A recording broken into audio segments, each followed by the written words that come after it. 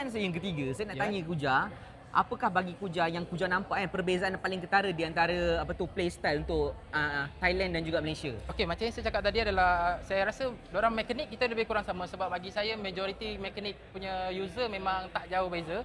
Cuma makro je yang menentukan macam mana kita nak bawa game plan dan gameplay kita tersendiri. Dan saya rasa Thailand disebabkan dia baru aktif untuk MSL, betul? Untuk season yang pertama, saya rasa diorang kena lebih fokus pada makro untuk nak bersaing dengan region-region yang lain. Dan saya mengharapkan korang sukses. Okey. Tapi kan bila macam Kuja cakap ada tengok kawan, diorang pernah buka liga yang baru. Kuja tahu tak? Ada juga info yang menariknya. Untuk MSL kali ni kan, champion dia kita akan hantar pergi ke wildcard untuk EWC. Wow, tahniah. So directly dapat terus wildcard Directly dapat. So untuk benda ni sendirilah, adakah Kuja rasa adalah satu benda yang bagus untuk scene diorang dan juga untuk fan diorang secara menyeluruh? Okey, of course benda ni memang sangat bagus untuk komuniti Thailand seperti saya cakap tadi. Cuma bagi saya lebih happy untuk Mobile Legends sendiri sebab dia telah membuka lagi besar cabang-cabang di serata dunia dan saya mengharapkan lebih banyak lagi negara-negara lain yang terlibat untuk kita besarkan dan kita majukan komuniti ini bersama. Baik.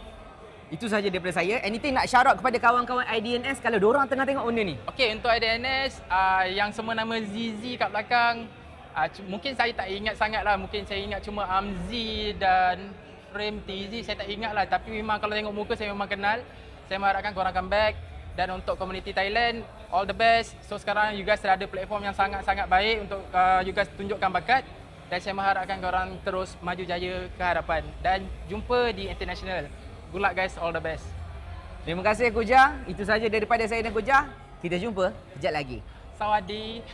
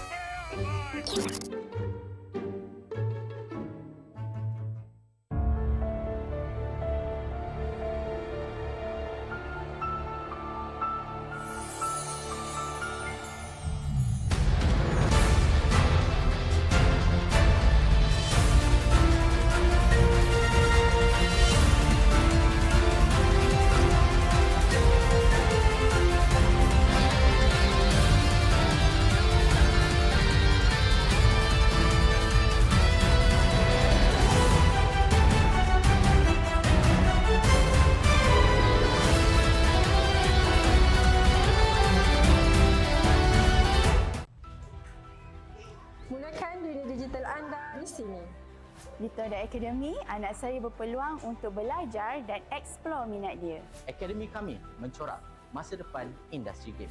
Di Tora Academy, saya boleh eksplor banyak ilmu baru. Akademi kami merayakan juara e-sport masa hadapan. Cipta impian anda bersama kami di Tora Academy. Cultured by Tora.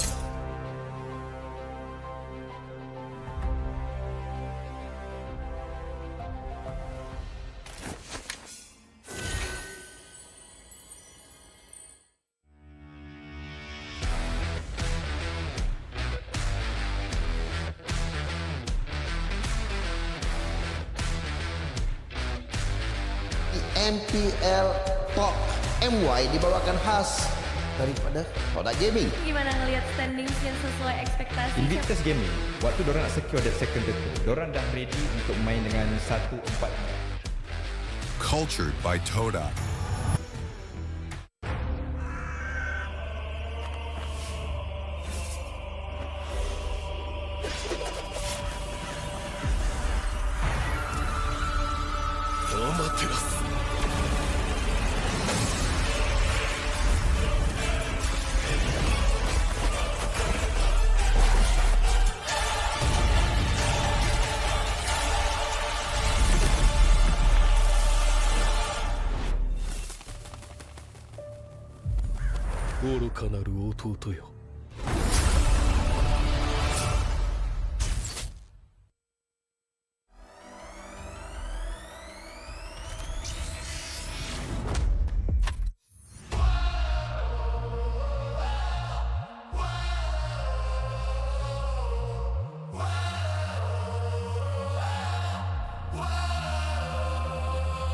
Adakah takdir lemas ditelan air mata? Selamanya ku takkan dibawa perjalananku sampai ke puncak. Dalam perjuangan, bila hati terang menyala, setiap luka jadi kekuatan, pengorbanan yang jauh ujungnya. Sudah tiba masanya melangkah takdir, jalan yang gentir ku tempuh. Bangkit bersama kita juara, membanggakan negara. Kita kawan pentas dunia, Wira Arena. Bangkit bersama kita juara, membanggakan negara. Kerana di hujung cerita, pastinya kita Wira Arena. Kita Wira Arena.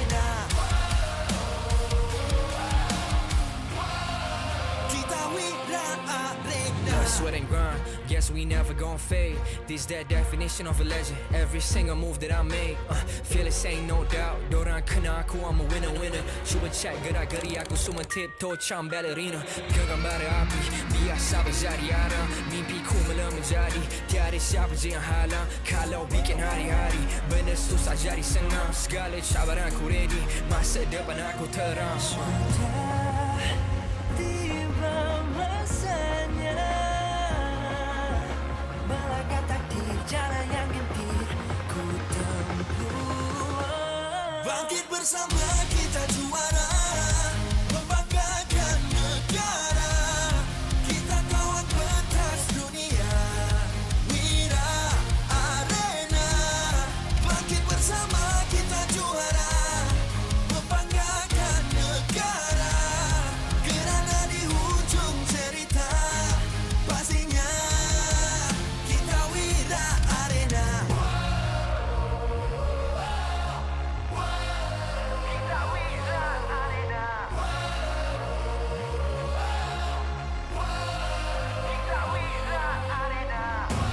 Satu hati, satu jiwa, bangkit bersama kita Wira Arena. Dari bayang kenyala api, nama kita terpahat di bumi. Bangkit bersama kita juara, membanggakan negara. Kita kawan pentas dunia, Wira Arena. Bangkit bersama kita juara, membanggakan negara. Kerana di hujung cerita, pastinya kita Wira Arena. Kita Wira Arena. Kita Wira Arena.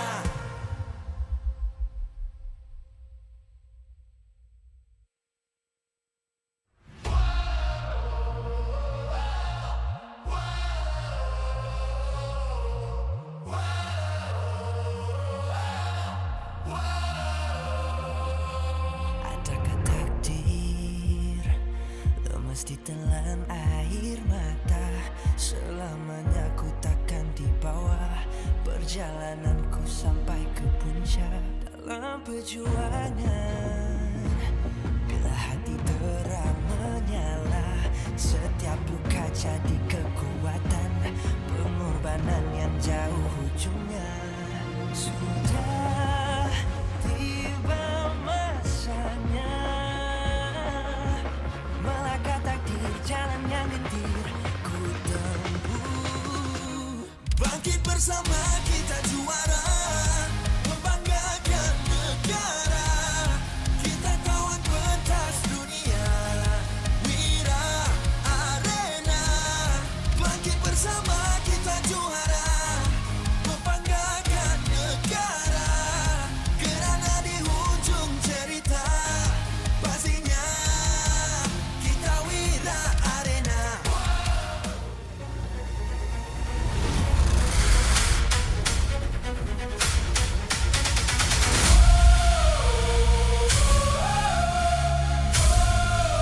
Kita Wira Arena.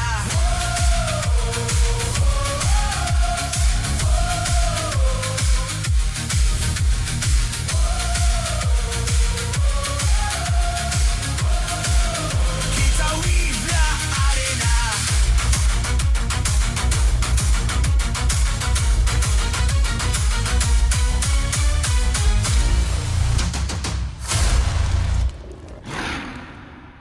MPL Malaysia Season 17 is powered by Moonton. Presented by Celcom DG. Power up now with Celcom DG Prepaid 5G. Climb to mythical immortal with unlimited 5G power, uncapped hyperspeed and endless entertainment. Celcom DG Prepaid 5G. Limitless. Made for Gen Now. Bloop, bloop, bloop, bloop. What's that sound? Feels like something is flowing. It's the Infinix GT50 Pro, powered by HydroFlow liquid cooling. No lag, just smooth gameplay. 144 FPS, pressure sense GT trigger, fast and responsive. For MLBB players, this one's for you. Get it now at Infinix official store and TikTok shop, Infinix Malaysia. Official food delivery Grab. Definitely focused when full. When people is hungry, they lose focus. Then, they will have bad aim or bad performance during the game time. Hence, order from Grab Food to stay focused. Cultured by Todak. Todak Academy, a leader in digital creative education, where potential becomes success. Powering the future with industry-driven STEM and TVET. Official motorcycle partner, Yamaha. Official content partner, Media Prima. Official streaming partner, Tauntaun. Our strategic partner, Ferry. TNT Co. Obspot. Quill City Mall. Supported by KBS, ESI, Rakan Muda, MESF. Good afternoon to all the MLBB fan esports out there. Currently, it is 4:40 live in Malaysia in Quill City Mall, GMT +8. Thank you for tuning in and watching from all across the world. But also, big shout outs to our local fans here in the arena to check out today's games. Keep in mind, all of this being held live at the MPL Arena at Quill City Mall Level 6. So come on over, grab your tickets, and maybe you have an opportunity to watch the best MLBB we've got in the country. Once again, we want to welcome everybody. Thank you, and also good afternoon to everybody watching the MPL MY English broadcast. My name is Gideon Q, of course. We've got Sadafa here at the desk, and we will be taking care of you guys for these next two best of threes. Let me tell you, we're already past into the second leg of the tournament, and nothing has been easy, nothing has been given away. Definitely, and these teams have been putting it all to bear as we get closer and closer to the playoffs.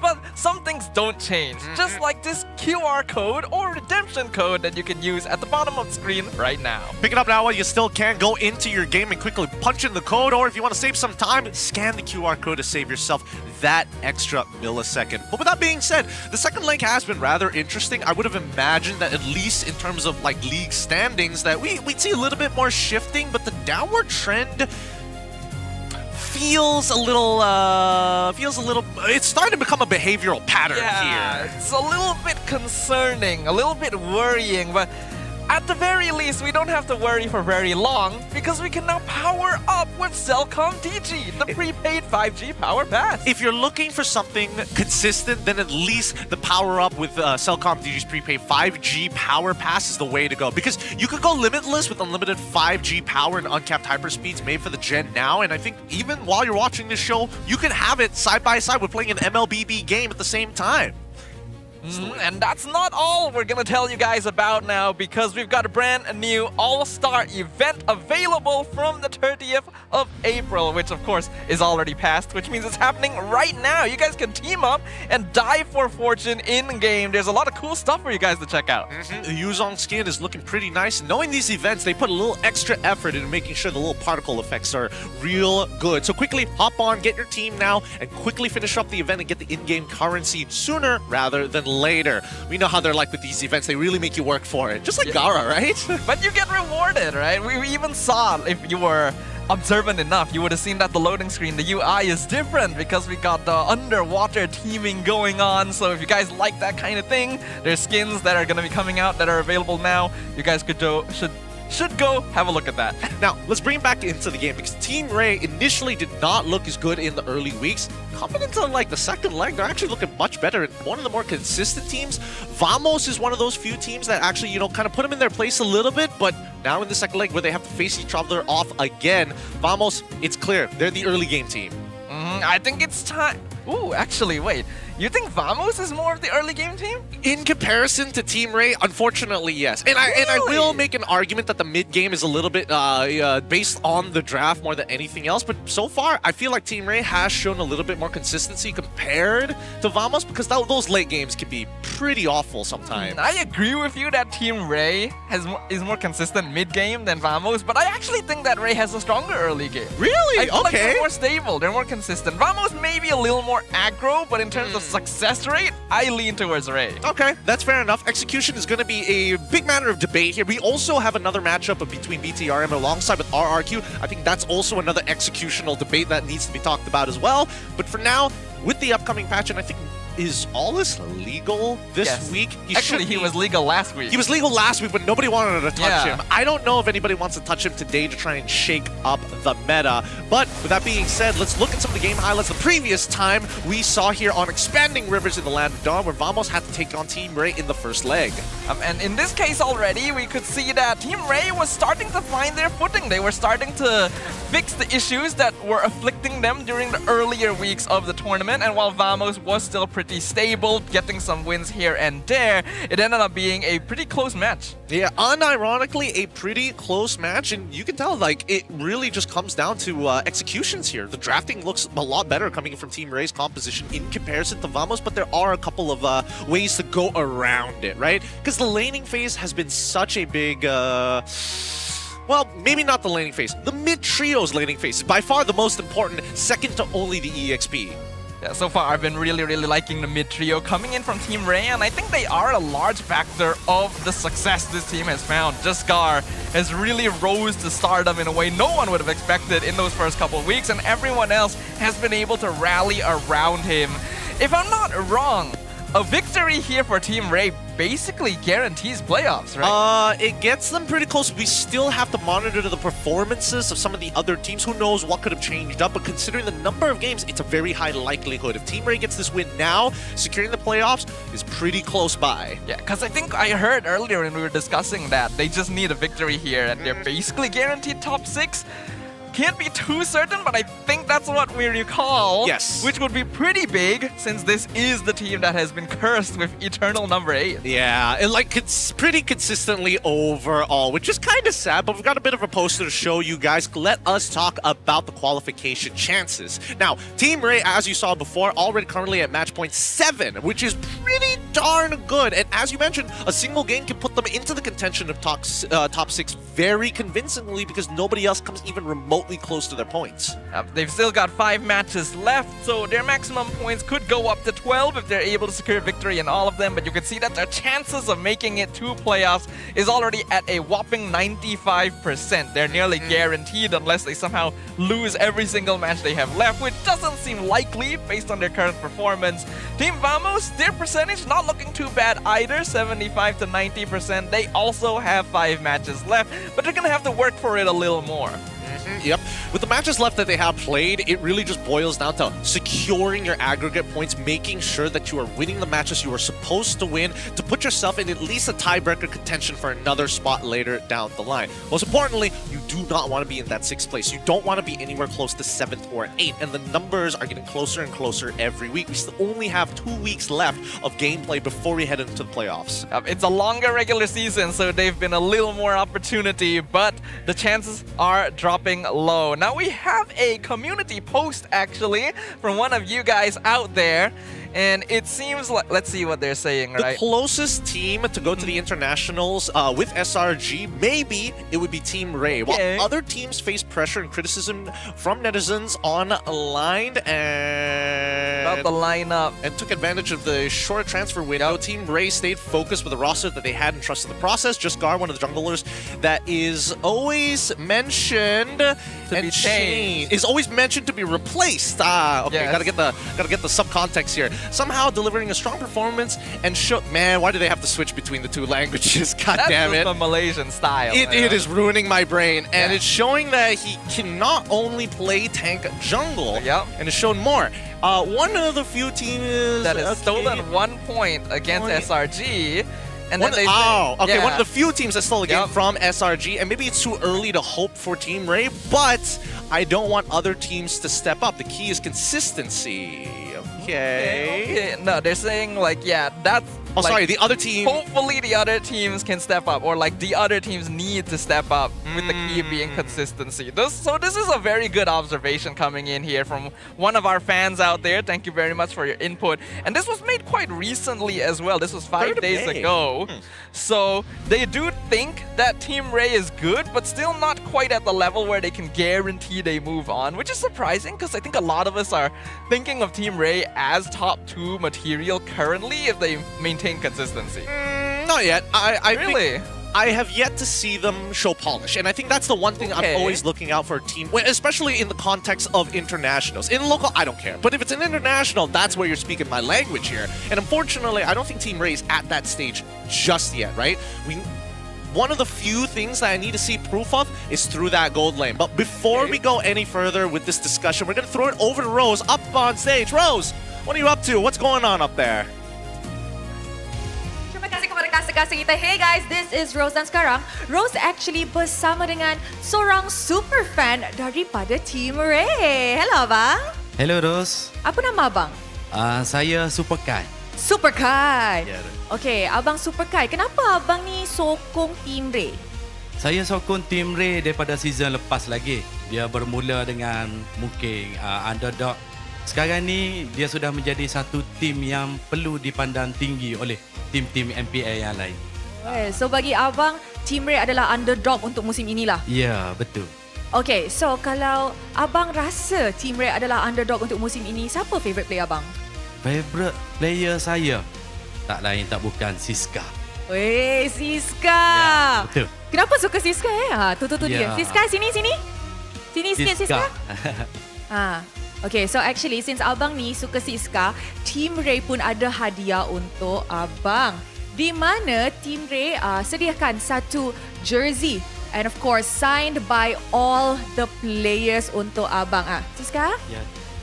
Bagi jersey dulu. Nanti kita sign. I rasa diorang tadi tengah bincang kot dalam backstage. Nanti sign ya. Okay, sebelum game ni bermula, ada kata-kata ke untuk Siska ataupun Team Rey abang? Untuk Team Rey, walaupun kita tidak dipandang tinggi pada musim yang lepas, tetapi saya mengharapkan untuk international kali ni, Team Rey akan berada di sana. InsyaAllah. Wish. Siska nak cakap apa? Terima kasih.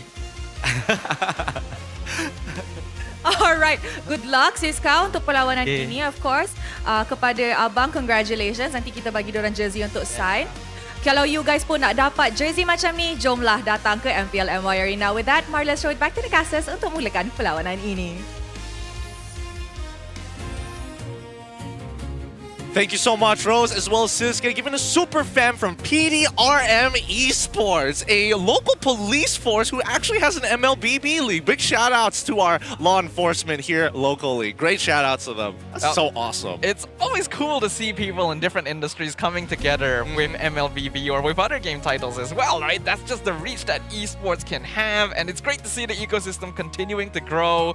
Our fans continue filling up the arena every single day, which is amazing to see. Even for teams that would previously have been considered as not quite as popular. Yeah, and I think at the very least this is already building the groundwork for at least Team Rey. But let's talk about, a little bit more of the in-depth stuff, because when I'm talking about Team Rey, I'm looking at the potential weak points here for this team, and from Vamos' side, it's actually their strengths, right? I'm looking at their gold lane. Nako, he is one of the few people that I'm like, all right, most of the time when they get into these team fights, I can trust that he's able to space himself well, may not necessarily, try and nuke the backline or something of that sort. Clockwork also positional genius. Yeah, I think that the positionings of Team Vamos are very, very solid on paper. Like you mentioned, Natko has carry potential. Clockwork has so far been quite the foundation, quite the backbone that Vamos can play around. But then you look at the other side, right? We're comparing to Lolil, for example, who's still one of the most bombastic gold laners we have, perhaps the best local gold laner that we've had for a very long time. And then Martizi has also been able to step up now that the Rey mid trio seems a little more activated. Well, I think that a lot of it has to come... A lot of it comes through the draft. The Loliel's moments, I don't see it enough. I don't see him making those hard carries. I don't see him clutching a fight as much as I would like him to do as consistently. And that's my biggest problem here, because if it comes down to it, it's the clutch factors that will make the difference, even when you have a losing draft, a losing mid-trio, so on and so forth, right? Where's that tempo breaker for him? But could you say that that's because he hasn't really needed to lately? I mean, there... 2 games on Yishin Shin, yes, both of those games he really needed to do that. The 1 game on Moscow, to be fair, he did some pretty sick SODs. The Harith game was the one that I was a little like, man, this is painful. But besides those, like, all right, very mediocre performance. Nothing that tells me, yeah, this is the guy. This is the guy that gives me faith. But I would also say that Nako can be a little bit restricted by his hero picks, right? He does rely on having like Harif or Carry, and then outside of that, doesn't quite hit the same peaks. That's also true. Again, many different arguments can be made for both sides, but here is Team Rey with Loliels, Ivan, Martizi, Justgar, and as well as Siska. Let me tell you, man. Siska, there's nothing much I can say about him. It's like he hits an ability, makes the entire team fight obsolete, or the entire team dies. It's really one or the other. Pretty much. There have been times where Siska hasn't quite coordinated as well, but overall, he's still one of the better new EXP laners we have in Malaysia. Hot commodity. And I know a lot of people have been keeping an eye on Justgar. The sudden 180 turnaround of this man from being despised, looked down upon, only playing tank junglers, to suddenly being someone that the team can actually rely upon, and basically the best retry rate in the league. So far he's got one of the best retry secures in the league. But when you're looking at the opposite side, I feel like there's opportunities that can be exploited here, right? With Nako, Zekif, Clockwood, Arrow 4-4, and Sabat, the biggest problem is leading Zekif to the right answers. And I think that's what Clockwood needs to do. You can't let Zekif kind of like magnetize to whatever decisions he's allowed to make, because sometimes he finds an amazing flank, and other times he doesn't realize he's walking into a 1v4 situation. Clockwood needs to be that barrier. I agree with you. Vamos just needs that synergy, just needs to be able to make the correct decisions in the correct situations, and they definitely have the skills necessary to pull it off. Looks like Sabat is going to be remaining on the main lineup as well, as opposed to Xeno, which is a bit of a surprise. I feel like Xeno is a little more consistent, though I also agree that Sabat has a wider hero pool.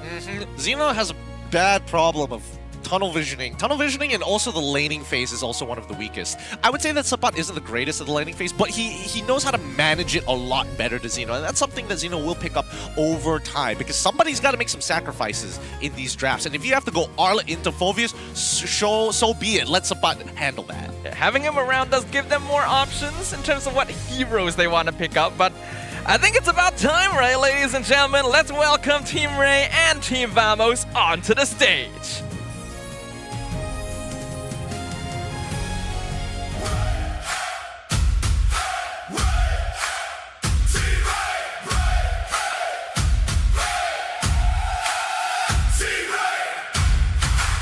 The Stingrays enter the arena burning with momentum, chasing an incredible 8 consecutive victory, led by Jesgar's mastery around objectives, backed by the support brilliance of Martizi and Ivan, with Siska and Lolil ready to tear through the lanes. It's time to fear the rise of the Stingers! Let's go! Team Rey! Lord Justgar, having successfully established himself as one of the best retries in the league so far. His position has not been changed, but let's not forget about the side layers making brilliant plays for Team Rey, of course.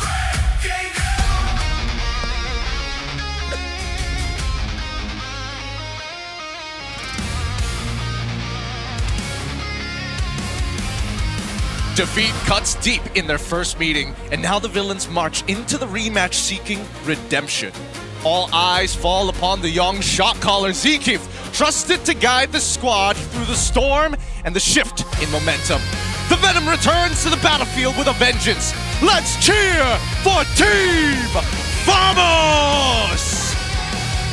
We're hoping to see Zekif keep his head straight this time around to ensure the team transitions well into the mid and late games. But we can't forget what happens before the game. The coaches walk up on stage for both teams. The masterminds behind every match, joined by our head of League Ops, Franklin, to ensure the games run fairly and smoothly. For Team Rey, we got head coach Caleb and assistant coach Saint Lucas. And for Vamos, head coach Valdo with assistant coach Akpet. Now, of course, the official fist bumps the last piece of physical contact that either of these teams will have before they face each other in the land of Dawn. Good luck to both of our competitors as they set up on the stage. Now, drafting is going to be a very big question mark here. I feel like either one of these teams really succeed when the draft is on their side. And a lot of the contention right now in the meta is that mid trio with a couple of side quests, right? I think for Vamos, a lot of their side quests is going to be leaning towards Natco. On the opposite side, Team Rey, I think a lot more priority is going to be given over to Siska as a last counterpick. Yeah, we have seen Siska being given pretty key positions when it comes to team fights here. But Team Rey also has a lot of flexibility in their drafting style. They don't necessarily need to do that and are even willing to potentially sacrifice Siska's lane if it means they can ensure better picks for everyone else. Well, let's quickly look at one of the player quotes. This one specifically from the shot caller of Zekif. More than an in-game problem. He says, I don't think there is an issue with our gameplay. I think it has more to do with things outside of the game. Some players on the team find it hard to reset after making mistakes. I'm not sure if it is a loss of motivation or confidence. I'm also not sure how to help, even though we're trying to find solutions. So a little bit more insight into the side of Team Vamos, and I think this is a very real problem that not a lot of people are talking about, especially for kids younger and haven't competed at such a high level for a majority of their lives. Yeah, we have to remember a lot of the Vamos players are still fairly fresh to the stage of MPL, even if they've been here a season or two.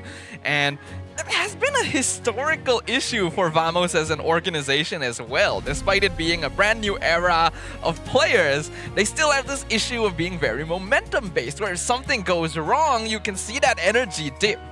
I mean, it's the attitude, right, that Vamos has, and which is why we see so much of their plays being heavily momentum-based. Now, we also got a quote from Coach Valdo, right? Reasons for swapping out Xeno. And I think people have been asking about why Sapat was needed in this particular case.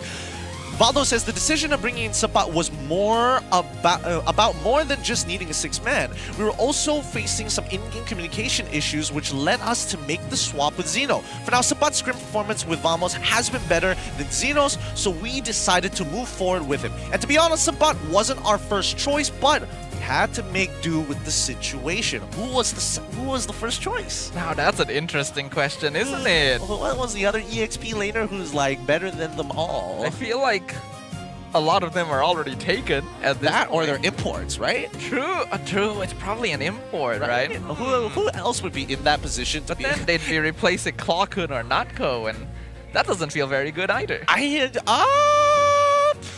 Oh, that's true. So it has to be a local, technically, if we're going by that logic. Unless we can get 3 imports, and it's R7.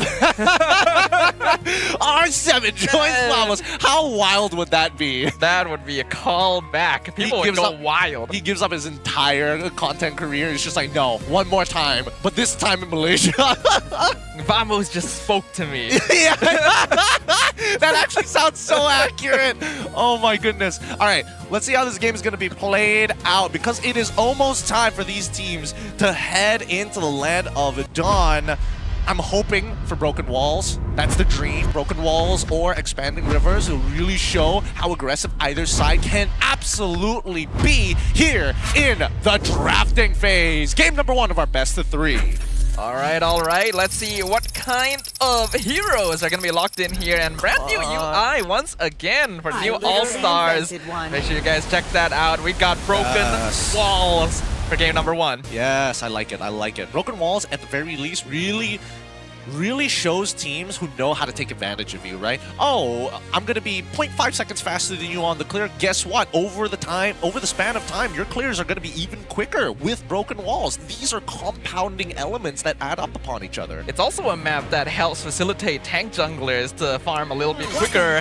And we know that even though he's playing more Assassins recently, Jesgar still likes his beefy boys. Yep, he still has Boxia in his back pocket. Whether or not it's going to come out really depends on the preparation coming out from Team Rey. And I don't know how much preparation they actually put, especially against Vamos, who's a little more sinister in the way that they play, right? It's very explosive and it's hard to read it too.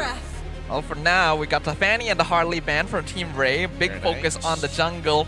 Vamos getting rid of Freya and the Chip. Now, the Chip is fairly unusual, with Team Rey being the only team to play it, but hasn't had the most consistent rate with it either. I would agree as well. And Chip is one of those things that you don't want to deal with, especially with how he can ruin your laning phase right at level 1. So something to keep in mind about. It looks like they got rid of the glue. Guinevere up in question here. Same thing goes for Zushin 2, both of which haven't been touched. So far, Guinevere has been played 3 times by Jaskar, and it actually has a 100% win rate. It's his highest success rate hero, so Team Rey could be looking to grab that for themselves, though Vamos are not letting it through. So it's going to be Zushin here, Harith +1 on the opposite side. Yeah, that would make the most... It would if it is that, it would be Zusin and then Harifovius, right? Yes. I mean, it kind of depends, right? But let's quickly look at our fun fact here. Innocent has a staggering 85.57% win rate with Moskov and MPL MY, winning 30% out of 35 matches since Season 13. Thanks, Jaskar. Thanks for bringing that really nice fun fact about Innocent, your boy. It's so nice of Jaskar to be promoting other players. Right? Yeah, exactly. He's so humble. Women, this is why women love him across the world. He's such a nice guy. He has been attracting a lot of people across the world, I gotta be honest. He's catching hearts and minds everywhere. Come on, Harith, Fove, or... Yep, there we go. The classic opening here. Now, knowing that there's Fove on the opposite side, the real question for the side of TR is whether or not we're going to sandbag this lane, because we already have the Zushin. You know, Uranus pretty free here. Uranus is pretty free. Esme also very good, since we already have 2 shield heroes on the opposite side. Team Rey probably wants to get their jungler at this point as well, so it's whether or not they want to prioritize EXP first, or if they want to get something better in gold.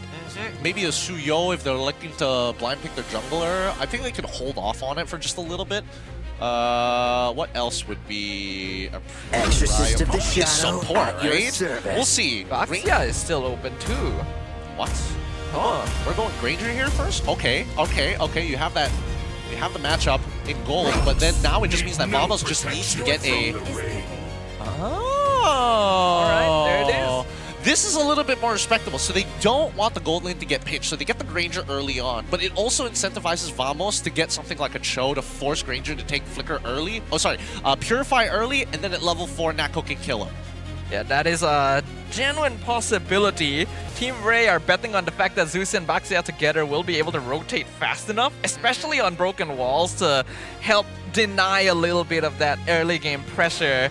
Which means Vamos needs a way to handle it. Right now, having a mid laner that's able to stop the advances and trade well against Zusin is important. Yeah, I'm wondering whether Vamos needs a get out of jail card, right? Do they need an AOG in their lineup to bail them out of awkward situations, or they just speed up? And it looks like they're opting to speed up first. With Nolan, you'll be able to kind of get across the map really quick, and with certain opportunities, get on top of Zushin while you're hiding around in bushes. It also helps that it's broken wall, so you're even quicker. Yeah, before this, Nolan was kind of a last-ditch pick. If Leomord, Suyo, Baxia, Fredrin were all gone, then yeah, you kind of have to pick him.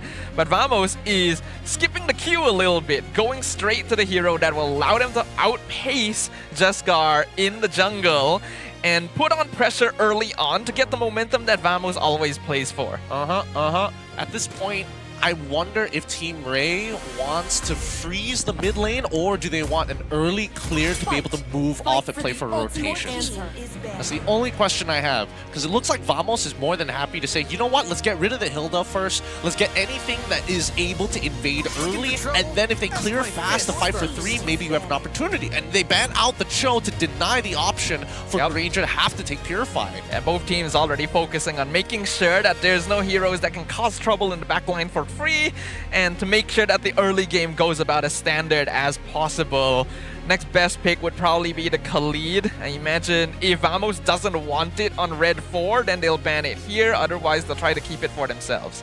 Another question is Kalea, right? I wonder if Team Rey is interested in picking that up for themselves.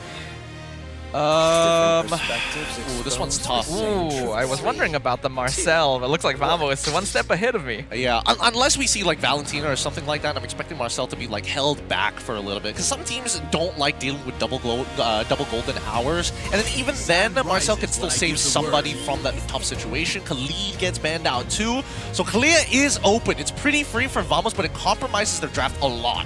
Yeah, it's a little bit difficult to play Kalea into a Baxia, and we've already seen how easy it is to counter by just grabbing a bunch of Purifies, and Team Rey already has heroes that are capable of having that. So Vamos is going to need a different idea. Having a beefy enough front line will help, so things like the Pylos are not too bad. We also know that ZQ traditionally is quite comfy with the Badang. Both of which are okay. I think they're fine, and you have anti-CC in case Zushin gets on top of you.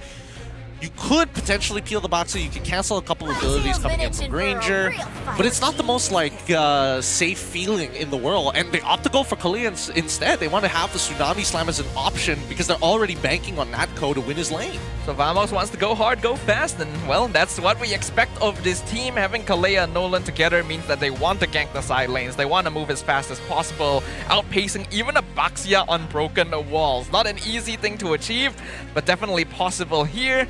And keeping their mid lane for last. I think it's going to be Lilia on the opposite side, so Team Rey need a support that can handle Lilia, but they've already gotten rid of Khalid and Hilda, who are naturally good at the early stages of the game. Cho as well, but not going to find it. It looks like Lapu, it's going to be a pretty safe lane here for Siska. We'll still having lots of opportunities to maybe punish this Nolan, but what is their support option? I don't think that there's anything that's good. And it looks like they go for the Badang rather than play for something bigger. Okay, so they have counter-engage at the bare minimum. Yeah, counter-engage is good. I'd say that Team Rey's comp is pretty standard and plays to their strengths. We already know Jaskar likes the Baxia. Siska, Lapu Lapu is basically his signature. Team Rey keeping it close to the chest because they know that Vamos already has a recipe for disaster if they try anything too risky. Is there any decent mid lanes? Now that Lapu is here, artillery mages aren't gonna work anymore. You kind of have to just go for Lilia, right? Zetian is still not bad. Zetian is okay, but it's inevitably the same problem. Yep, it's a Lilia. Yeah, so they want to win out the lane. They want to try and go remotely even. Badang, you can still trade pretty effectively against the Badang while you are still Kalia. It's no guaranteed thing. Question is, how much damage can Lilia and Zushin effectively pump out? So if for any reason Lilia decides, oh, I missed the Shadow Ball, it's kind of over already for that lane. I don't think that'll happen. I feel like Klokun does a good enough job, and we've seen a lot of mid laners popping off with the Lilia recently, so it's definitely something that they can rely upon. And just by looking at the heroes, Vamos has much more damage early to mid-game, so they can play around that. They can, but they got to get a little creative here, because once Team Rey maintains a lead, let's say a 2,000 gold lead deficit, it's going to be hard to bounce back in the mid-game. As we jump right in, this best of 3 commences. Team Rey facing off against their opponents, Vamos on the red side. Good luck to both of our competitors. Our very first game of week number 6 here in the MPL MY regular season, and we witnessed a rematch between Team Rey on the blue side, Vamos on the red. The last time these teams faced off, Team Rey secured a 2-0 clean sweep. So the Vamos side is going to be looking for some vengeance. All right, let's see how they're going to play this, because we aren't seeing an early leash coming in from Team Rey. But on the opposite side, Arrow 404 immediately is nuking his way down to the Beetle side, starting his vertical jungling entry already. Looks like Jaskar gonna show himself on the Litho as well. Once Error knows this, he could actually try to steal buff. Oh, he's gonna get scouted out by Martizi though, so one camp is all he's gonna get. Good play coming in from Team Rey's side. It looks like they've set it up a little bit differently. Rather than having the mid trio immediately take all the camps on that north side, on the orange side of the enemy team's jungle.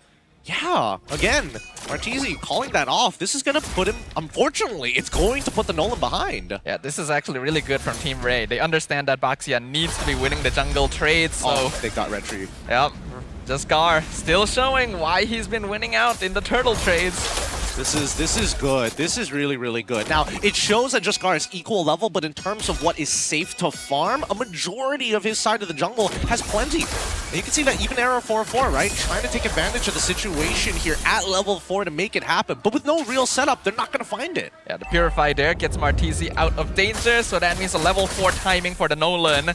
Not able to be capitalized on by Arrow 404, and that'll allow Team Rey to be the ones in control of the first turtle. I think at this point, do they even care about going for... They're either looking for picks or they need to start invading this purple buff and get Retry out of Nolan. Now here comes Error. Once again, Fracture on Martizi. Drops him to half HP, but he's going to be fine. This should be a no contest now. I say it should be. I say it should be. But at the same time, it's Vamos, right? And it looks like they're trying to fake this. Yeah, they're going to jump in on Ivan. This guy as well with the bravest fighter. And here comes the flicker from Saban. Another Twisted Beacon. Good zoning from Rey. Honestly, not bad coming in from Vamos. With everything that they did, Team Rey, they had the man advantage. Vamos, they took 0 losses. They only lost the battle spell, single clicker, but they steal the purple buff on the other end. So at least Nolan gets to recover just a little bit to even out his score against Juskar. Yeah, that's much needed EXP evening for the Nolan to make sure that Vamos can still play for their early mid spike. It means that game is still pretty even for now.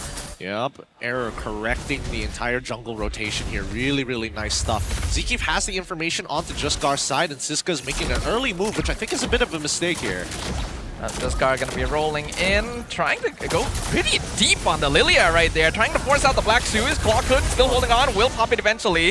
Juskar tanky enough to sustain everything else. Yep, and that's all he needs. Every single time he shows up, he just needs to tax them, get a battle spell, get an ult somewhere. And now that Lilia doesn't have her ult, she's not going to be very confident into walking up in lane, allowing Martizi to shift his attention, if necessary, to an overextended Zekif.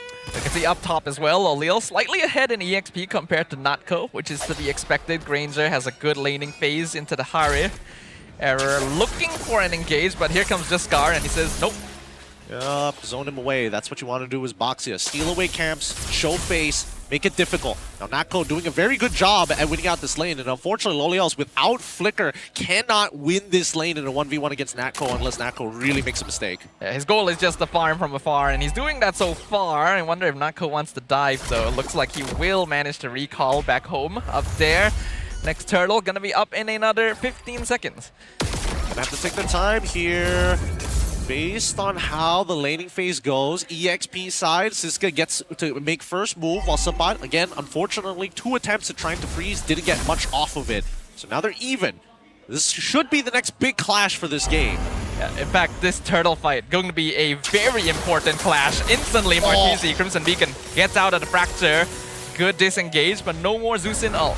Very nice. Very, very nice. Without Zeus in ult. How did he get in? Oh! Juskar just gonna walk straight in. Sepa now in trouble. Has to flicker out of the Badang wall. Here comes the Landshaker as well in the back line. Siska buying a lot of time, doing a lot of damage, but he's now surrounded. Tsunami Slam pulls him back. First blood to Sabat. Nicely played by Natko there. Seeing the opportunity to lock somebody down now that they've changed the Zaman Force. God, the gradual slow seems to be a little bit more frustrating to deal with. Unfortunately for Team Rey, they lost a lot of their resources. They end up losing Flicker, they lose Suska, they lose Martizi's ult, which I think probably was the key mistake. And this is the timing as well where Vamos just has a lot more damage to play around. Sabat is a big threat in the front line, which makes this difficult. I don't think they can contest this. Juskar in danger, surrounded by 4, but the damage is actually building up. Loleel picking up a couple kills straight away. Juskar goes down, double kill for the Granger. Error secures the turtle, and they pick up Siska as well. Yep, beautifully done. Oh! Martizi, he wants more. Can he actually kill Clockhood here? He knows he doesn't have Black Shoes. One more hit. Yeah, just walk into the turret range. Just walk into the turret range. He didn't want to. He was scared that he was going to get traded. Decided to move out. Error 4-4 wasting no time in stealing, attempting to steal a camp and getting some good damage down onto the mid-tier 1. Here comes Juskar. Gonna collide with Error. His energy level is actually quite low. No. Doesn't have purple. He could be in trouble here. 1v2. Make that 1v3. Error runs into the tower. He knows he's dead. He messed up there. He should have ran after stealing the 1 camp, but he greeted out for 2 and didn't have the purple buff. It happens, but now the instant response from Team Rey. Let's steal his purple buff. He yoinked it from us the last time. We secure both our purple buffs. Don't let them respawn. We're good. A pretty good back and forth so far from these teams, but Loleel has been able to pick up 2 kills, which means the Granger can be something to play around. It's now a full 5-man tower dive, and they'll pick up Sabat. Killing spree for the Granger. Very nice, very nice. They're making sure they're funneling all the kills over to low. Oh! Tsunami Slam forces Purify on Martizi. Zaman Force is going to be used as well. Martizi able to walk away, but they'll lose their mid-tier 1. I don't know if this is a good trade or not, because I think Vamos is making finding more surplus on the map compared to Team Rey. With only a single turret down, and now Juskar trying his best, which honestly really isn't going to be the case. Oh, it's enough to buy time. Vamos has to back out of that one. He needs, again, they need Lolios to be nearby. There is not much of a threat with the majority of them having the right battle spells and ults that get them out of tough situations. And so far, Vamos still holding on to the slight gold lead, but Team Rey not too far behind in their movements. They are a bit more dependent on being all together, which is what Vamos is taking advantage of. looking at the goal difference here, majority of the leads being held on to the major players in this game.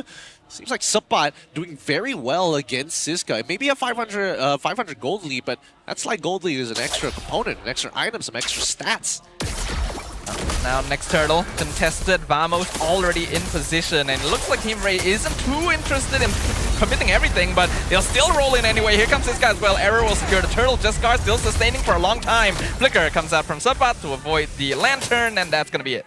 Okay, so at the end of all the turtles, it is a 1-to-2 turtle ratio in favor of Team Vamos. A 1.7k lead overall as we move from mid-game, now slowly making our way into the later stages. It's only the beginning here.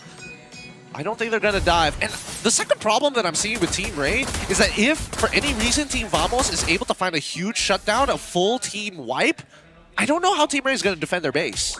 Yeah, that is the issue, isn't it? Team Rey going for a basically single DPS setup on their side means that they have to be grouping up. It's a death ball comp where Lolil does most of the damage, and Vamos can use that against them. They have much more independent heroes, and you can see that from the amount of macro pressure they're exerting. We'll see how long they're going to get away with this, because Vamos, despite everything, they're the ones maintaining the lead, right? They can deal with this death ball pretty well as long as if they effectively time their spells. Most importantly, the battle spells, you can see that the focus is on the long lane. Right now, things are going to slow down a bit. Next Lord comes up in 45 seconds, so it's an important timing for Team Rey to regroup themselves, make sure they don't lose too much more space on the map, and for Vamos to push in. Jescar gonna roll into the wrong bush, surrounded 1v4, Tsunami Slam pulls him back, free kill for Vamos. All right, looks like we're trying to find other naming conventions for other bushes. We already got the Kyrie, when are we gonna get the Jescar?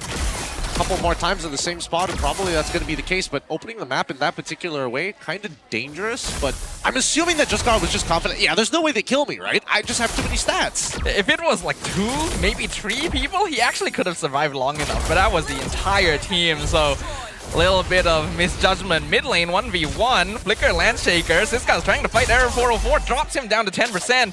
But he is able to dash out. It was looking good initially, but at the very least, they got the retribution out of him. So this should be a pretty free Lord. They just need to fix the waves on that top side. Don't lose any holy shielding right now, because this Lord is kind of the only win condition Team Rey has.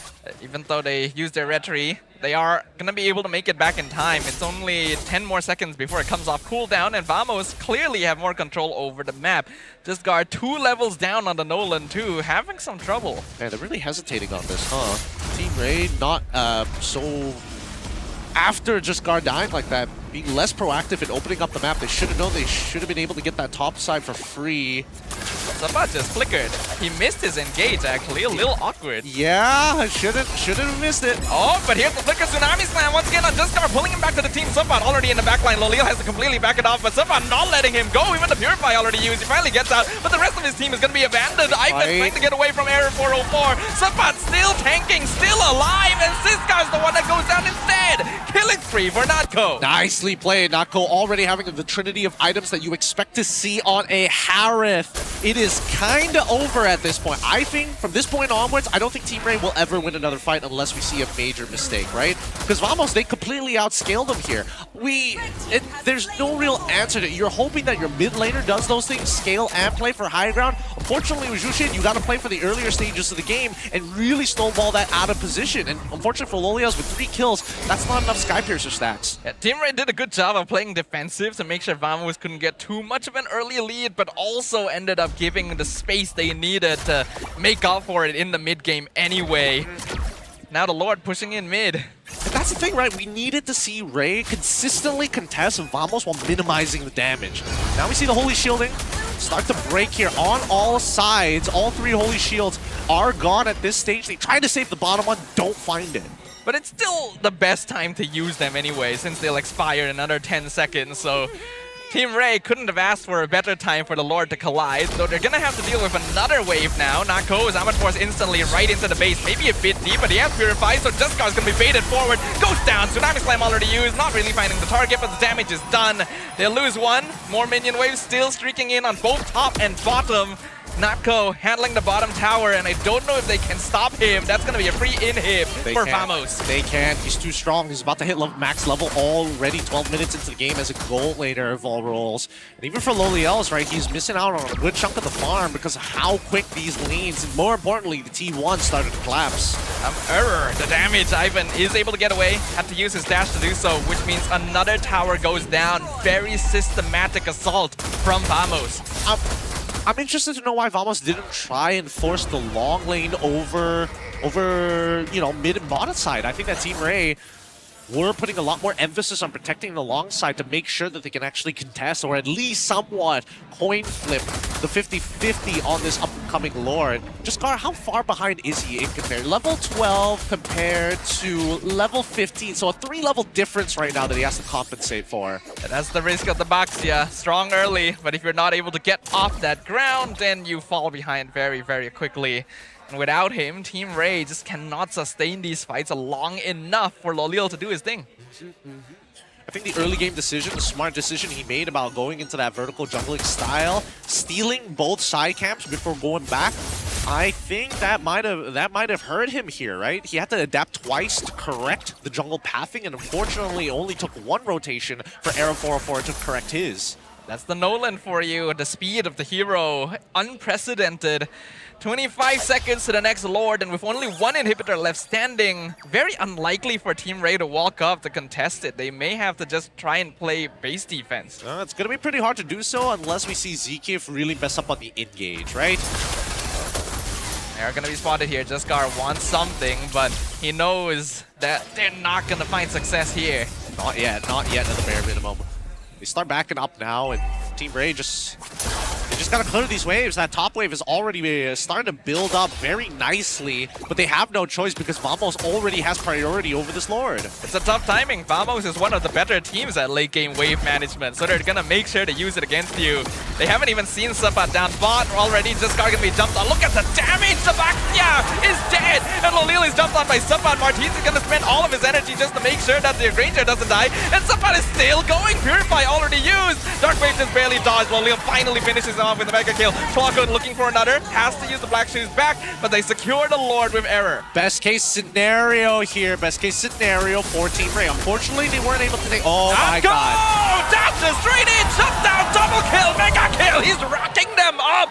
This man is online. Balanced hero, by the way, balanced hero.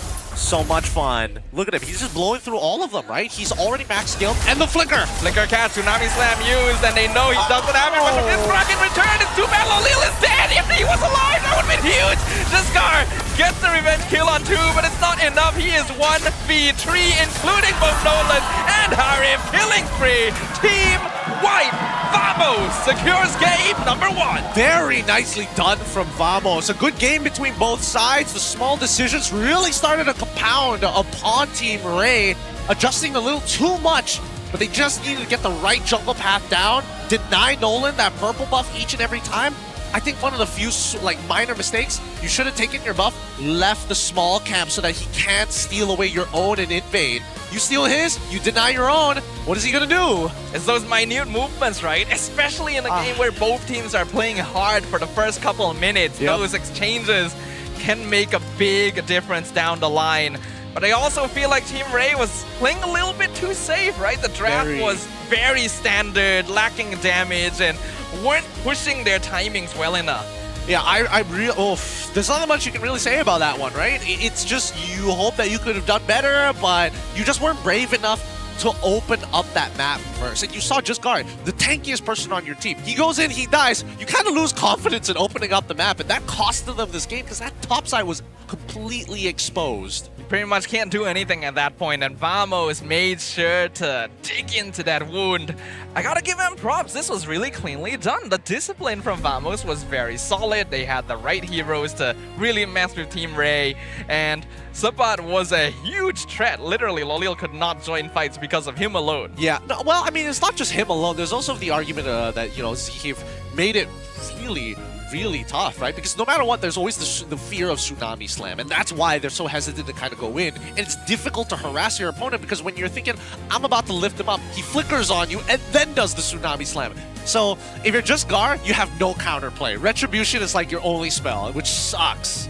Just Gar, we know he's a good person for contesting objectives, but when you got Ziki breathing down your neck on that Kalea and you're not tanky enough to survive the Tsunami Slam, the game is broken wide open for Vamos. Yeah, it really is. I personally thought that the next course of action was to attack Ziki. He should have been the early game target. You've got the Boxia with the early negative life bane just to make sure that he can't regenerate as much while having some decent early game damage. I think that was just one of the few things that they end up missing out. Because Ziki, if you could tell, early game, he's not trying to like show himself as often. It is save the wave, even if you can't clear it, I'll trigger my passive once, and then we'll be at a net neutral. I like that ZK wasn't really trying to force catches once he hit level 4. He was playing it safe, keeping a wide view on things to see like what is the timing, when do I need to make stuff happen. And obviously Jescar is going to be the target most of the time once he falls behind since he doesn't have a Purify. Yep, and that's the thing, right? Every single time you look at Team Rey's draft, this is not a bad draft. The only issue is that there are a couple of holes that you can exploit. One of them happening to be, hey, Jescar doesn't have a Purify. He can't get out of this. He is susceptible, but that's only if Jescar gets ahead. So Vamos doing a phenomenal job in not only propelling the early game, but finding advantages despite how bad the early game was. Like, you're Nolan. You take your purple, you go over to your orange. That's the only buff that's there. There's no side camps. Yeah, it's really smart, actually, of Vamos to go for the Nolan straight away. We don't need Suya. We don't need Leomore. This is the right hero for this game, for that burst. Even if he's not able to get those kills, the pressure is enough just from farming, just from playing the map, because you one look at Team Rey and you know these guys can't really do anything by themselves. Yep, it's hard. I think Ivan is the only one who can influence it, but the problem is the fist crack is a little short, right? Compared to Nolan, who can come up from any direction. If Ivan just blinks, he could miss the Nolan. Yeah, and it means that Ivan needs to somehow catch multiple members of Vamos together, once again circumvented by their heroes being very quick and not needing to group up. Yep. So again, drafting has many different layers to it, and it's the small interactions that make all the difference here. Good job for Lolios trying his absolute best to like maintain the score, but against the Harith, you just don't scale as efficiently. If your scaling is based off of how hard you snowball off a Sky Piercer, that's not really scaling. Yeah, Harith is ridiculous as a hero, and you really need to have things like Phobius on your side just to try and keep him in line. And that's why recently, I think the first pick Su Sin has been becoming a bit of a two-pronged, like a double-edged sword for a lot of teams, where you pick it first, but then you lock your mid lane into a hero that doesn't do sufficient damage. That's the thing. That's why I think that EXP laners need to kind of fill that void. Siska tried, but he is very burst-oriented, right? And again, a lot of his abilities require his battle spells. Whether he's playing Benedetta, Yuzong, kind of all want to do the same thing. They want to burst their targets down, move away, and then let the team kind of drag out this fight. Looking back at our Hall of Famers here, of course, our official food delivery grab supports our richest guy, Natko. He's got the capital. He has so much money. 883, one of the higher gold per minutes we've seen. Harith continues to be busted. I still do not understand why they buffed him so much. And we know he's one of Natko's signatures. If any team is thinking, oh, we can let him play it after this, they need to reconsider. They really need to, man. Harith, his numbers are so easy to conflate. And it's just like, it's a hard dilemma for game devs to fix, because it's like, what do you do? Reduce his ratios and then he becomes completely unplayable, or do you decide to reduce his base damages and now he doesn't even have a laning phase? So like, he is on such a fine line. I like the change to his ult, but man, they didn't have to buff the Synchro Fissure center damage. Yeah, I really don't think they needed to buff that damn. Honestly, just the reversion on Starlium Scythe, in my opinion, was more than enough. Yeah, honestly, that's what I was saying ever since I reviewed the patch. The Starlium Scythe buff, more than enough, and they decided, no, Harith needs more. It was not necessary. It was not necessary. But now, we live in a world, I want to say post-Harith, but I guess it's not even pre-Harith either. It's just we live in Harith's world, right? It's his reality. And as much as I want to say that Martese was the problem, I don't necessarily agree.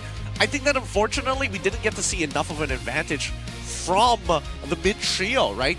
Again, we saw that Vamos was able to find the counter jungle very fast, correct and adapt. We didn't get to see Team Rey do that because they just lacked information. And it's hard to get that information when your Baxia's behind. He's the one that's supposed to be opening up the map for you and letting you know like what you play for. But then you get Tsunami slammed and bursted by the entire enemy team. It's straight up telling just guards like, hey, we're in Chernobyl. You gotta go open up the map, bro. You gotta go and sacrifice your life to radiated grass. Figure it out. It is a death sentence. Yep, and he's not rich enough to buy a hazmat suit. Can't get it.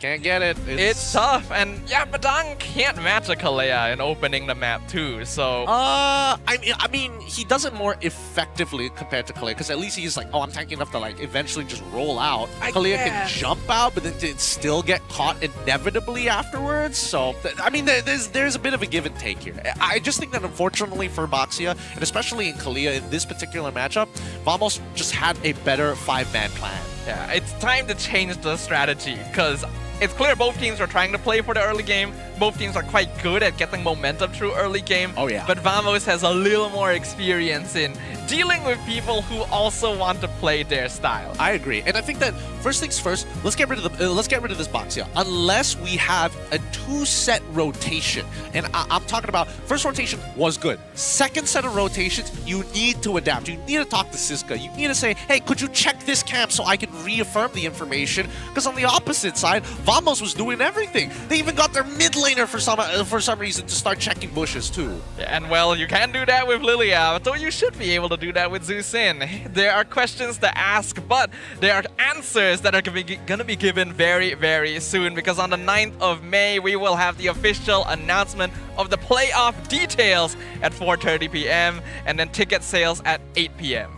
All of it happening quickly. Jot down those times as soon as you can. We're gonna be throwing it over to another segment here. We'll catch you in a bit. Hey guys, selamat datang ke Game Break Interview bersama dengan Rose. And of course, sekarang ni Rose nak borak sedikit lagi dengan Super Kai. Kalau you guys ingat tadi, kita dah borak masa pre-game dan kita pun bagi dia jersey. Tapi sekarang ni, kita actually daripada MPL MY nak tahu lebih lanjut untuk PDRM Esports. So, mungkin boleh ceritakan sikit pasal PDRM Esports? Okey, PDRM Esports ni ditubuhkan untuk di kalangan anggota PDRM yang mungkin semua hanya mengenali PDRM Esports, mungkin ada bola sepak Liga Super. Tetapi sebenarnya PDRM Esports ni pun ada tim Mobile Legends yang diselect daripada seluruh negara Malaysia. Oh, so since daripada seluruh negara Malaysia, agaknya berapa ramai orang dalam PDRM Esports ni? Untuk selection daripada setiap negeri, anggaran kemungkinan dalam 5,000 peserta untuk Mobile Legends. Yeah. Wow, 5,000. Dalam 5,000 orang tu, agaknya siapa yang paling muda, ada ke? Like, macam muda-muda lagi? Yang paling muda untuk tim saya rasa ada umur 20 ataupun 21 macam tu. Oh, okey, menarik. I rasa ramai orang ni first time dengar pasal PDRM Esports kan. So macam mana actually competitiveness dalam PDRM Esports ni? Untuk kompetitif dalam PDRM Esports, kami bermula daripada bawah, iaitu daripada peringkat daerah. Selection daripada peringkat daerah, menang kat situ akan lawan untuk peringkat negeri. Kami panggil Piala Ketua Polis untuk negeri. Contoh macam Piala Ketua Polis Kedah.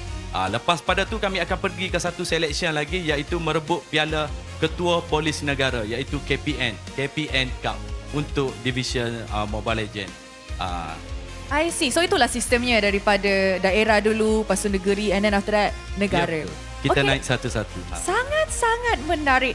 And of course, apa sebenarnya end goal PDRM Esports ni? Apa PDRM Esports nak achieve dengan buat competition Mobile Legends di dalam PDRM? Untuk kami punya jangka masa panjang lah daripada kami punya bos, pengelola kami e-sport, Tuan Daniel, kami akan cuba, mana tahu satu hari nanti ada mal untuk PDRM ke, kita tak tahu. Kami punya perancangan mungkin sampai tahap mal dan MPL, insyaAllah. Oh, nak juga hantar wakil-wakil ke MPL dan juga MPL. You know what, Superkai, tadi sebelum game kita dah borak and Superkai pun cakap di mana Superkai datang hari ni untuk sokong Team Rey, tapi unfortunately Team Rey kalah game pertama. Is there any kata-kata semangat yang Superkai nak sampaikan dekat Team Rey sebelum kita mulakan game kedua dalam perlawanan ini? Untuk Team Rey, kekalkan semangat sebab untuk berjaya kita perlukan kekalahan. Lebih baik kita kalah di sini daripada kita kalah dekat international level. Jadi kita belajar kat sini, insya-Allah saya tahu Siska boleh, jangan risau. Wey. Thank you very much. Wise words daripada Superkai. And with that, mari let's show it back to the casters untuk mulakan game kedua dalam perlawanan ini. Casters, throwing it back to you guys. Thank you so much, Rose. Another surprise interview with PDRM Esports. I love the fact that we're having literal local law enforcement playing MLBB competitively within themselves. Just having something to do, you know? Break the mundane, be competitive. So yeah, that means that if you're doing some sus things in your MLBB games, now you can get arrested. You never know. Allegedly, every single time you're in public chat. Allegedly. Is there a policeman in this game? Hit up the PDRM Esports group. I'd like to make a report. In-game report. Oh, that'd be so funny. Actually, so funny. I want to report this player. That was me. That was me. No. Oh boy. All right. Game 2 about to commence in the next 2 minutes or so. We got to see what that draft is going to look like because now we talk about adaptation. Team Rey in particular, right? Nothing wrong with the draft. We just need a different angle to set up for it. You think those first 3 picks are going to change, or is it that second half? It depends on which side they are, because Vamos is going to be switching sides. Vamos is first pick now. Ooh. The Team Rey has red side, which gives them a little more ability to combo the second, third picks. What else is there that they could go for? I do think that Baxia probably not gonna work out that well. Baxia generally, I think it could have if they knew the exact jungle pathing. Maybe. After the first one, they lost it. They're like, what the heck? Where did he go? What did he do? But we got to go look at our MPL MY Insider by Cellcom Digi. We asked Ivan, how do you see your standings in the remaining 3 weeks? He said, we're confident that we can still hold on to second place. When it comes to the playoffs, we'll need to look into our mentality and preparation. Oh, that's interesting. Because it will be a completely different environment. For now, I think we're still okay. Okay. I don't know. That doesn't inspire confidence in me, man. I think it's a fair enough perspective to have, and yes, it would be good if these players could say like, oh, we know what we're going to do. Dude, I need like a Trump on X type response in MPL Insider. I need to be like, sure? We have the best EXP later. Is that really what you want? That's exactly what I want, because that does not inspire confidence, but maybe if he cracks it, okay, he's got the card. Okay, he's got the full comic strip art one. That's pretty nice, pretty nice. Again, cards are on sale here. If you guys want some cards, come to the arena, watch the games live with us. Just like we're gonna be watching game 2 very, very soon. Yeah, what are the hero picks? Zuisin, a bit weird these days. Maybe it's time to open Glue? No. No? Never. You don't like Glue? I really don't, because he tells one person on your team you don't get to play the game. You know? I agree with you. Compared to Kaja, who is like, you don't get to play the game for a little bit. Glue is like, nah, I'm here to remind you. Kaja is, you don't get to play the game and neither do I. Here, let me move you around while I do that. Cut to Marcel, it's like, I capture moments, bro. Oh, right, let's have a look. Interesting. Vamo is going to be banning out Chip Marcel Fauve on the blue side. Very obvious Harif contestant.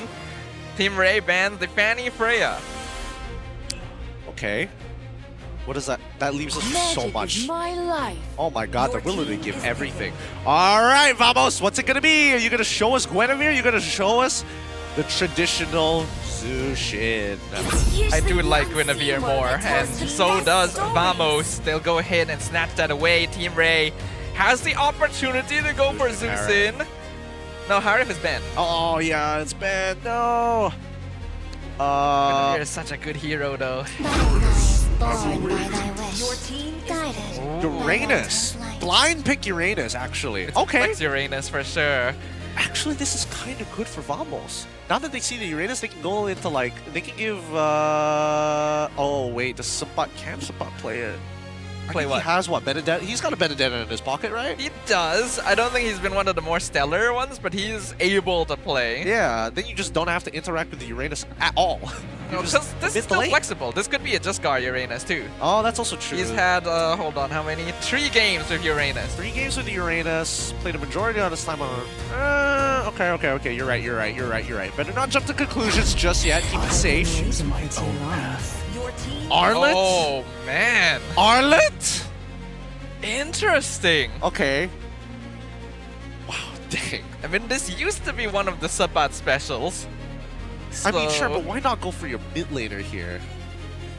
Like, you're willing to, like, sacrifice so much here. Lilia's gonna get banned out, I'm pretty sure. Yeah. You ban, if you're on Rey's side, you ban Lilia, you ban Eve.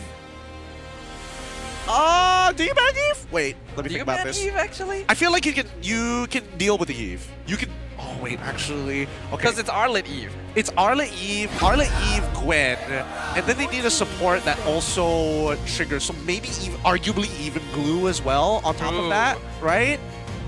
Oh shucks, they can go for, oh no, Cho's already been taken away, that's even better! Oh, so Cho for Vamos, dang. That's why they didn't pick mid, because the glue is still open. Yeah. They can't lock themselves in yet. Yeah, They man. need to keep the Faramis as a possibility. So risky, so risky. The layers right now between the two coaches, well played to Valdo and as well as Caleb. Now we get the next set of bans coming in. The Zetien gets banned out. I'm totally fine with that. Probably gonna ban out the Lilia alongside it. Or why not just ban the glue and save yourself the effort? Yeah. Oh, they banned Obsidia, one of the Lolil signatures. Are they attacking the gold lane instead? It's possible, since Natko can carry with if he gets farmed. Exists the equilibrium. Yep. Really good bans here, actually. Oh, dang. I don't necessarily, I agree with banning out the Obsidia specifically. She completely outscales all marksmen. There's just no question about it. And it also doesn't help that her range, she completely outranges Carry. So Carry can't get the effective early trades like she usually does compared to like Claude or even Moskov. Arguably even Harith as well. If they still want to attack gold, I think you ban... I was thinking of banning Claude, but it looks like they banned Moskov instead. More willing to handle the Claude, which is a surprise since Lolil still has a 100% win rate on the hero. Yeah, he does. It might change in just a little bit here. Our cosmic blaze will never be extinguished. Okay, Claude. As expected, no surprises there. What are they going to do about this? What is the plan? Maybe now is the... Maybe now you go glue, right? For the Vamos side? Glue into Trinity. But yeah, glue against Claude, not the best. It's harder to catch Claw compared to most other marksmen, to be fair. You've already got, like, you've got initiation, you have counter initiation, you have damage. Now the question is, how do you zone your opponents without costing too many resources? Because this Cho is, no matter what, going to cause you problems. You have to take a Purify, and there's not a lot of heroes that can really benefit with it. Like, even if I get Lilia here, for all intents and purposes, I have to take the Purify. If not, I'm going to get kicked. I'm going to die before I even get the black shoes off. Well, let's see what Vamos is going to decide on right here. That sounds like a Kalea. Lilia. They're going to be pairing it with the Valen. Oh, yeah. I like this. I like this a lot better, actually. I like this a lot better because now you have access to Kick. Most other ultimates are kind of useless to you, but you also have a Terrify, which is useful for Arlet. Real question at this point is how well can Sabat play if he is going to be the secondary win condition? Yeah, that is the question, right? We've seen Sabat pop off on the Arlet before in the past, but can he still recreate that level of success? The Valentina here as well also denies a lot of stronger EXP lane picks that Team Rey could play around, like the Lapu, like the Yuzong. So that is another additional reason. So if you want to pair the Tsunami Slam and Kick together to break Purifies, it's difficult to execute. Very difficult to execute here. I mean, they could go for like a straight up tank if they wanted to. Leomort works well. So again, they couldn't answer the EXP problem, so they're like, all right, Siska, you're playing Uranus. And he's like, ah, damn it again. Another one. I guess it's fine. We know that Siska can create a lot of space if he's ahead on Uranus. And then Team Rey can be quite active this time around with the Chozusin into the Leomord, but it means they need a solid early game this time around as well. They can't afford early deaths. Imagine Siska playing 4 games for 1 set of scrims, 4 sets every day.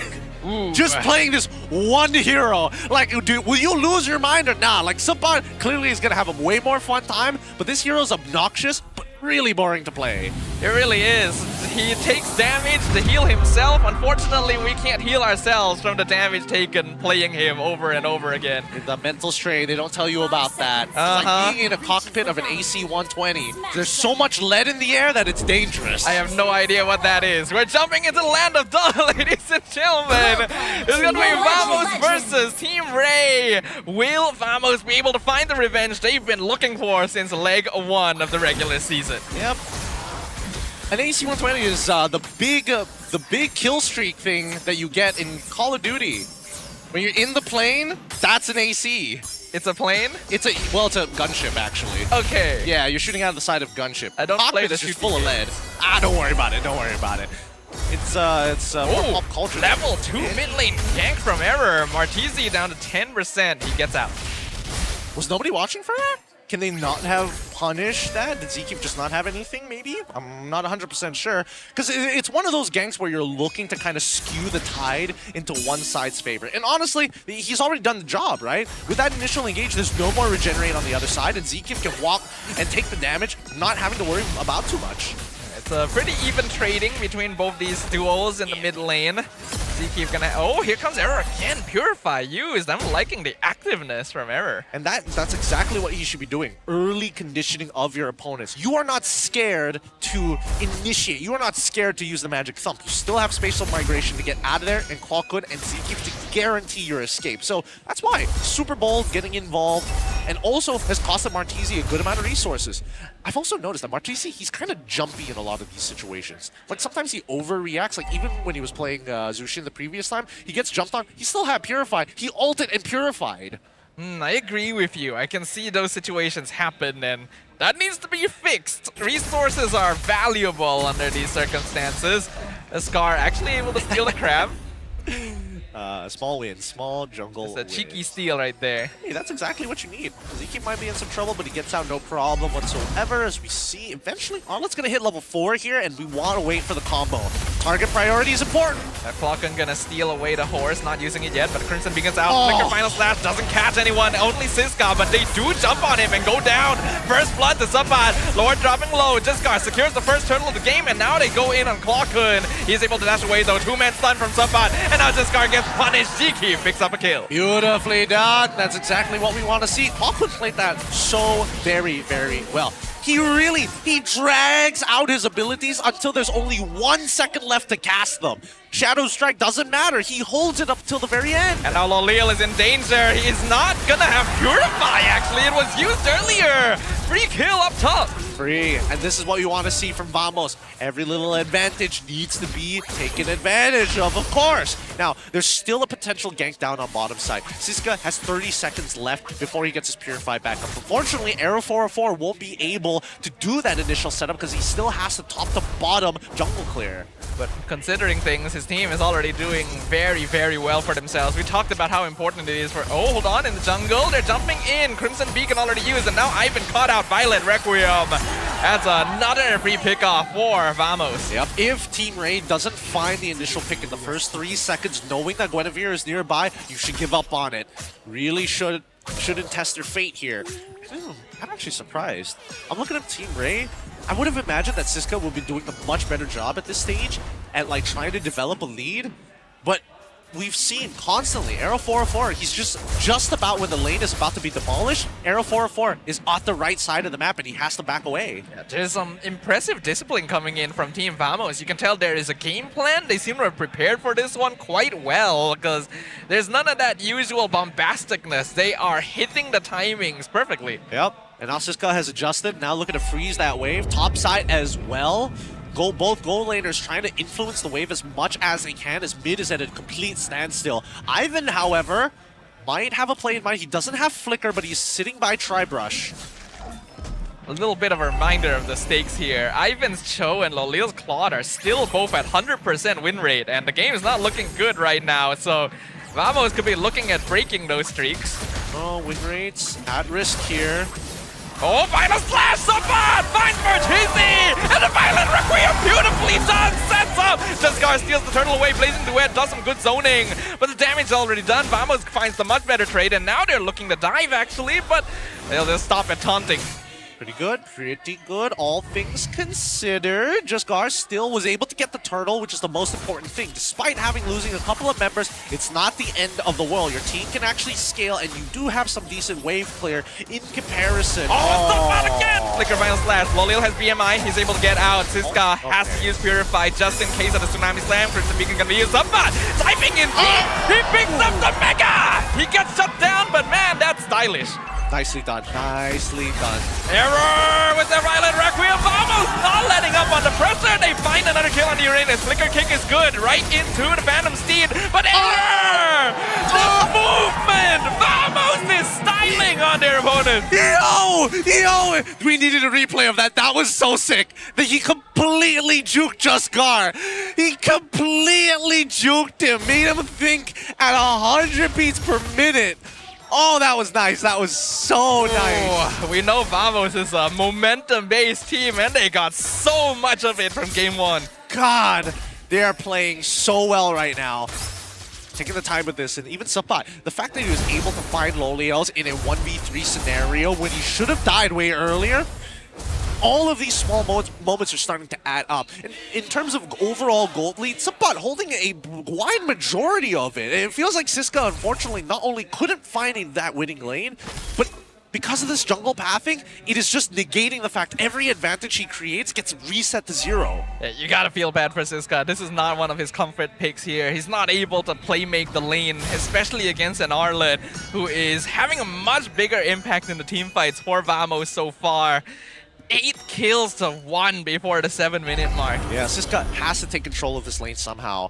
Like, he has to start proxying, he has to gate. Oh! DK flickers in, Tsunami Slam steals away Ivan into the Violent Requiem. The combo is beautiful! Ivan goes down, it's killing spree for Airful Roar. Blazing Duet gonna be used, Purify as well. Jesgar finds a return kill on Clockhood. Team Rey still trading evenly for now, but Sapat once again with Final Slash on Tree. Keeps them away from the rest of the team. Area in a danger, but look at that once again. Jumps his way out to safety. At least this time though, Team Rey should be able to get the turtle. No, Sapat jumping way back in. Error! He steals the turtle! He finds one back. Oh my goodness, this game is going to be a consistent back and forth from the looks of it. Jesgar gets one, Arrow 4 gets one, and now Nako in trouble! Jesgar actually dodges away from Violent Requiem, but he's surrounded 1v4. The save from Vamos is too good. The Leomord goes down. Siska comes from the side, but it's too late. Zeke keeps him alive. That heal, so useful in moments like that, where you're a sliver of HP, you think you got him, and yet they don't. Now, while all of this is happening, the entire bottom side has not been touched this entire time. And Siska, unfortunately, hasn't been taking advantage. He keeps having to leave this lane to get involved. Oh my goodness, Error. He's styling. Violent Requiem, another Purify used. Mid-tower gone. Vamos has this game under their grasp. 70% to 30%. Oh, the votes have been given. The votes have been given, and we have yet to see it. Vamos have now cracked that mid open. And I think now the invade should be a little bit more progressive, but unfortunately, because of the way that mid trio works, they can't do it. They need Team Rey to believe that they can. Team Rey, they're trying, but it's clear that they've lost way too much momentum. Multiple deaths on most of their cores at this point.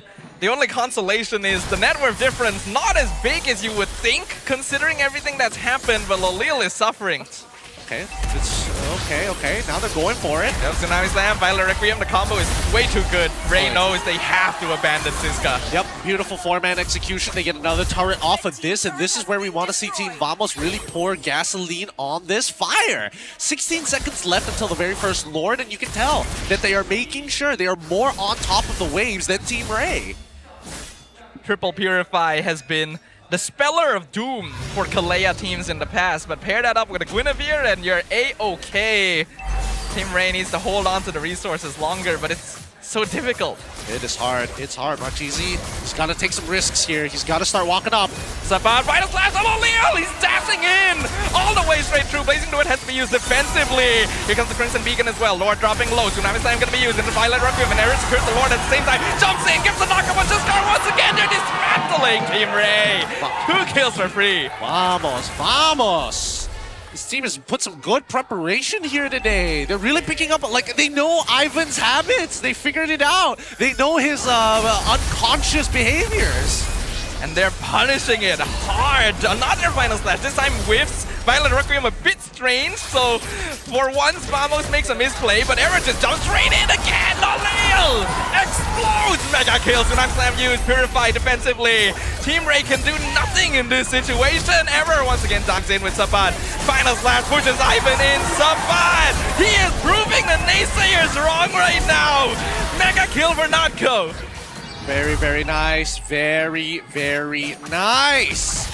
Oh my goodness. I don't know how they come back from this if you're in Team Rey's position. This is so losable. You just don't have the item power spike to work with. You lose the Holy Shielding. You have a full healthy Lord on top side. 10 minutes in, the Lord's alive. Final oh my god, please misses, take advantage of it. But it doesn't even matter at this point. Mid tower is gone. Vamos transitions to top. They can even take this slowly because Rey just has no damage. Flicker in, Tsunami Slam, catches one, Purify used on Marchese already. Make another play here! Back through, they're going to be able to lock down Zeke if he's healing, but he will eventually go down. Sabat stuck inside the base, he's going to dash straight back in, trying to find some healing, but it's going to be a double kill for Xiskar, a mistake from Vamos. I don't understand. Vamos, they had abilities to throw. Just throw the abilities. Why did you leave Zeke to die by yourself? Even Clawkun was able to respond to it, but maybe it was just a little too much. A little too much in the chaos there. Couldn't do anything else, and even Sabat just a little slow with the final slash. I really thought that he was going to chain it all together, but fortunately, at least they don't give the big shutdowns, right? Nako is still alive. Arrow 404 is still alive, so their AK lead still maintains. It's not too big of a deal for Vamos, but gives Rey a little bit back to stand in this game. Trinity finally completed for Lolil at the 12-minute mark. It's still gonna take a long time before Rey can truly fight on equal measure. I don't know, give it 2 minutes. I think that Team Rey can actually fight on equal measure if we see a bigger mistake come out from Vamos' side, right? It's Trinity, already complete for Lolils. He has damage. It is clear that they can have damage, but they can't play for picks, unfortunately. Considering that Team Vamos has a very net style of play, right? Have people in kill teams of 2, make sure that Arrow 404 is somewhere in between either one of those parties, and it's the chain CC. And so far, in terms of impeccability, Clawkun, really good eyes for chaining the CC together when 2 parts just can't seem to come together. Like Arrow 404 is too far away, and then Zeke has to go for the ult. Yeah, I think the coordination from Vamos has been very, very good so far, outside of that one mistake in the base. They still have a 7k gold lead. 16 kills to 4 is still a massive gap for Rey to breach, but they are now able to at least walk up and see if they can contest Lord. Oh, Lolil jumps in, gets caught. Violet Requiem has to purify out. BMI already, many tools gone on the Claude. Xiskar holding the front line for now. Yep, they just have to show that they're taking position here.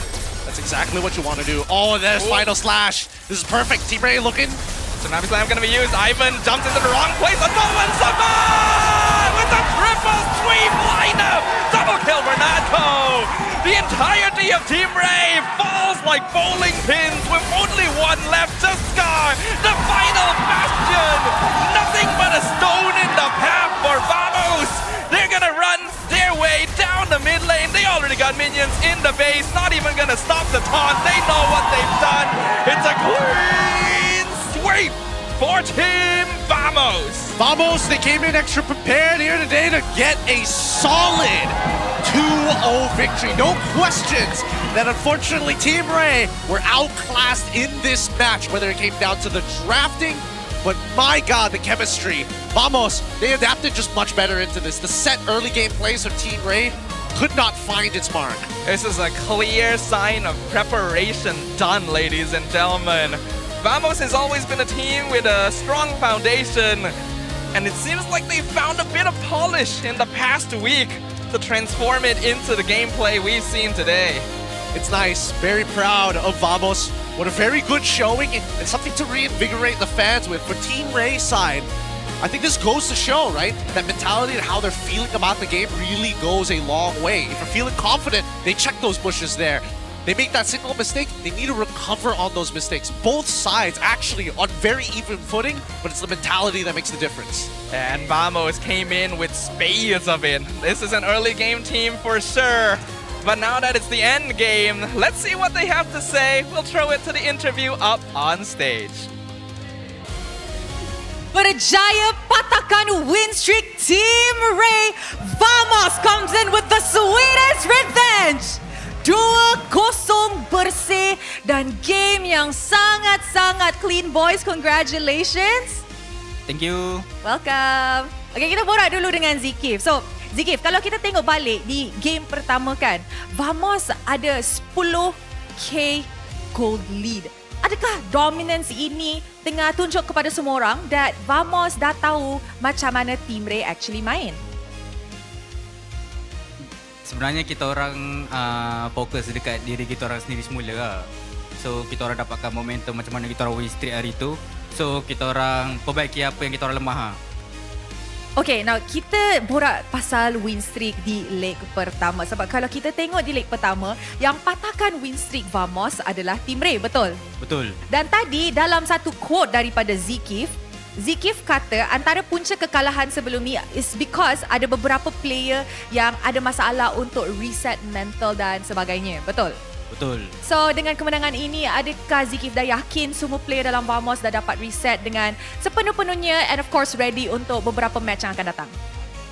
Ya, kita rasa kita orang dah sedia sebab sekarang kita orang pun dah tambah satu player kan. And player kita orang ni pun orang kata badut kat game house kan. So kita orang memang happy je lah sekarang. The glue guy lah diorang kata. Orang yang buat semua orang happy, terhibur. So, dialah punca kemenangan pula hari ni. Betul. Betul. So, of course, kita nak cakap dengan punca kemenangan hari ni iaitu Sepat. Hello guys. Selamat kembali ke dunia MPL Malaysia. Thank you. Minggu lepas tak dapat interview kan? Minggu lepas, ni soalan Rose minggu lepas tapi kena bawa hari ni. Okay. So, of course, Rose nak tanya apa perasaan untuk kembali aksi di pentas MPL Malaysia? Alhamdulillah, sangat-sangat happy, sangat-sangat percaya diri. And Alhamdulillah hari ni dapat menang dan dapat buat yang terbaik as a player. Now, kita tengok Sepat actually dah lama tak main di pentas MPL. So, masa Sepat dipanggil oleh Vamos, you rasa macam nervous sikit tak, jujur? Macam tak boleh catch up dengan meta? At that time, saya tak rasa macam tu pun sebab saya still training untuk individual skill saya still streaming. And then, but minggu lepas agak sedikit gugup lah sebab preparation saya dengan dorang tak sebagus hari ni lah. So, Alhamdulillah hari ni saya dapat buat yang terbaik dan buktikan apa yang saya boleh, itu je. I rasa kalau kita tengok last week mungkin belum sync lagi lah kan, synchronization, chemistry, tapi nampak hasil yang sangat-sangat bagus untuk minggu ni dan perlawanan ini. And of course sebelum ni Sepat juga dah main dalam Vamos tapi kali ni dah ada geng-geng baru lah kan. Rindu tak player-player dulu? Rindu, especially Zon, Chibi, Warlord, Nets also. My Nets. Brothers.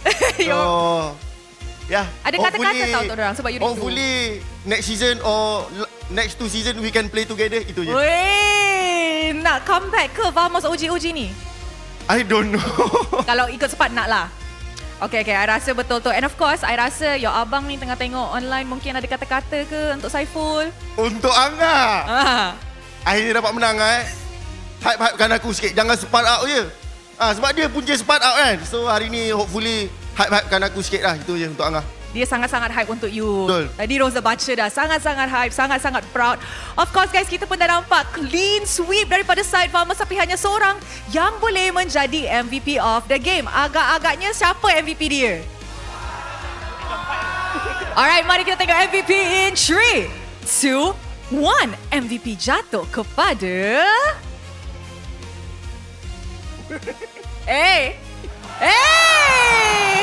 Sepat! Baru main MPL? Bukan baru main, tu last week.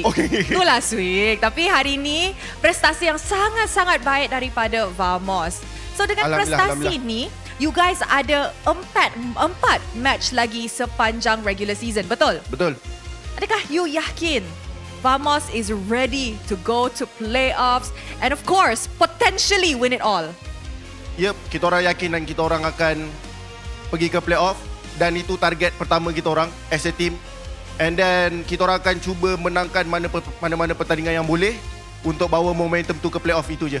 Alright, I rasa tu fans Vamos mesti nak sangat dengar. You know what? Sepat, anything you nak sampaikan dekat fans yang datang and of course support Team Vamos hari ni?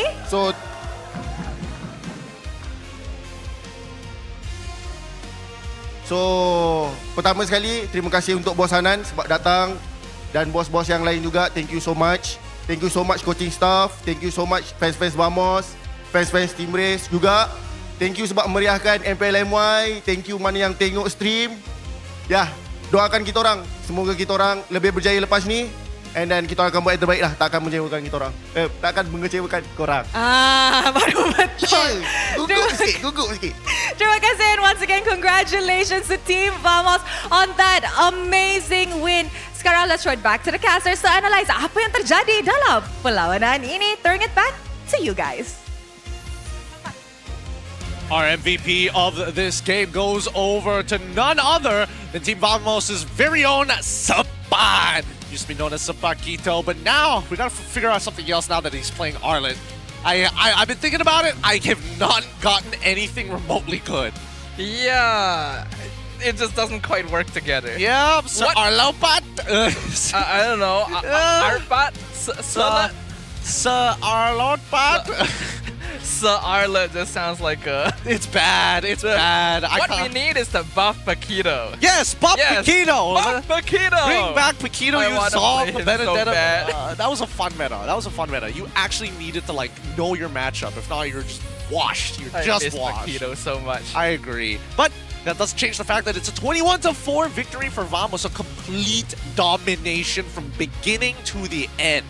There was only a singular mistake by Vamos at the end game when they tried to push in and kind of abandoned ZK and then Sapat afterwards, but Error and Natko were untouched the entire game. Clawkun was doing a very good job of holding the backbone, making sure he's wherever the team needs of him, and Team Rey just couldn't match up. Yeah, they couldn't match up, and unfortunately, there was nothing much they could do about it because they were always the ones making the first move. And you see so many times, the biggest problem, I think they read into a lot of the behaviors of Ivan, right? If he's going for a flank, he's definitely looking for an engage. And ZK, he clocked that in. Same goes for Clawkun, who he probably told about. Hey, if he's coming in from an off angle and not a traditional front to back, he will look to flicker. We can kill him right here, right now. It's great to see how active Vamos was with these shot calls. They were moving so fast. They were rotating early. Error literally went to the mid lane at level 2 and then at level 3. Yeah. Just to waste resources. And then he never stopped on that as well. There were 3 purifies on Team Rey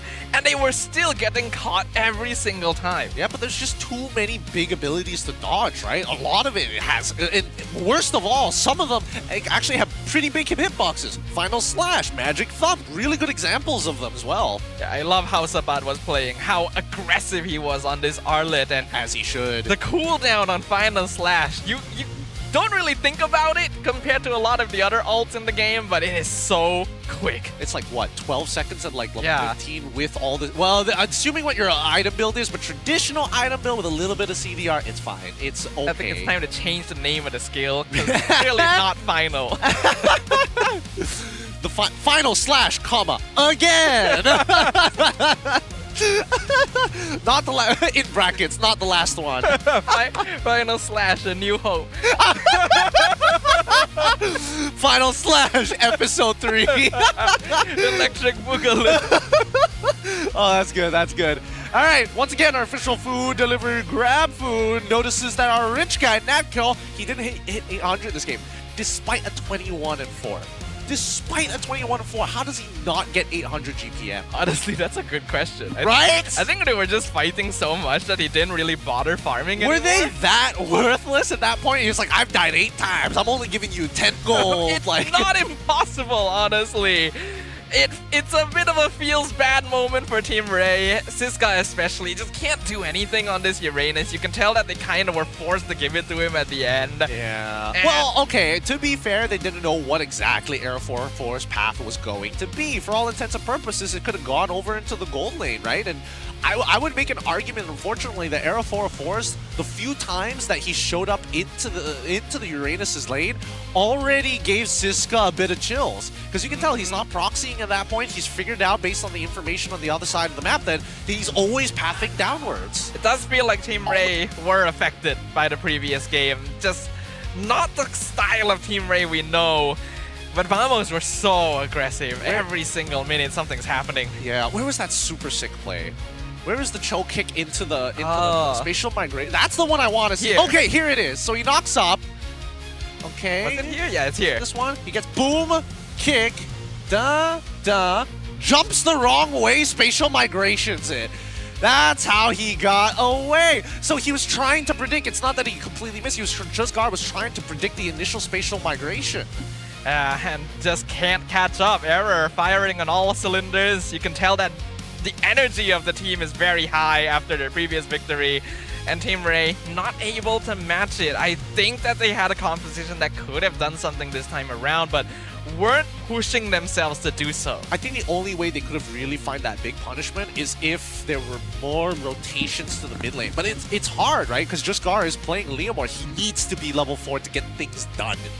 And by then, Clawkun can actually match his freak, so it's tough. I think that Vamos definitely won out these drafts. They won out the strat. They came in with a game plan, and I'm hoping that we see more of this Vamos. I would like to see more of this Vamos, if I'm being completely honest. Very well prepared, very well disciplined, and honestly, that was one of the few times we get to see just a little bit of polish start to show, and that's great to see. Again, this is only expected on the latter half of MPL, which is super frustrating. It's only like week 6, like, oh, before this where we only had like, what, 6 weeks? 4, 5, and 6 is the time where suddenly everybody gets better. Here, just took a little bit longer. We have to wait until week 6, and then we get it. I mean, we're Malaysian. We're just late. We know the timing. We're going to wait for the timing. You say 2:30, we'll show up at 2:35. Why? Because we can. Yep, basically that, right? Your meeting is at 2 p.m. You say, I can just make that. And then it gets delayed to 2:30. It's like, I'll wait a little longer. So true. Look, if you guys are fans of Team Rey, they still have games to play. 4 more games are left on the table with IG, BTRM, RRQ Tora, and of course, it's going to be SRG. But on the opposite end, Vamos, their games, they're running out of time. And most of their games are getting starting to get sold out pretty early on. May 23rd, 24th, 2 last games. These are pretty exciting as well. Vamos' next matches, RRQ and SRG. If they're able to keep this kind of performance going, those are going to be pretty exciting matches. Yeah, they are going to be exciting matches, but it's going to be a really rough week. It's going to be such a rough week. Because facing off RRQ is like, okay, sure. What's after that? SRG. Is that our only opponent? Yes. Well, at least more time to prepare for it, right? Well, that's fair. Plenty of time to prepare for it, and honestly, plenty of time to get yourself some cool merchandise. TNT Co. Daily Predictions activity where fans guess which team will win. They get to write down their predictions before the match and pass the voting cards to the TNT Co. booth, which is right outside, right at the beginning of the entrance. Winners, they get 10 per day, randomly selected from correct answers. 200 MLBB diamonds per win. So that's 10 per day. They're giving out about 2,000 diamonds to people randomly. There's online purchases that you can apply the promo code to get free shipping, which also includes East Malaysia. An offline purchase which buys 2 pieces to get 50 ringgit off. Actually, this is pretty good. I'm sorry, I was supposed to be doing an ad read. I'm genuinely interested in what they have to offer. So come visit. Check that out. Yeah, their booth is actually not that far. Come visit TNT Co.'s booth for more merchandise and more details, of course. And that's only happening if you are here live at the arena. Once again, if you are buying online, there is a promo code. Make sure to use that. Even in East MY, you can get free shipping, so that's really, really nice. These are good quality t-shirts. You guys want to grab them. we definitely will check them out after this because we have some time. Yes, just a little bit. Hey, we're curious to hear about the mic check. We're going to go on a short break, and when we come back, more MLBB action. But until then, here's the mic check. Thank you for watching. Aman. Main guys. Ini badang. Lampu nggak ada flicker. Sabar, target. Kau. Lampu. Mati lampu. Nice. Boleh lock. Guys. Flicker badang Dah pecah sih tu. Nice. Nice. Begini. Nice. Main. Nice ni.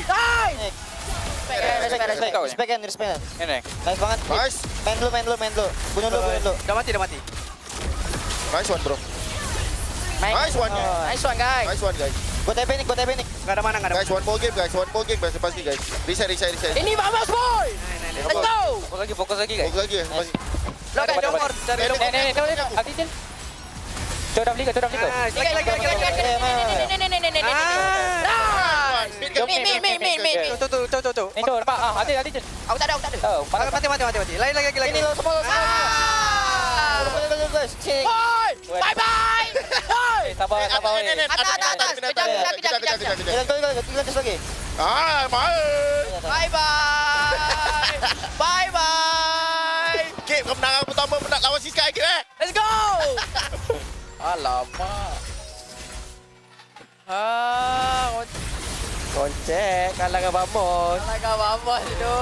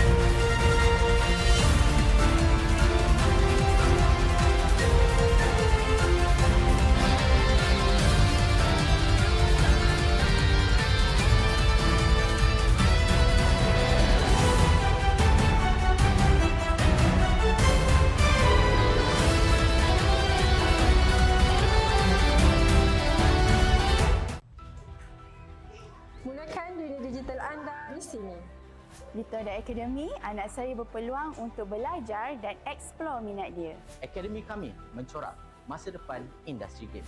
Di Tora Academy, saya boleh eksplor banyak ilmu baru. Akademi kami merayakan juara e-sport masa harapan. Cipta impian anda bersama kami di Toda Academy. Cultured by Tora.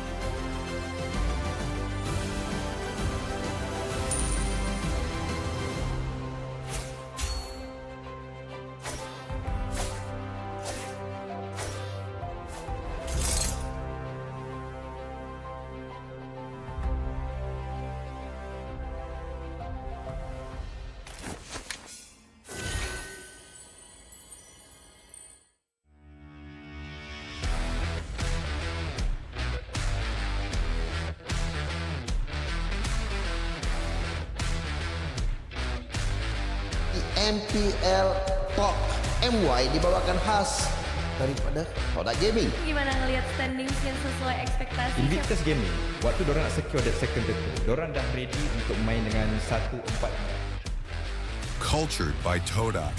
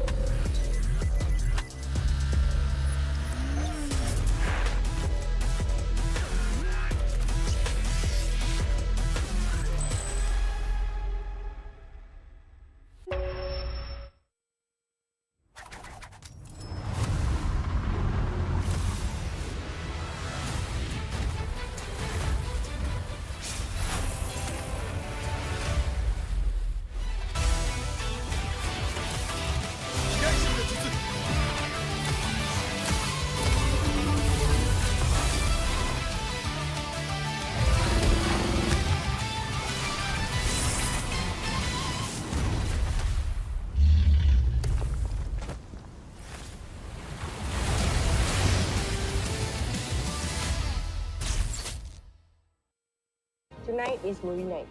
Cerita apa yang suka? Contoh macam cerita makan-makan ke, macam dia ambil makanan ni kan? Tengok. Ada rasa pahit coklat. Ada rasa manis susu. Ada rasa pahit manis coklat campur susu. Roti dah nak siap. macam ni. Sedap bang. Inilah masanya. RM2 satu gelas. RM2? Kau dah tahu kau allergic dengan tapai tu, kenapa kau belasah lagi? Sedap, cute. Zon. Sabar je. Aku pun lapar, Zon. Kami faham, Cik. Kami sahut sabaran Cik Man tu untuk menuju ke wawasan tu. Ayo, kawan-kawan. Minna! Uzumaki Naruto ga kaette kita zo! 飛来神の術俺ってば父ちゃんを越す火影になる。愚かなる弟子供騙しがアマテラス行くぜ。これが俺たちの力だってばよ。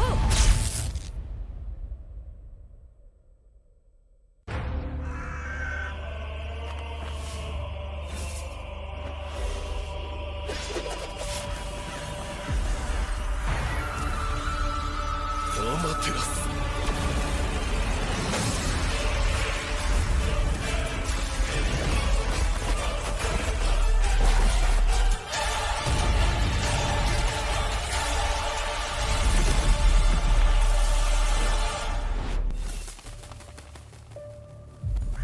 愚かなる弟よ。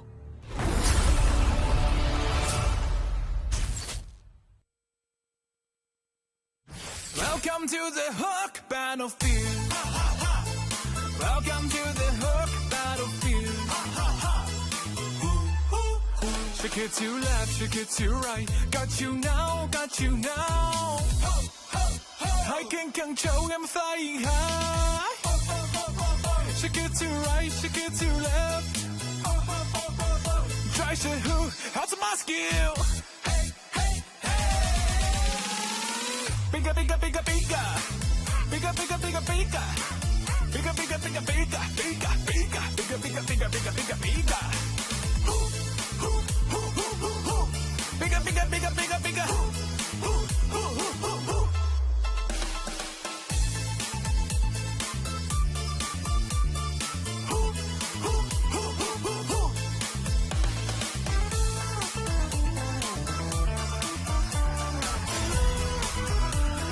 Welcome to the Hook Battlefield. Welcome to the Hook Battlefield.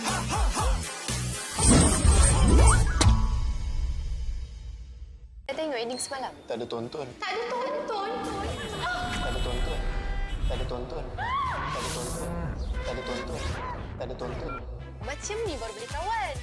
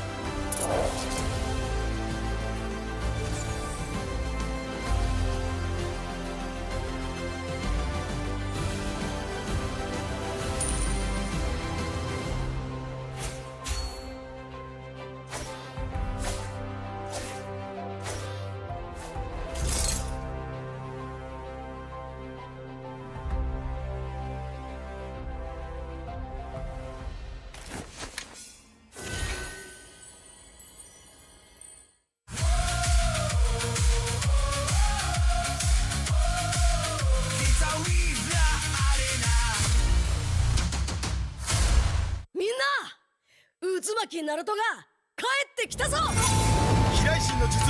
俺ってば父ちゃんを越す火影になる。愚かなる大人。まだまだましか。アマテラス。行くぜ。これが俺たちの力だってばよ。Terus keping je.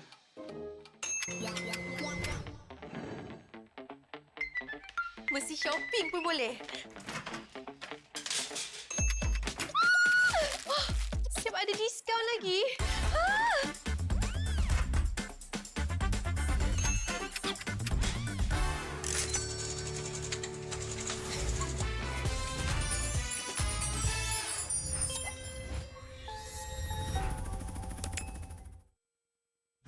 Welcome to the Hook Battlefield.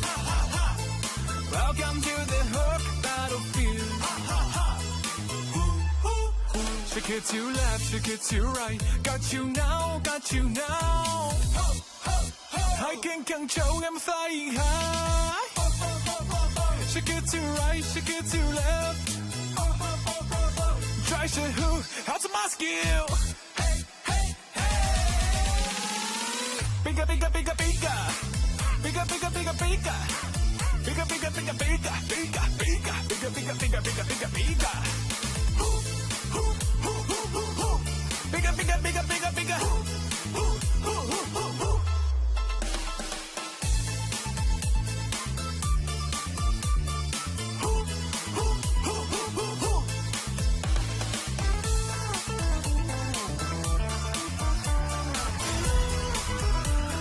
Welcome to the Hook Battlefield. Welcome to the Hook Battlefield.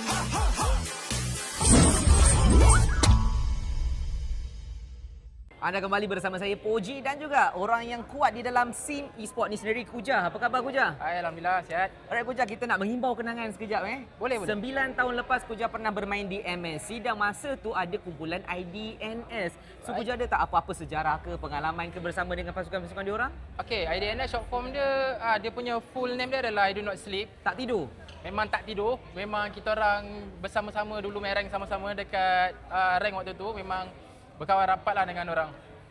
So memang ada sejarah juga lah, pernah main sama-sama. Memang sangat rapat dengan bertanding orang. sama-sama. Bertanding bersama-sama dan masa dekat Indonesia waktu tu pun memang kita orang banyak keluar sama-sama pergi makan semua. Diorang champion? Diorang champion.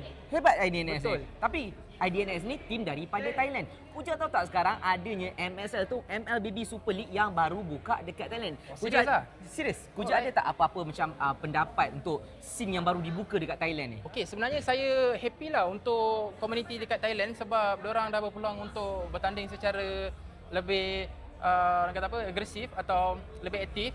Dan untuk kawan-kawan saya dekat sana yang mana yang pernah bertanding pada zaman-zaman dulu diminta untuk kembali semula sebab kita orang rindukan IDNS yang lama. Dan of course ada beberapa player masih aktif dan saya mengharapkan diorang terus sukses kat sana lah. Dan ini adalah peluang yang terbaik untuk komuniti Thailand untuk bangkit dan tunjukkan balik kekuatan diorang semasa MSC yang pertama. Faham. Maksudnya diorang pun ada kehebatan dan kelebihan masing-masing. Betul, sebab kalau saya rasa diorang lebih ke arah mekanik lah sekarang sebab kita sekarang lebih ke arah makro punya playstyle. Diorang masih start dekat mekanik. So mungkin diorang nak kena improve untuk mekanik untuk makro punya playstyle untuk compete dengan kita orang lah. Sebab soalan saya yang ketiga, saya nak tanya Kuja, apakah bagi Kuja yang Kuja nampak perbezaan paling ketara di antara playstyle untuk Thailand dan juga Malaysia? Okey, macam yang saya cakap tadi adalah saya rasa diorang mekanik kita lebih kurang sama sebab bagi saya majoriti mekanik punya user memang tak jauh beza. Cuma makro je yang menentukan macam mana kita nak bawa game plan dan gameplay kita tersendiri. Dan saya rasa Thailand disebabkan dia baru aktif untuk MSL, betul?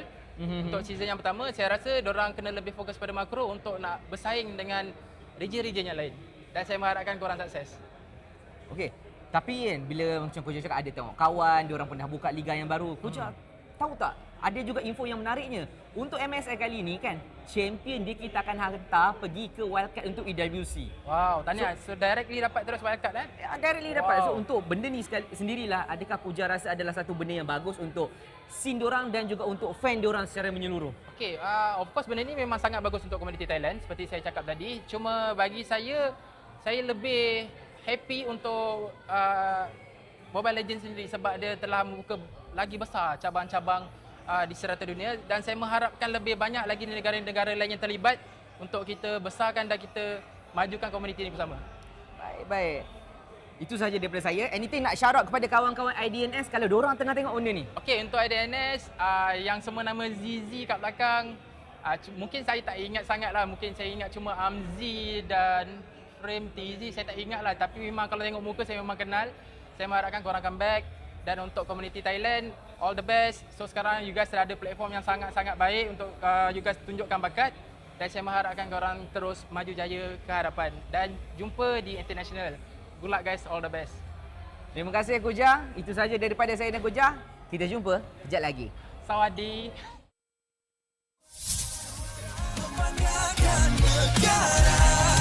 Kerana di hujung cerita pastinya kita Wira Arena. Kita Wira Arena.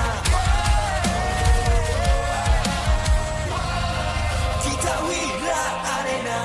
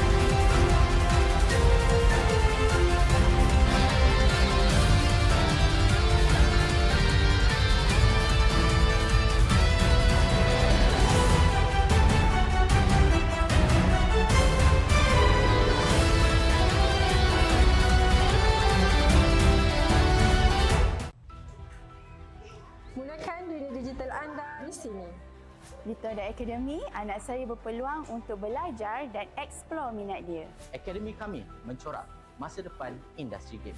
Di Tora Academy, saya boleh eksplor banyak ilmu baru. Akademi kami melahirkan juara e-sport masa harapan. Cipta impian anda bersama kami di Tora Academy. Cultured by Tora.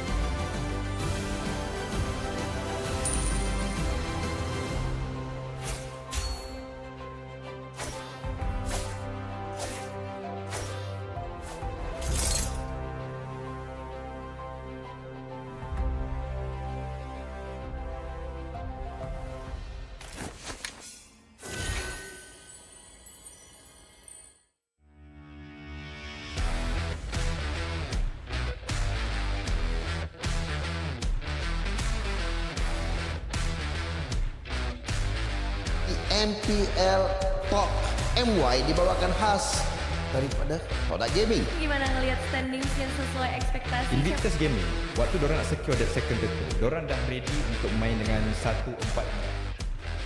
Cultured by Tora.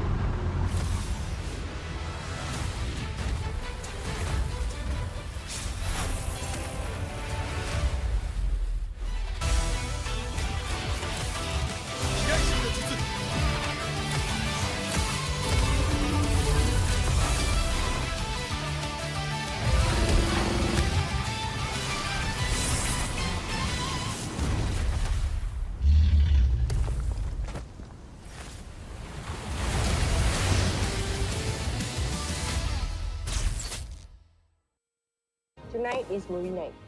Cerita apa you suka? Contoh macam cerita makan-makan ke, macam dia ambil makanan ni kan? Tengok. Ada rasa pahit coklat. Ada rasa manis susu. Ada rasa pahit manis coklat campur susu. Roti dah nak siap. Sedap pula macam ni. Sedap bang. Inilah masanya. RM10 satu gelas. RM10? Kau dah tahu kau allergic dengan tapai tu, kenapa kau belasah lagi? Sedap, cute. Zon. Sabar, Zon. Aku pun lapar, Zon. Kami faham, Zon. Kami sahut sabaran segmen tu untuk menuju ke wawasan tu. Ayo, kawan. みんな渦巻きナルトが帰ってきたぞ。飛来神の術。俺ってば父ちゃんを越す火影になる。愚かなる弟。子供騙しか。アマテラス。行くぜ。これが俺たちの力だってばよ。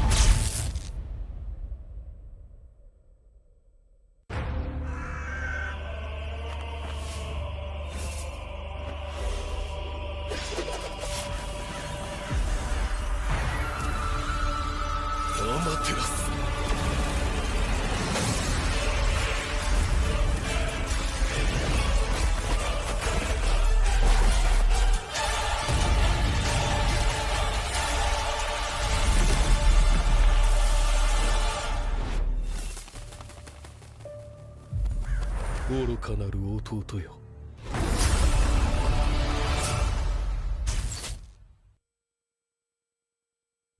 Welcome to the Hook battlefield. Welcome to the Hook battlefield. Shake it to left, shake it to right. Got you now, got you now. I can control, I'm flying high. Shake it to right, shake it to left. Try to hook, how's my skill? Bigger, bigger, bigger, bigger. Bigger, bigger, bigger, bigger. Bigger, bigger, bigger, bigger. Bigger, bigger, bigger, bigger, bigger, bigger, bigger, bigger. Bigger, bigger, bigger, bigger, bigger.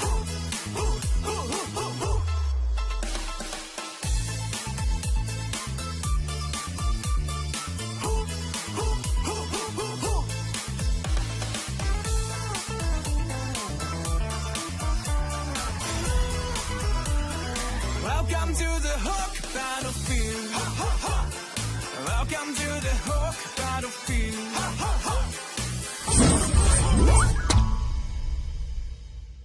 Saya tengok ending semalam. Tak ada tonton. Tak ada tonton. Tak ada tonton. Tak ada tonton. Tak ada tonton. Tak ada tonton. Tak ada tonton. Macam ni baru boleh kawan.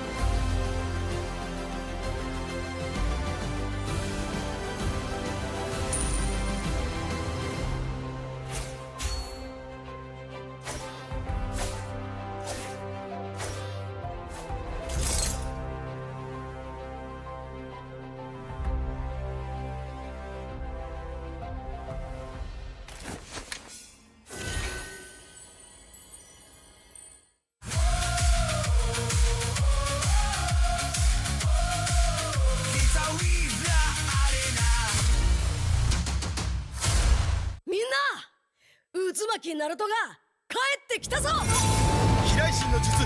俺ってば父ちゃんを越す火影になる。愚かなる子供騙しか。アマテラス。行くぜ。これが俺たちの力だってばよ。Terus keping je.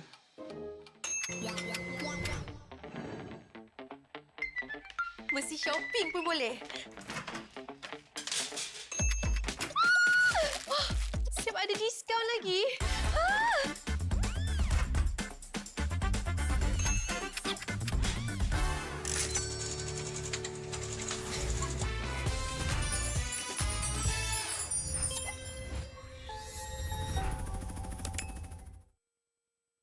Welcome to the Hawk battlefield. Welcome to the Hawk battlefield. Shake it to left, shake it to right. Got you now, got you now. I can control, I'm flying high. Shake it to right, shake it to left. Try to who, how's my skill? Bigger, bigger, bigger, bigger. Bigger, bigger, bigger, bigger. Bigger, bigger, bigger, bigger, bigger, bigger, bigger, bigger, bigger, bigger, bigger, bigger. Bigger, bigger, bigger, bigger, bigger.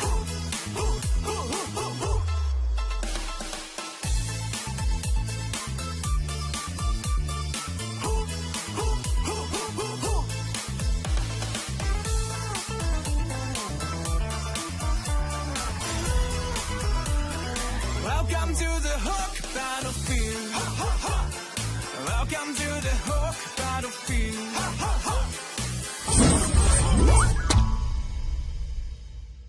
Anda kembali bersama saya Poji dan juga orang yang kuat di dalam scene e-sport ni sendiri, Kuja. Apa khabar Kuja? Alhamdulillah sihat. Alright Kuja, kita nak menghimbau kenangan sekejap Boleh. 9 tahun lepas Kuja pernah bermain di MSC dan masa tu ada kumpulan IDNS. So Kuja ada tak apa-apa sejarah ke, pengalaman ke bersama dengan pasukan-pasukan diorang? Okey, IDNS short form dia, dia punya full name dia adalah I Do Not Sleep. Tak tidur? Memang tak tidur. Memang kita orang bersama-sama dulu main rank sama-sama dekat rank waktu tu. Memang berkawan rapat lah dengan orang. So memang ada sejarah juga lah, pernah main sama-sama. Memang sangat rapat dengan bertanding sama-sama. Bertanding bersama-sama dan masa dekat Indonesia waktu tu pun memang kita orang banyak keluar sama-sama pergi makan semua. Diorang champion? Diorang champion. Hebat IDNS Betul. ni. Tapi IDNS ni tim daripada Thailand. Puja tahu tak sekarang adanya MSL tu, MLBB Super League yang baru buka dekat Thailand. Serius lah? Serius? Puja ada tak apa-apa macam pendapat untuk scene yang baru dibuka dekat Thailand ni? Okey, sebenarnya saya happy lah untuk komuniti dekat Thailand sebab diorang dah berpeluang untuk bertanding secara lebih orang kata apa, agresif atau lebih aktif. Dan untuk kawan-kawan saya dekat sana yang mana yang pernah bertanding pada zaman-zaman dulu diminta untuk kembali semula sebab kita orang rindukan IDNS yang lama. Dan of course ada beberapa player masih aktif dan saya mengharapkan diorang terus sukses kat sana lah. Dan ini adalah peluang yang terbaik untuk komuniti Thailand untuk bangkit dan tunjukkan balik kekuatan diorang semasa MSC yang pertama. Faham. Maksudnya diorang pun ada kehebatan dan kelebihan masing-masing. Betul, sebab kalau saya rasa diorang lebih ke arah mekanik lah sekarang sebab kita sekarang lebih ke arah makro punya playstyle. Diorang masih start dekat mekanik. So mungkin diorang nak kena improve untuk mekanik untuk makro punya playstyle untuk compete dengan kita orang lah. Sebab soalan saya yang ketiga, saya nak tanya Kuja, apakah bagi Kuja yang Kuja nampak perbezaan paling ketara di antara playstyle untuk Thailand dan juga Malaysia? Okey, macam yang saya cakap tadi adalah saya rasa diorang mekanik kita lebih kurang sama sebab bagi saya majoriti mekanik punya user memang tak jauh beza. Cuma makro je yang menentukan macam mana kita nak bawa game plan dan gameplay kita tersendiri. Dan saya rasa Thailand disebabkan dia baru aktif untuk MSL, betul? Untuk season yang pertama, saya rasa diorang kena lebih fokus pada makro untuk nak bersaing dengan region-region yang lain. Dan saya mengharapkan korang sukses. Okey, tapi kan bila macam Kuja cakap ada tengok kawan, diorang pernah buka liga yang baru. Kuja tahu tak? Ada juga info yang menariknya. Untuk MSL kali ni kan, champion dia kita akan hantar pergi ke wildcard untuk EWC. Wow, tahniah. So directly dapat terus wildcard Directly dapat. So untuk benda ni sendirilah, adakah Kuja rasa adalah satu benda yang bagus untuk scene diorang dan juga untuk fan diorang secara menyeluruh? Okey, of course benda ni memang sangat bagus untuk komuniti Thailand seperti saya cakap tadi. Cuma bagi saya lebih happy untuk Mobile Legends sendiri sebab dia telah membuka lagi besar cabang-cabang di serata dunia dan saya mengharapkan lebih banyak lagi negara-negara lain yang terlibat untuk kita besarkan dan kita majukan komuniti ini bersama. Baik. Itu sahaja daripada saya. Anything nak shout out kepada kawan-kawan IDNS kalau diorang tengah tengok benda ni? Okey, untuk IDNS yang semua nama ZZ kat belakang, mungkin saya tak ingat sangat lah. Mungkin saya ingat cuma Amzi dan Frame TZ, saya tak ingat lah. Tapi memang kalau tengok muka saya memang kenal. Saya mengharapkan korang comeback. Dan untuk komuniti Thailand, all the best. So sekarang you guys ada platform yang sangat-sangat baik untuk you guys tunjukkan bakat. Dan saya mengharapkan korang terus maju jaya ke hadapan. Dan jumpa di international. Good luck guys, all the best. Terima kasih Kuja. Itu sahaja daripada saya dan Kuja. Kita jumpa kejap lagi. Sawadee.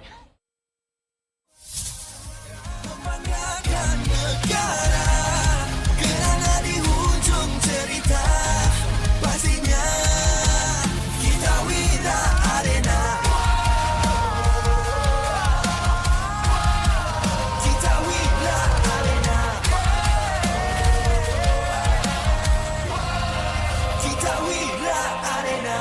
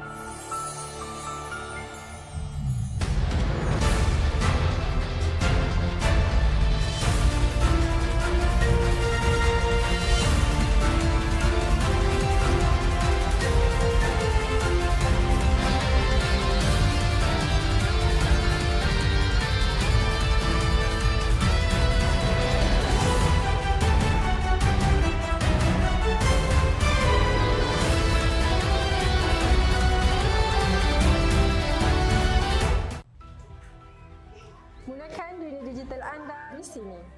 Di Tora Academy, anak saya berpeluang untuk belajar dan eksplor minat dia. Akademi kami mencorak masa depan industri game. Di Tora Academy, saya boleh eksplor banyak ilmu baru. Akademi kami merayakan juara e-sport masa harapan. Cipta impian anda bersama kami di Tora Academy. Cultured by Tora.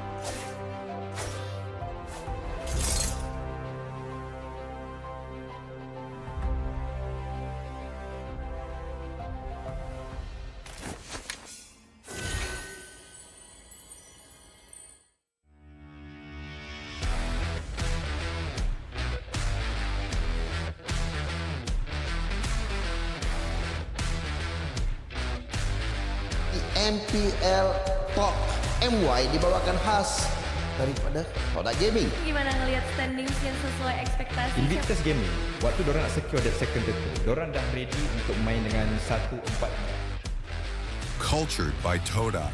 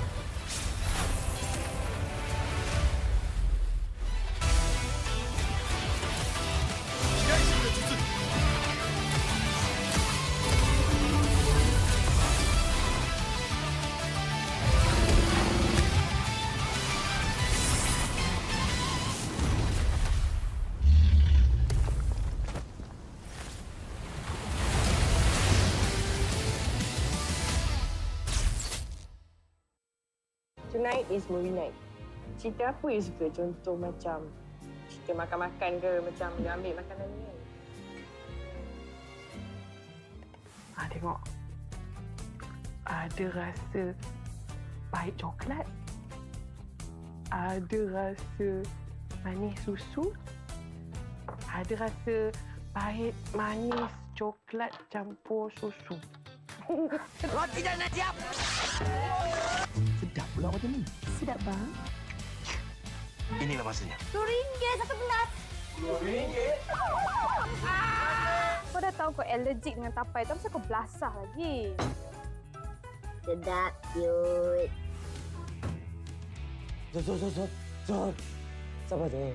Aku pun lapar, Zon. Kami faham, Cik.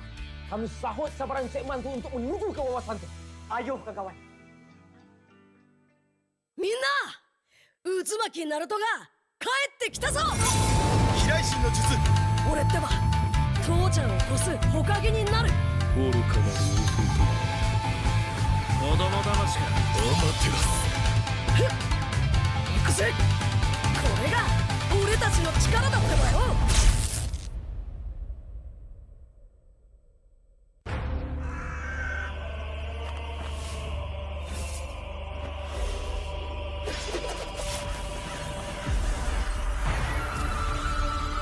アマテラス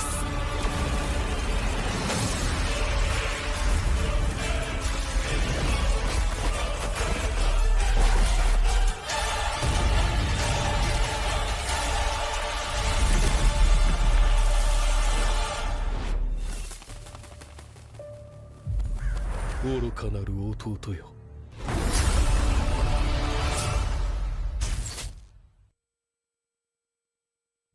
Welcome to the Hook Battlefield. Welcome to the Hook Battlefield. Shake it to left, shake it to right. Got you now, got you now. I can control, I'm flying high.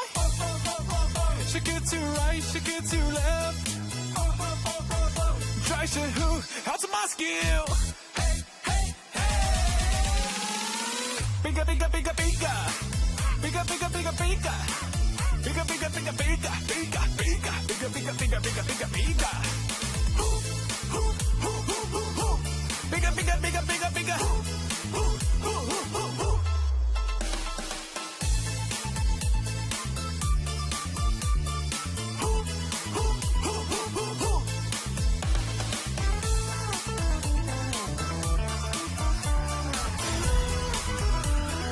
Welcome to the Hook Battlefield.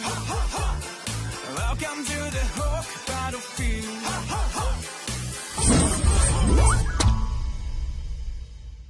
Dah tengok ending semalam? Tak ada tonton. Tak ada tonton. Tak ada tonton. Tak ada tonton. Tak ada tonton. Tak ada tonton. Tak ada tonton. Macam ni baru boleh kawan.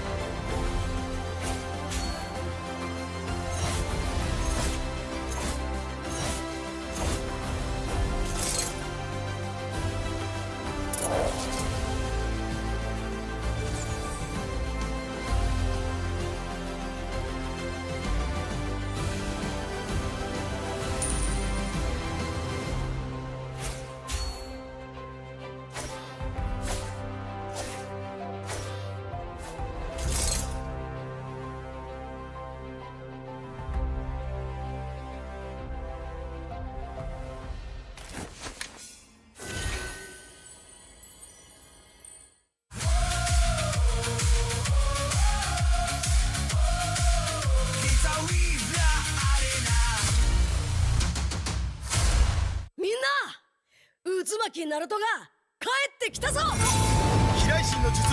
俺ってば父ちゃんを越すほかげになる。愚かなる弟。子供騙しか。アマテラス。行くぜ。これが俺たちの力だってばよ。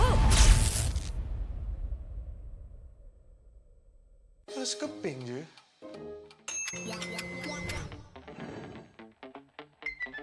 Mesti shopping pun boleh.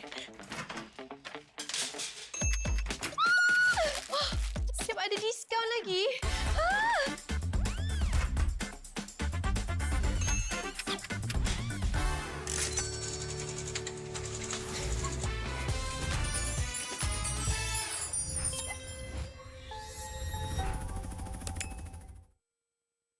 Welcome to the Hook Battlefield. Welcome to the Hook Battlefield. Shake it to left, shake it to right. Got you now, got you now. I can control, I'm flying high. Shake it to right, shake it to left. Try to who, how's my skill? Bigger, bigger, bigger, bigger. Bigger, bigger, bigger, bigger. Bigger, bigger, bigger, bigger. Bigger, bigger. Bigger, bigger, bigger, bigger, bigger, bigger. Bigger, bigger, bigger, bigger, bigger.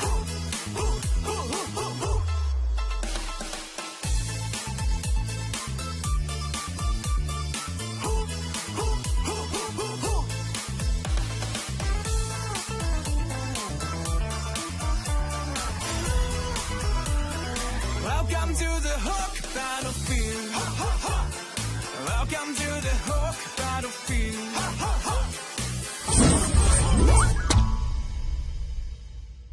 Anda kembali bersama saya Poji dan juga orang yang kuat di dalam scene e-sport ni sendiri, Kuja. Apa khabar Kuja? Hai, alhamdulillah sihat. Alright Kuja, kita nak menghimbau kenangan sekejap Boleh. 9 tahun lepas Kuja pernah bermain di MSC dan masa tu ada kumpulan IDNS. So Kuja ada tak apa-apa sejarah ke, pengalaman ke bersama dengan pasukan-pasukan diorang? Okey, IDNS short form dia, dia punya full name dia adalah I Do Not Sleep. Tak tidur? Memang tak tidur. Memang kita orang bersama-sama dulu main rank sama-sama dekat rank waktu tu. Memang berkawan rapatlah dengan orang. So memang ada sejarah juga lah, pernah main sama-sama. Memang sangat rapat dengan bertanding orang. sama-sama. Bertanding bersama-sama dan masa dekat Indonesia waktu tu pun memang kita orang banyak keluar sama-sama pergi makan semua. Diorang champion? Diorang champion. Hebat IDNS. Betul. Tapi IDNS ni tim daripada Thailand. Puja tahu tak sekarang adanya MSL tu, MLBB Super League yang baru buka dekat Thailand. Serius lah? Serius. Puja ada tak apa-apa macam pendapat untuk scene yang baru dibuka dekat Thailand ni? Okey, sebenarnya saya happy lah untuk komuniti dekat Thailand sebab diorang dah berpeluang untuk bertanding secara lebih orang kata apa, agresif atau lebih aktif. Dan untuk kawan-kawan saya dekat sana yang mana yang pernah bertanding pada zaman-zaman dulu diminta untuk kembali semula sebab kita orang rindukan IDNS yang lama. Dan of course ada beberapa player masih aktif dan saya mengharapkan diorang terus sukses kat sana lah. Dan ini adalah peluang yang terbaik untuk komuniti Thailand untuk bangkit dan tunjukkan balik kekuatan diorang semasa Messi yang pertama. Faham. Maksudnya diorang pun ada kehebatan dan kelebihan masing-masing. Betul, sebab kalau saya rasa diorang lebih ke arah mekanik lah sekarang sebab kita sekarang lebih ke arah makro punya playstyle. Diorang masih start dekat mekanik. So mungkin diorang nak kena improve untuk mekanik untuk makro punya playstyle untuk compete dengan kita orang lah. Sebab soalan saya yang ketiga, saya nak tanya Kuja, apakah bagi Kuja yang Kuja nampak perbezaan yang paling ketara di antara playstyle untuk Thailand dan juga Malaysia? Okey, macam yang saya cakap tadi adalah saya rasa diorang mekanik kita lebih kurang sama sebab bagi saya majoriti mekanik punya user memang tak jauh beza. Cuma makro je yang menentukan macam mana kita nak bawa game plan dan gameplay kita tersendiri. Dan saya rasa Thailand disebabkan dia baru aktif untuk MSL, betul? Untuk season yang pertama, saya rasa diorang kena lebih fokus pada makro untuk nak bersaing dengan region-region yang lain. Dan saya mengharapkan korang sukses. Okey, tapi bila macam Kuja cakap ada tengok kawan, diorang pernah buka liga yang baru. Kuja tahu tak, ada juga info yang menariknya. Untuk MSL kali ni kan, champion dia kita akan hantar pergi ke wildcard untuk EWC. Wow, tanya. So directly dapat terus wildcard Directly dapat. So untuk benda ni sendirilah, adakah Kuja rasa adalah satu benda yang bagus untuk scene diorang dan juga untuk fan diorang secara menyeluruh? Okey, of course benda ni memang sangat bagus untuk komuniti Thailand seperti saya cakap tadi. Cuma bagi saya lebih happy untuk Mobile Legends sendiri sebab dia telah membuka lagi besar cabang-cabang di serata dunia, dan saya mengharapkan lebih banyak lagi negara-negara lain yang terlibat untuk kita besarkan dan kita majukan komuniti ini bersama. Baik. Itu sahaja daripada saya. Anything nak shout out kepada kawan-kawan IDNS kalau diorang tengah tengok benda ni? Okey, untuk IDNS yang semua nama ZZ kat belakang, mungkin saya tak ingat sangat lah. Mungkin saya ingat cuma Amzi dan Frame TZ, saya tak ingat lah. Tapi memang kalau tengok muka saya memang kenal. Saya mengharapkan korang come back. Dan untuk komuniti Thailand, all the best. So sekarang you guys ada platform yang sangat-sangat baik untuk you guys tunjukkan bakat. Dan saya mengharapkan korang terus maju jaya ke hadapan. Dan jumpa di international. Good luck guys, all the best. Terima kasih Koja. Itu saja daripada saya dan Koja. Kita jumpa kejap lagi. Sawadee.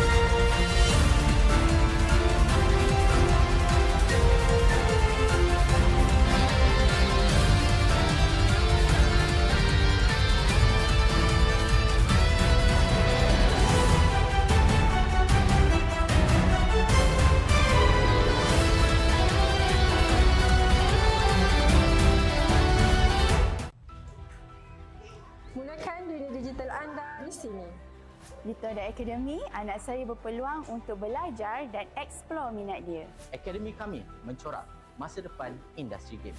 Di Tora Academy, saya boleh eksplor banyak ilmu baru. Akademi kami merayakan juara e-sport masa harapan. Cipta impian anda bersama kami di Tora Academy. Cultured by Tora.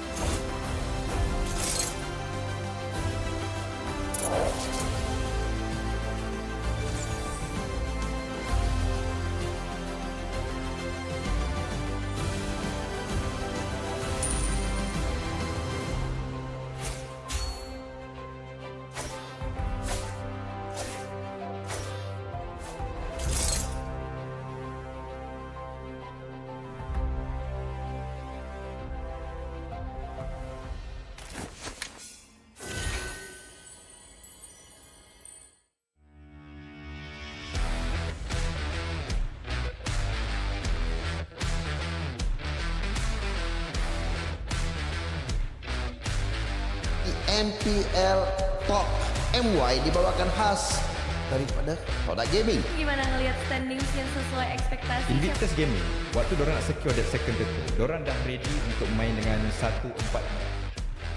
Cultured by Tora.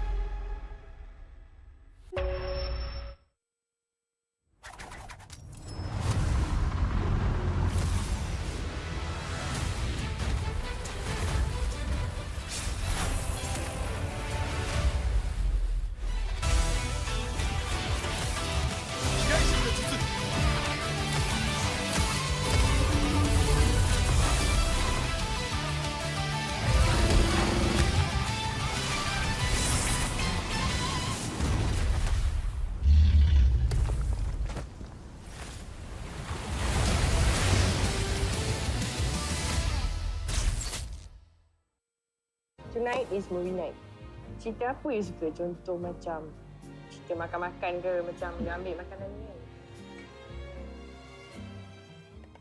Tengok. Ada rasa pahit coklat. Ada rasa manis susu.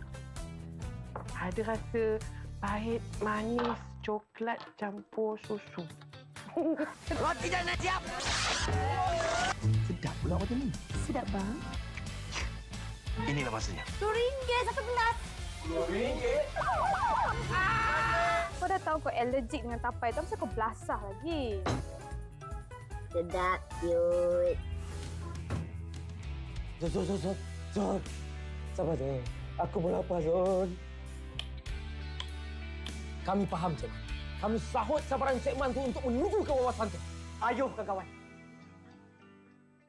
みんな渦巻きナルトが帰ってきたぞ飛来神の術俺ってば父ちゃんを越す火影になる愚かなる弟子供騙しかアマテラス行くぜこれが俺たちの力だってばよ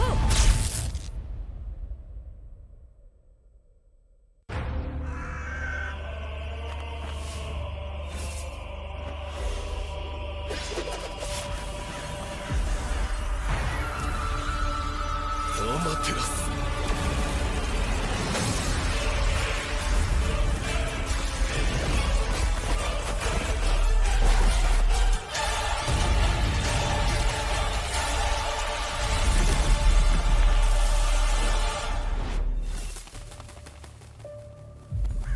愚かなる弟よ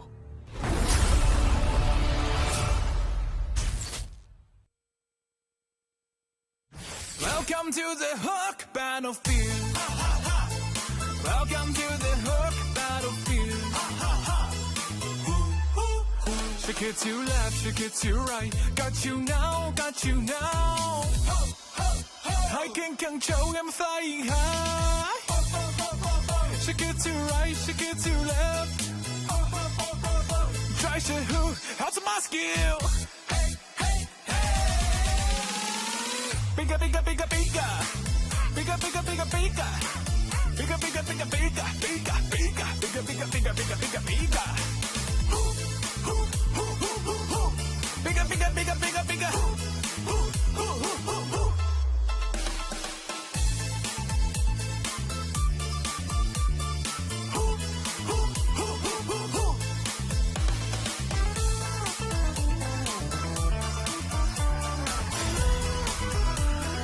Welcome to the Hook Battlefield. Welcome to the Hook Battlefield.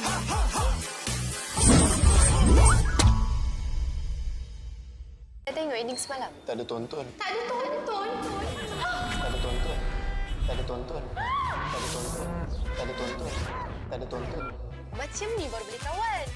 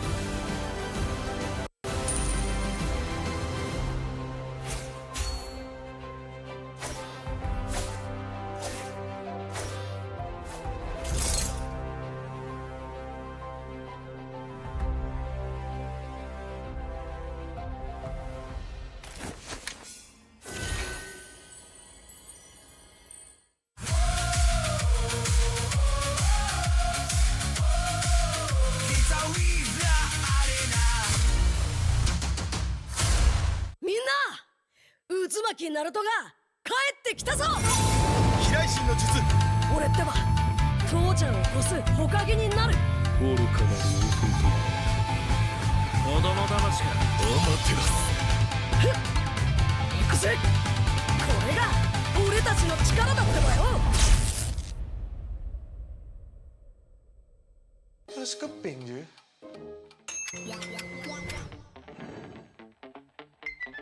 Mesti shopping pun boleh.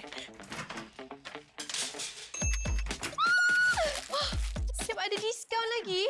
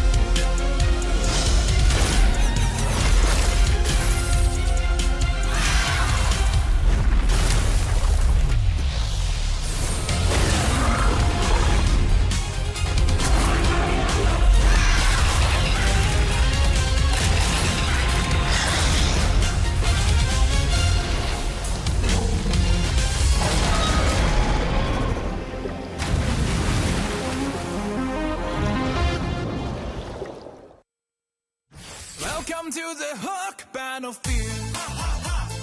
Welcome to the Hook Battlefield.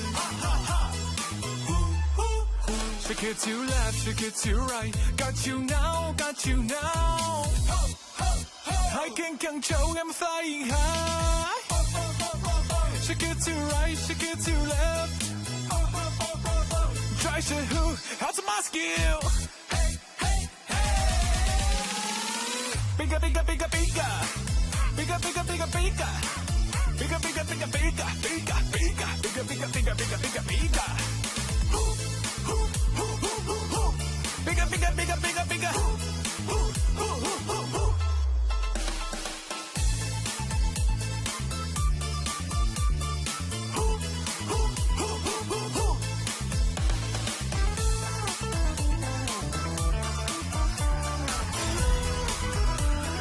Welcome to the Hook Battlefield.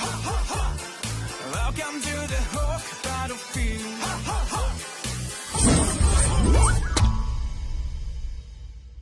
Anda kembali bersama saya Poji dan juga orang yang kuat di dalam scene e-sport ni sendiri, Kuja. Apa khabar, Kuja? Alhamdulillah, sihat. Alright, Kuja, kita nak menghimbau kenangan sekejap Boleh. 9 tahun lepas Kuja pernah bermain di MSC dan masa tu ada kumpulan IDNS. So Kuja ada tak apa-apa sejarah ke, pengalaman ke bersama dengan pasukan-pasukan diorang? Okey, IDNS short form dia, dia punya full name dia adalah I Do Not Sleep. Tak tidur? Memang tak tidur. Memang kita orang bersama-sama dulu main rank sama-sama dekat rank waktu tu. Memang berkawan rapat lah dengan orang. So memang ada sejarah juga lah, pernah main sama-sama. Memang sangat rapat dengan bertanding orang. sama-sama. Bertanding bersama-sama dan masa dekat Indonesia waktu tu pun memang kita orang banyak keluar sama-sama pergi makan semua. Diorang champion?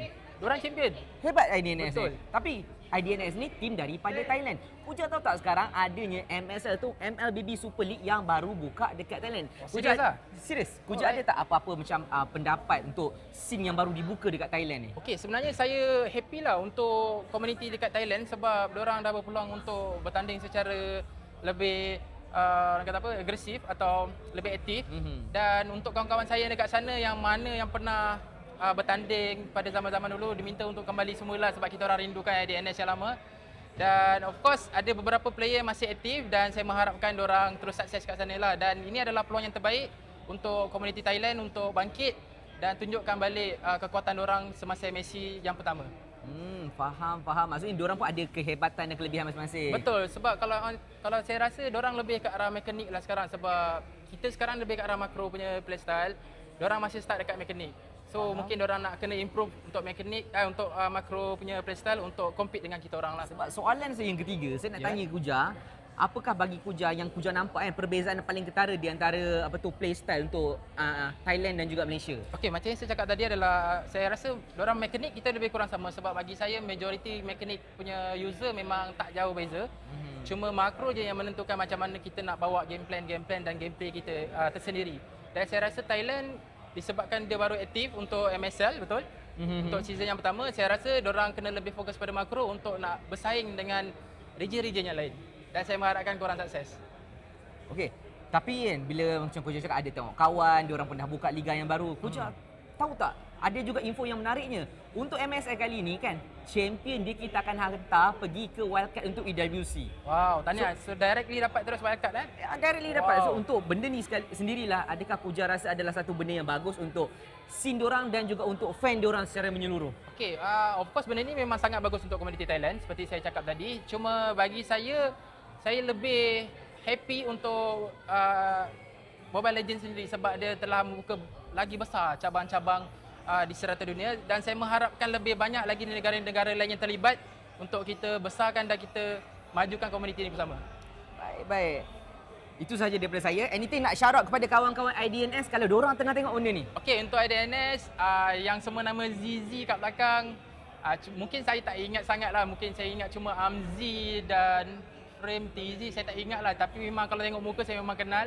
Saya mengharapkan korang come back. Dan untuk komuniti Thailand, all the best. So sekarang you guys ada platform yang sangat-sangat baik untuk you guys tunjukkan bakat. Dan saya mengharapkan korang terus maju jaya ke hadapan. Dan jumpa di international.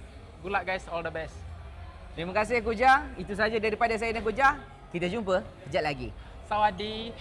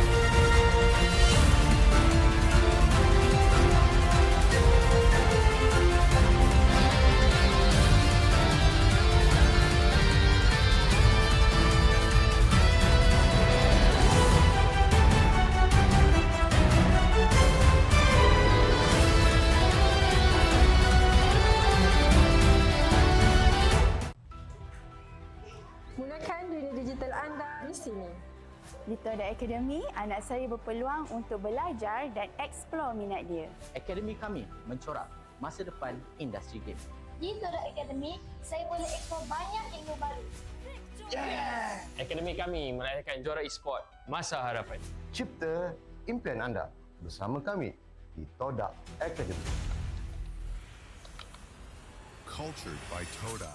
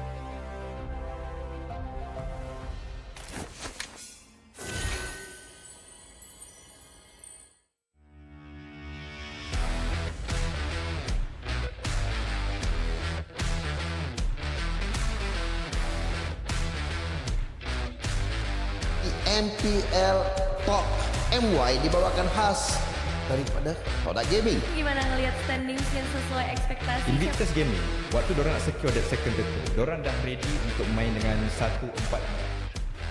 Cultured by Tora.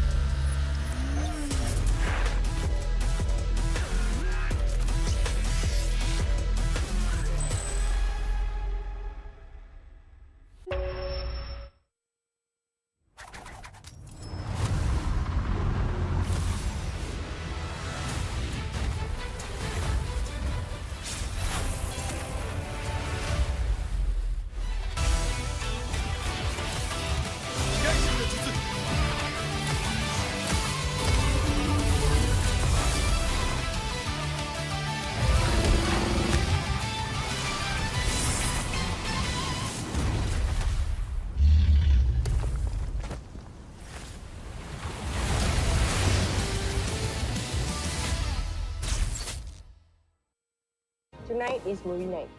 Cerita apa yang suka? Contoh macam cerita makan-makan ke, macam dia ambil makanan ni. Tengok.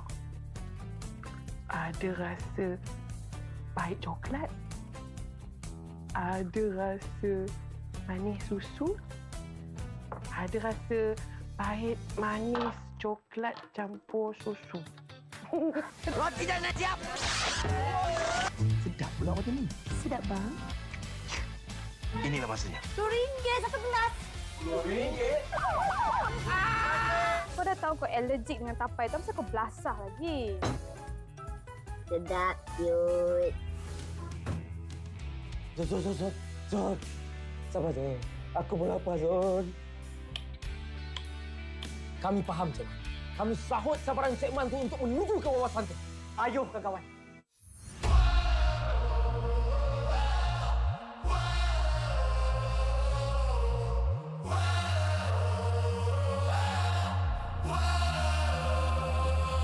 Adakah takdir lemas ditelan air mata? Selamanya ku takkan dibawa perjalananku sampai ke puncak. Dalam perjuangan, bila hati terang menyala, setiap luka jadi kekuatan, pengorbanan yang jauh ujungnya.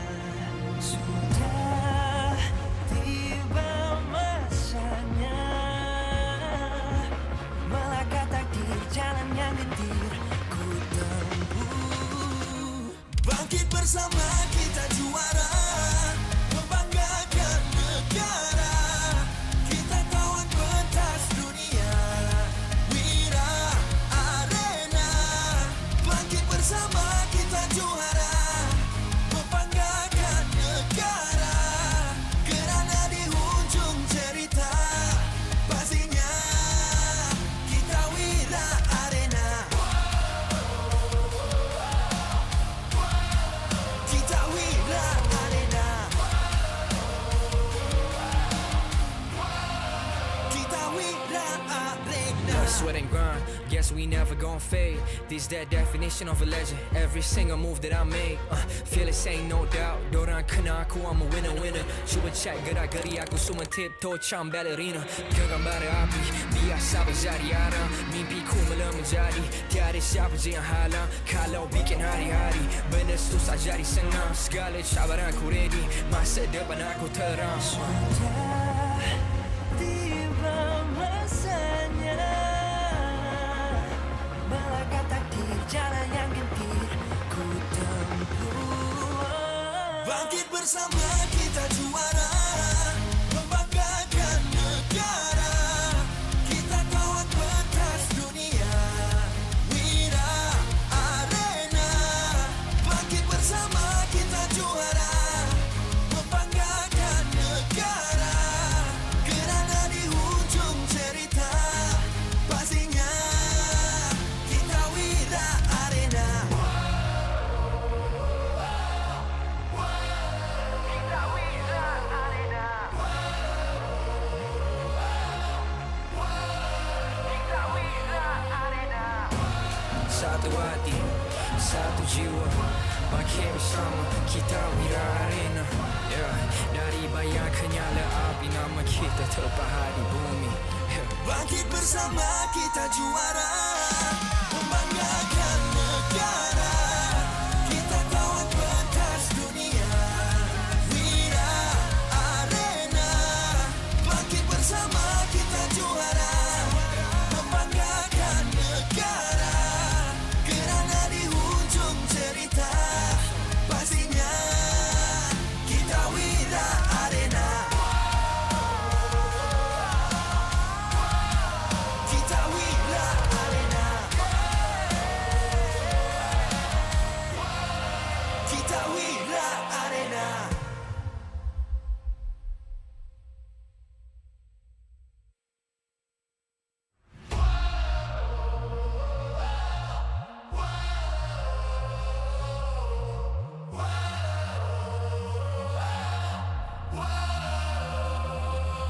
Adakah takdir lemas ditelan air mata? Selamanya ku takkan dibawa perjalananku sampai ke puncak. Dalam perjuangan, bila hati terang menyala, setiap luka jadi kekuatan, pengorbanan yang jauh ujungnya. Sudah tiba masanya melangkah takdir, jalan yang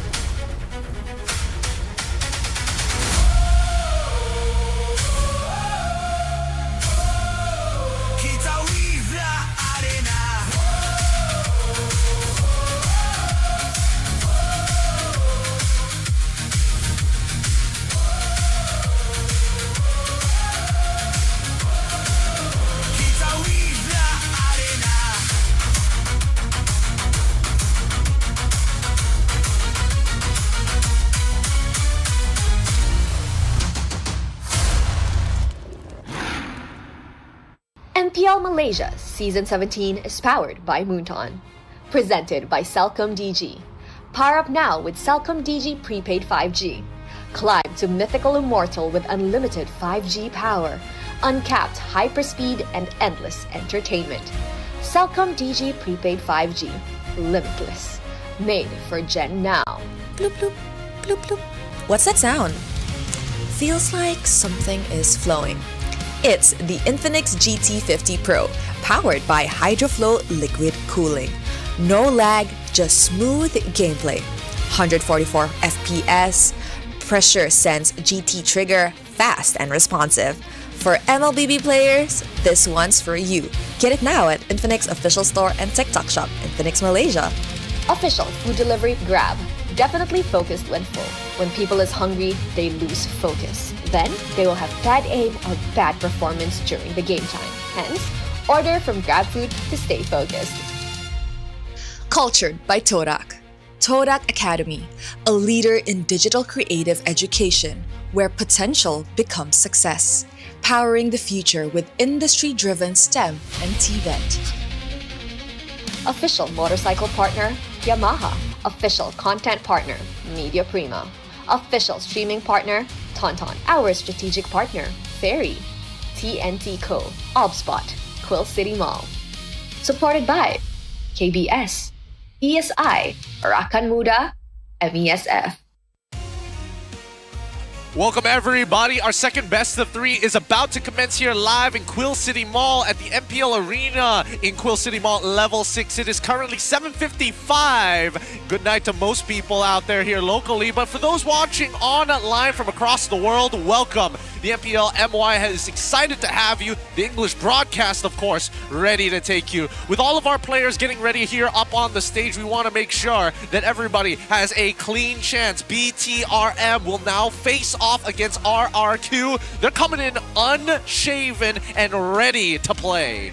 We just came off of a dominating performance in our very first match of the day with Vamos taking down Team Rey for a perfect revenge 2-0 clean sweep.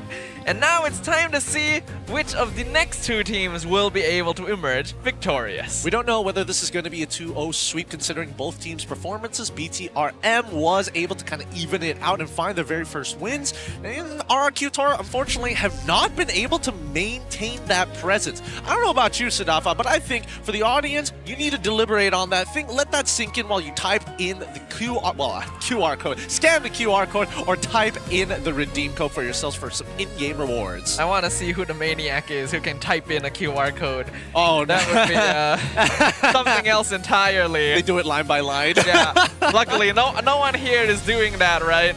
Shout out to that one guy who is and is offended after that one. But hello once again to the stream, the English desk, and we once again have to let you guys know about Infinix GT50 Pro. Powered by the HydroFlow liquid cooling, no lag, just smooth gameplay at 144 FPS. Pressure Sense GT triggers fast and responsive for MLBB players. This one's for you. Get it now on the Infinix official store or TikTok shop, Infinix Malaysia. It's important to follow their stores here. If you're not going to see their latest deals. Yeah, and just to make sure you guys have been paying attention, is this the same model we've been promoting up until now? Is it? Survey says 60% of people are going to get this wrong. This is a rough guess. I think more people are going to, like 90% of people are not going to know. Yeah, honestly, I don't even blame him because I would be one of them if I wasn't here. Hey, but if you get it right, you might get yourself another code. Just incentivize people some more just for it. Who knows? Who knows? You can check the previous streams in case we're just talking smoke out our bums. But for now, really have to take a hard look at RRQ Tora. They have been on a steady losing streak each and every time. Closest games they've had, SRG. Some of the other games that have been a bit disappointing, but now that BTRM has kind of changed that perspective, the first time they're made, which we, by the way, we're putting it up on the screen right now, it was domination here by RRQ Tora. They completely dumpstered them. Yeah, the paths that both these teams have taken have basically been two sides of a coin, with RRQ starting the season strong, BTR starting pretty bad, and then turning it all around in better or worse. RRQ, while they already had a little bit of difficulty in their first meetup, you can tell that their performance has not quite been able to keep up compared to what we saw them start the season with. Yeah, and some of these players have been swapped out as well. BTRM has made acquisitions. Same goes for RRQ Tora. We do not know if those acquisitions are going to be playing here up today, but we'll find out in just a little bit. But speaking of history, at least for Bigatron MY by Vitality, from this point onwards, they only gotten better. And I would argue that they might have a better chance now while RRQ is still trying to figure out what their problem is. Who knows? They might have already figured it out.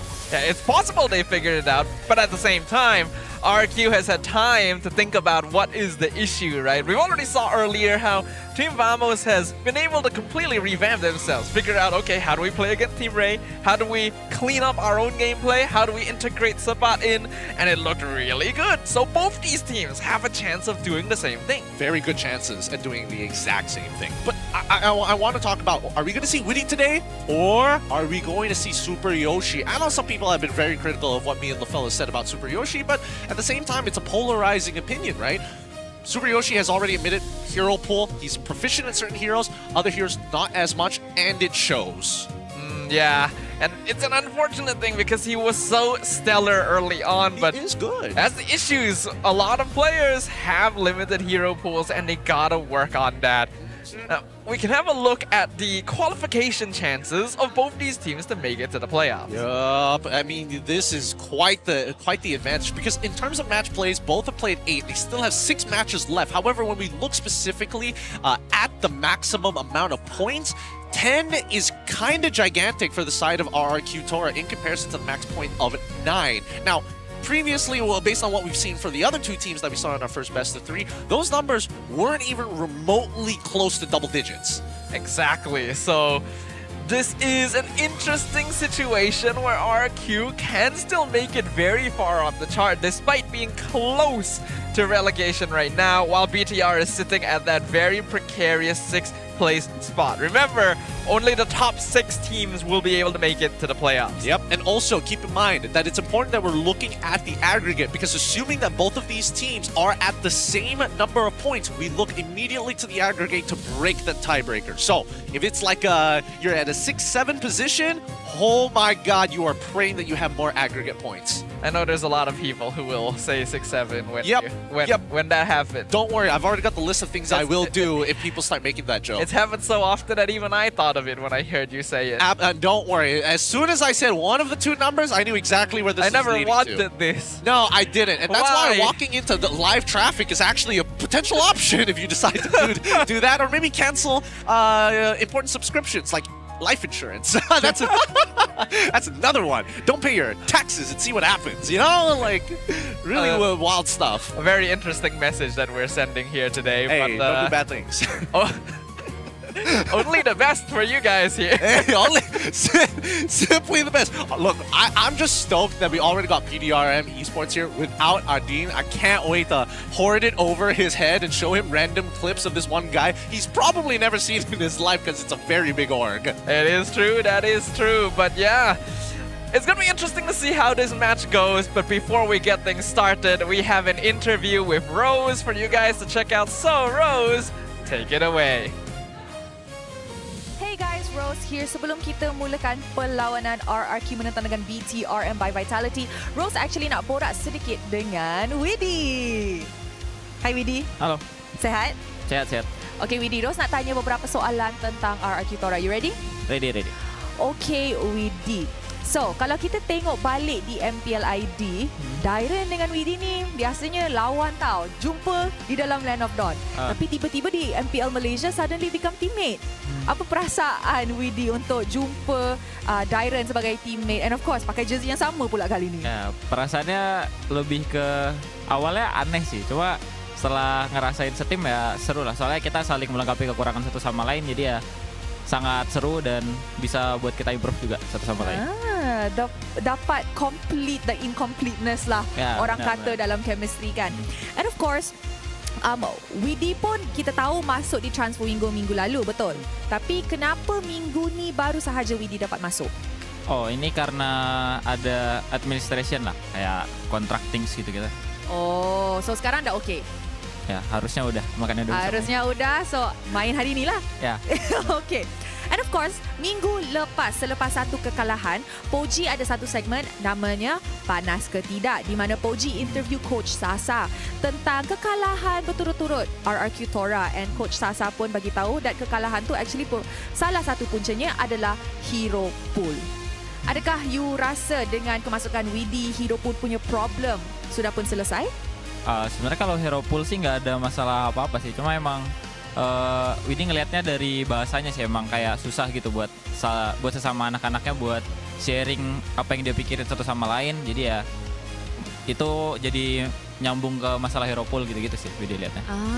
More towards boleh faham bahasa lagi cepat, boleh brainstorm lagi cepat, and bila dah dapat idea boleh share and semua orang terus faham, betul? Ya, betul. And benda tu mungkin boleh bantu dalam chemistry RRQ Tora. And of course, last but not least, RRQ Tora masih lagi mencari poin untuk layak ke playoffs yang akan datang. Dengan kemasukan Widi, adakah Widi yakin RRQ Tora boleh pun masuk ke playoff? And of course, mungkin wakil Malaysia di EWC? Yakin lah. Cuma kita tetap step by step dulu. Setiap tim di MPL Malaysia masih punya chance buat ke playoff karena emang udah ada persaingan lah yang kelihatan lah dari nomor 2 sampai 8 kan. Jadi ya Widi mau improve dulu sih sama RRQ Tora, kita cari chemistry, terus kejar setiap tim satu-satu. You know what Widi, terima kasih. Harap yang baik-baik aja untuk perlawanan ini. Good luck, and with that mari let's join to our casters untuk mulakan perlawanan RRQ Tora menentang dengan BTRM by Vitality. Thanks so much, Rose. That was the exclusive pre-interview with Witty, who is going to be playing here today. Real handsome man here up on that stage, joining the team very recently, and we heard from Sasa last week that Witty was going to play here today. I still have my questions and doubts about it, but it looks like now he's been fully integrated to RRQ Tora. It's interesting to see what kind of changes his presence will bring to this lineup. RRQ Tora in the first couple of weeks was known to be a highly aggressive team, and we know that Witty is a very aggressive style roamer, so he does have a chance of meshing well with the rest of the players, but there are all other deep-seated issues that RRQ is still dealing with, and I'm wondering if the regulars have been able to overcome them. I mean, they were already talking about having some level of communication structure amongst them. I don't know if that wasn't implemented before or whether that's something new, but they faced off against the away team Bigatron MY by Vitality, with Chiku guys Rasi, Zay, Chibi, and as well as Lynch. Lynch and GB have been really great acquisitions. Lynch especially has been an absolute solid pillar for Bigatron from the moment he touched the Lanadon. Yeah, I think that EXP lane matchup is going to be an exciting one to watch, considering that Dyren has been a bit hit or miss. Really depends on having the right heroes to play. Does Lynch have a similar issue? Will we see what his hero pool is capable of? We'll find that out. And then there's also Chiku guys, of course, who really rallies the squad. He does. He gives a good layer of leadership, but it's the drafting which I'm most concerned about for everybody here. So hopefully it's going to be in. Let's introduce our teams. Ya Wid, ya menangin ya. Iya. Sekarang kalah, tapi di SE menang kalah? Menang gua. Menang? Oh ya, 2-1 ya? Iya. Oh. Tapi ini menang Ger. Menang. Ya, harusnya ya. Motor BTR nih. Weh, Ger. Hari ini full dok, tiket sold out dok. Aku sebab Chibi ya? Ya doh. Sebelum ini BTR pernah sold out selain SRG? Tak pernah kan? Dengar cik, siapa yang tak tengok, nak tengok Gary versus Chibi. Ya dok, tak nak tengok dok. Kalau aku tak ada tiket, aku beli kat ulat tiket. Itu dia. Aku sanggup beli kat ulat tiket. Harga 50 pun aku beli dah. Ya, walaupun tiket itu RM10.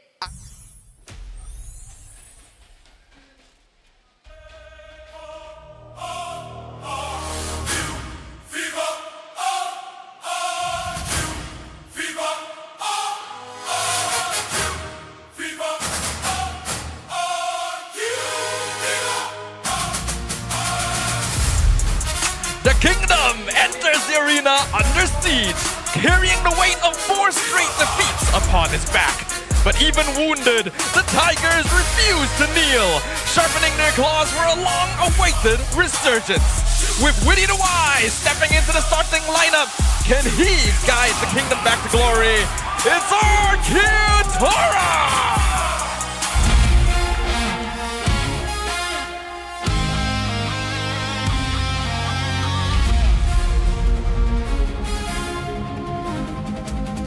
The optimization is complete, and the Red Robots of Malaysia are finally firing on all cylinders. GB and Lynch have injected new life into the lineup, transforming the squad into a more dangerous and relentless force. Now the mission is simple: hunt the Tigers and secure another victory. Bigatron Malaysia by Vitality! Lynch has shown to be fearless, replacing Smooth, the veteran, and we've also got the showdown of Chibi and Gary, but we can't forget the masterminds behind every match. We got the coaches walking up. For RRQ, it's head coach Sasa with assistant coach Link. For BTRM, head coach Kenji and assistant coach on the other side. We got Franklin, the head of League Ops, to ensure every game runs fairly and smoothly. Once again, we'd like to thank Franklin and all the League Ops. And now, finally, the fist bumps to make it complete. A true sign of professionalism and their last point of physical contact before they head to war. As our boys are loading up into the army and getting ready to load into the draft, what are your thoughts about this, Nafa? Because again, RRQ Tora, they're taking 4 back-to-back defeats in the MPL MY. And honestly, most people were putting these guys in Team Rey's position at number 2. Yeah, it's a weird situation to be in, and it's not a position any player wants to face, especially considering the praise that they were receiving earlier on in the season.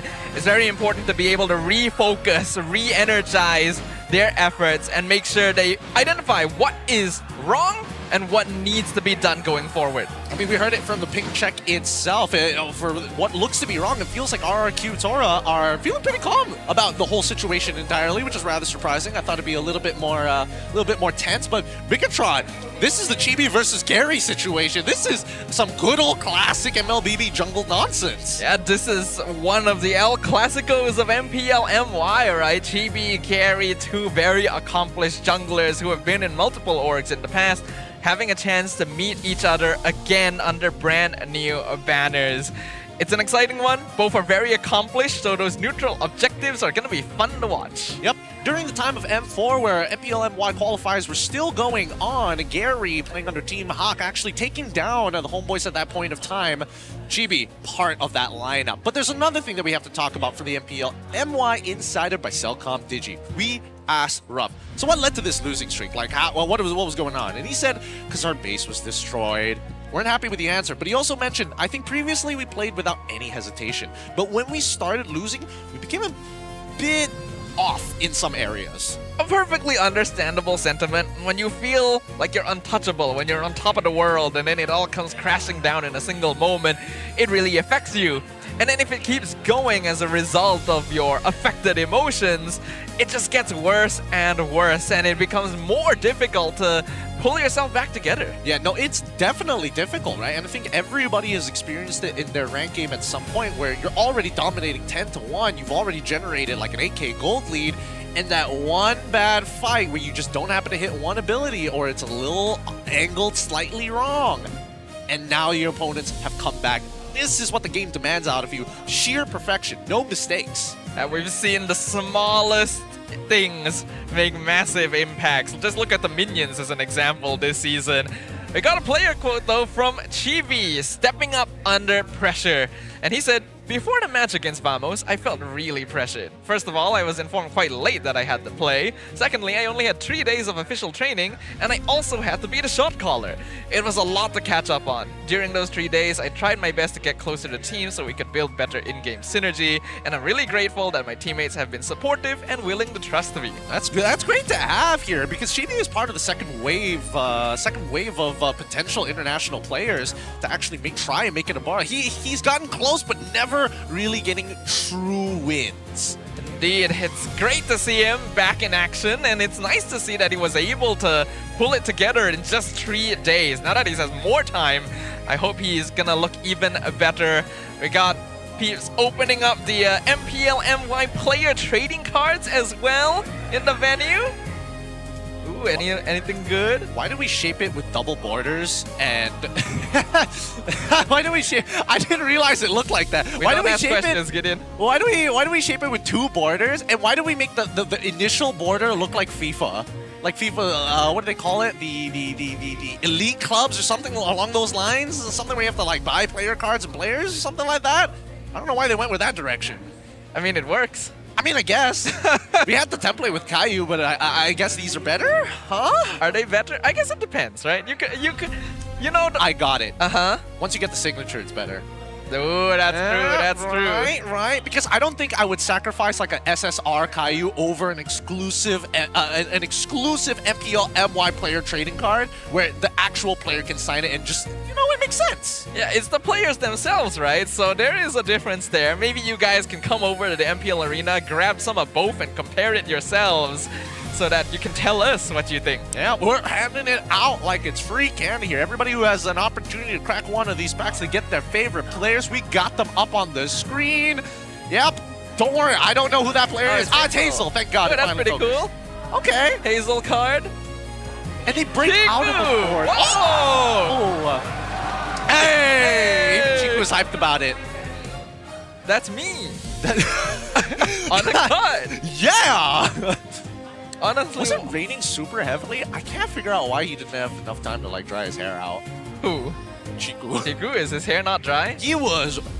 I know that he was doing prayers earlier, but man, I can't even tell.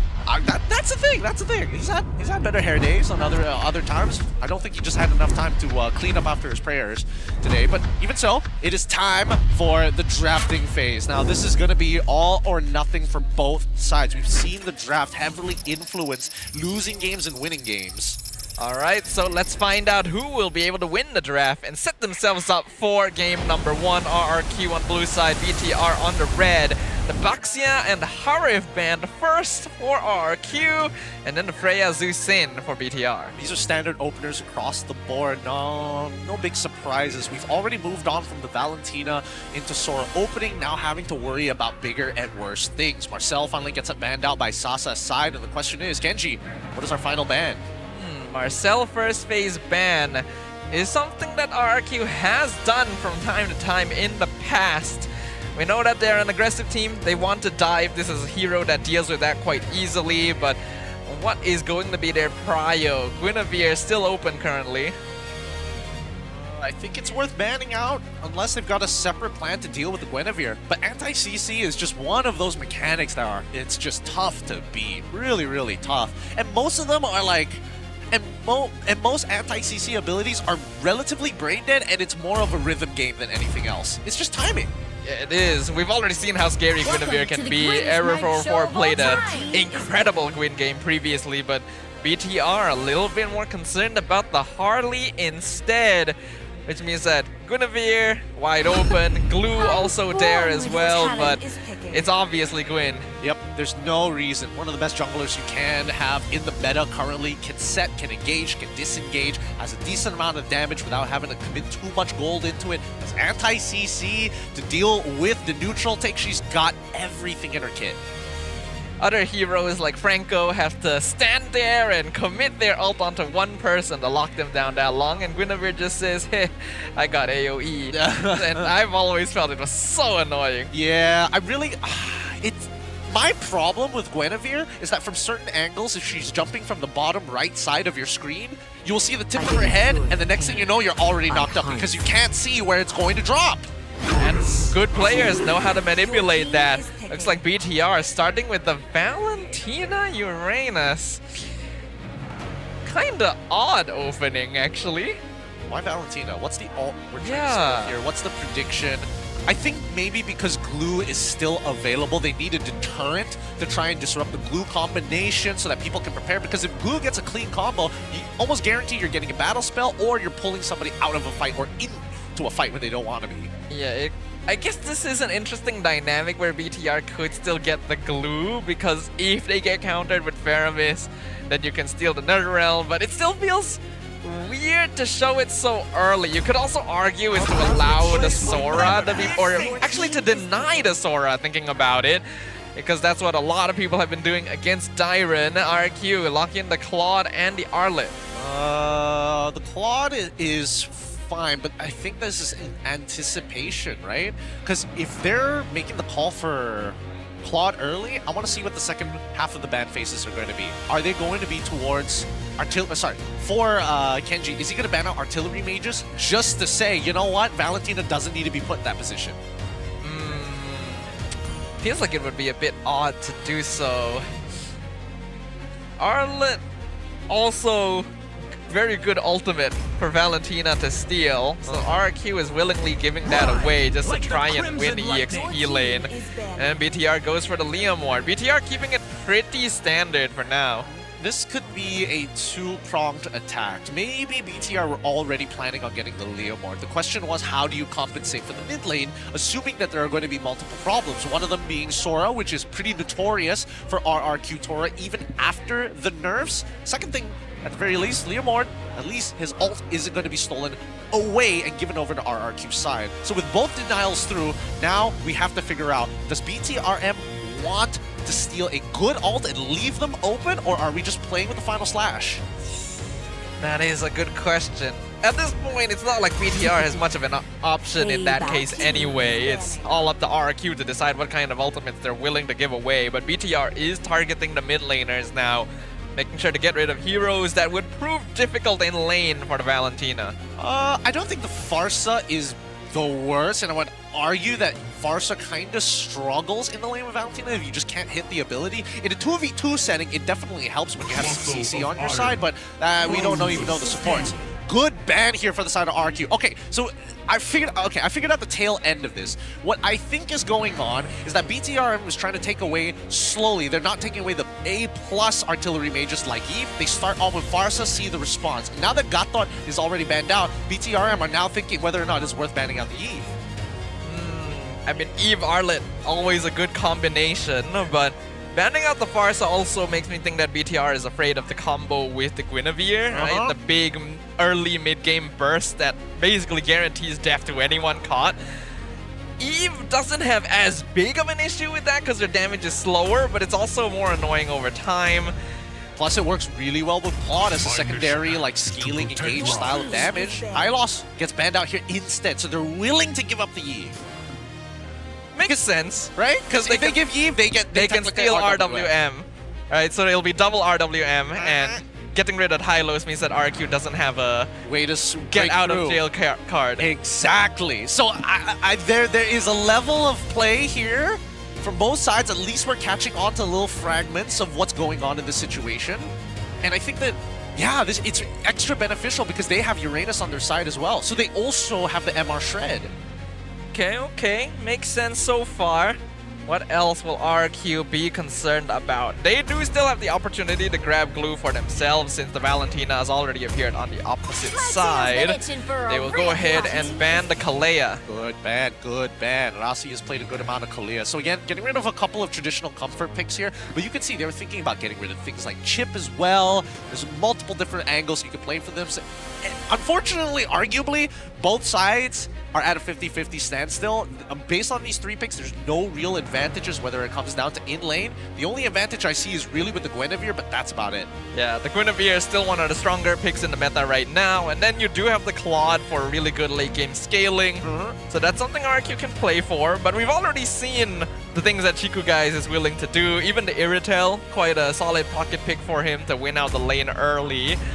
We'll see which position BTR wants to prio.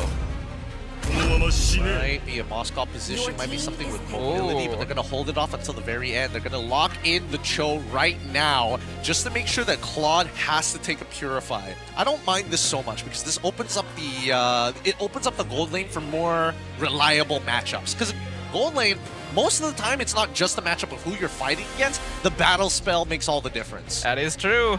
Cho also a hero that's somewhat able to open map against the Guinevere if played correctly. So BTR can at least play around with that. So the burst damage, I think, is still a little bit lacking. CC as well from the BTR side. They only really have the kick to play for. I think that at least with the kick, there's so much you can do with this. I feel like Obsidian might get picked up here from BTRM. Oh, a lead Kimmy. Not what I was expecting. Not what I was expecting as well, but I think it's a good contest. With Kimmy, it makes sure, unless Cho gets on top of, if Cho, Valentina are able to get on top of Kimmy right at level 1, then it will be hard. If Khalid only gets one person on the opposite side, it's a 50-50. If Khalid can do his tornado on 2 targets, even if it's the second cycle, still pretty good. And then there's the Irritel. This is the Chiku signature, basically. Some other players have tried to play it, but no one plays it like Chiku himself. RRQ gonna have a lot of scaling with the double marksman comp. It does mean their early game is a little weaker, but Guinevere does make up for that, especially with the Khalid combo as well. Whereas the other side, playing a slightly more standard timing, scaling for Chiku. I'm trying to think whether or not Irithel was the best option here. I don't necessarily agree with it because now your battle spell is almost guaranteed to be compromised unless he took Flicker. No, he has to take Purify. No choice about that. So no extra benefit with Sprint. Looking at both lineups here, these first 3 minutes are so important. That is true. We've already seen how quickly the early game can dictate the pace of the rest of the match. So now that we're jumping back into the Land of Dawn for the very first game of our second match today, ladies and gentlemen, place your predictions in the comments. Tell us, is it going to be RRQ Tora on the blue side or BTRM on the red side who comes out on top? Well, let's find out. So it looks like RRQ have control over the side bushes in the lane itself, which is great because that means that they're not going to be able to get jumped on very quickly. Team's got us passive up, so he does a decent amount of damage, and that's something that BTRM has to respect at level 1. Yeah, RRQ definitely has way better wave presence and clear speed at levels 1 and 2, so they should have a little bit of early mid prio. Already transitioning that to help Gary steal camps. So Rasi also doing a lot of damage. 2-man knockup! First blood! I can't understand. Why isn't Kim there? Like, you're already going for the invade, like, Zay is already in position. Where's Kim? Oh, that was just disrespect. What? You died that deep? I mean, look, as soon as you see the 2v2 and Valentina already after using the Magic Thumb, you should start to space yourself away. I'm guessing. Just a wild idea that Gary was expecting Kim to be in proper position. Wasn't there. Wasn't able to back him up to actually add the important amount of damage to deter them. Well, another 2-man knockup. Rasi doing a great job so far. Concussive Blast Cho early game cannot be underestimated. And RRQ has already been slowed down early. Yeah, but it also doesn't really help that... Actually, Dairon's getting some pretty good damage here. It's coming out of the lane pretty healthy overall, but he is a little slow on hitting his level 4. Wasn't able to contest for the crabs as often, and now both sides ready to battle it out. I think RRQ Tora needs to give this very first one up. Yeah, that would probably be the best idea as well. They will definitely have better late game scaling. No need to really force things early if they don't feel confident, but they're still sticking around. Rasi doing a great job of zoning. TV already secures the turtle. Violent Raccoon gonna be used, but Direction Pulse locks him down. Raging Tantrum stolen away. Locks down RRQ Tora. Winnie falls. Gary already dead. They get a kick in. Z survives. Diamond goes down. I don't think RRQ realizes... They don't realize that they don't actually win these fights without a prolonged fight. They're not very bursty. There are heroes who are bursty, but their main source of damage really is coming from Kim and resets off of the Arlen. Dairon, not there at the fight. By the time he gets in, it's already too late. They've lost Gary as well as Witty, 2 enablers for him. Yeah, that was honestly really weird. Like, okay, I can get you hovering around to see if you can steal it, but at a certain point, it's pretty clear you're not taking this. Thought your losses. And yet Gary commits without burst? I don't know what to tell you. I don't know what to tell you. Oh, Phantom Steed. Here comes Rasi from behind as well. Raging Sandstorm defensively. Witty will live. Good moves, good moves. I mean, Zane could have chased for the kill a little bit more if he wanted to, but inevitably you got the ult off. If Witty would have flickered, I think that would be the most ideal scenario. And look at the amount of pressure Rasi is putting, right? Winning out this mid trio, you know exactly where the enemy jungler is, allowing your Leomord to make some better choices. I think Rassi's Cho honestly is a little underrated as well. We actually have a statistic here where he's played about like 32 games of Cho in his entire career, and he has an over 70% win rate. That is impressive. Oh yeah, he was definitely smurfing when he was still on Untitled, and then even before that. Yep. Even so, oh, we just talked about him. He gets caught in Violent Requiem and goes down. The rest of BTR here to try and get some vengeance. Raging Sense will completely whip, and Gary falls to GB. Yeah, that seems about right for Rossi. Like every once in a while gives a kill on the Cho. Very classic Rossi here, but inevitably this kill doesn't really matter, right? Because it's more than worth it. Well, it's sort of worth it, right? But now look at where it's starting to bleed out from. Chiku, oh, they don't actually find him. If they can get this dive off, then it's worth it. It's a 3v1 situation. Chiku, he has Purify. He's gonna try and walk away. 10% HP. Oh my goodness! He nearly survived, but forced Siren under the tower to kill him, so they could get the trade. A quickly look at what Chiku guys was building there. He should have died way faster. Don't know why it took him so darn long. Pass claws. Already complete. Did he rush it? Looks like rough one hit. How does that even happen? Okay, free turtle for GB. Yep, just another one. Just another one. Now with BTRM very clearly in the lead at this point. We need to see some jungle invades. They've dominated this bottom side for so long. They should basically take everything. And looks like they are doing so right now. Chibi securing the orange buff on the opposite side, being guarded by Rasi as well. Goes for the kick onto Witty, Phantom Speed. Oh no! Chibi! He missed the Phantom Speed! They still get the kill, but he might get punished. Three-man final slap into the blazing to win. He gonna use the stolen raging sands to get back out. Rasi gets the knock up in return. Chiku guys is here as well, joins the fight, gets the kill on Gary. Dyron now being chased down. Purify used on Lynch, who is not letting this Arlet escape, but he'll dash to the buff to get away. How do they still walk out of that on a plus? I don't like... Oh, that's such a huge whiff by Chibi, and somehow his team even recovers from that. That's so nonsense. That's so nonsense. And guess what? T1 on bot side gonna get cracked as well. Like if RRQ Tora wasn't despising Bigatron MY right now, I think this is a good time to start beef. Oh, I'm holding my head in my hands. This is one of those games. It might be. It might still. Well, I'm gonna have a little bit of faith that it'll change us up during the mid game. I hope so. Because right now, RRQ Tora, they're in a pretty awful situation, right? Doesn't feel like everybody is kind of in sync with what's going on. I think they understand what's going on in their little bubble, but they don't see the map as a whole. Yeah, it's weird. RRQ is making a ton of missed calls, and that previous fight was definitely Chibi just not catching the... We're gonna ignore that and move on. Just jump the guy out, make him use second skill, or even first, and then pull in a re-aggro. There were no minions anyways, and now he's dying! Why is he dying? It's fine, it's fine. And that's planned. He's willing to give up some HP because he's not going to die. I hope that's the idea. Lynch is having the time of his life. Oh no! Spoke too soon. Purify gets him out of Violent Requiem, but surrounded 1v4. Caster Curse in full effect this game. GB gets the turtle though. God, don't you just love Uranus gameplay? Such exciting MLBB. Harass can basically 100-0 rough. 4 people show up to deal with him.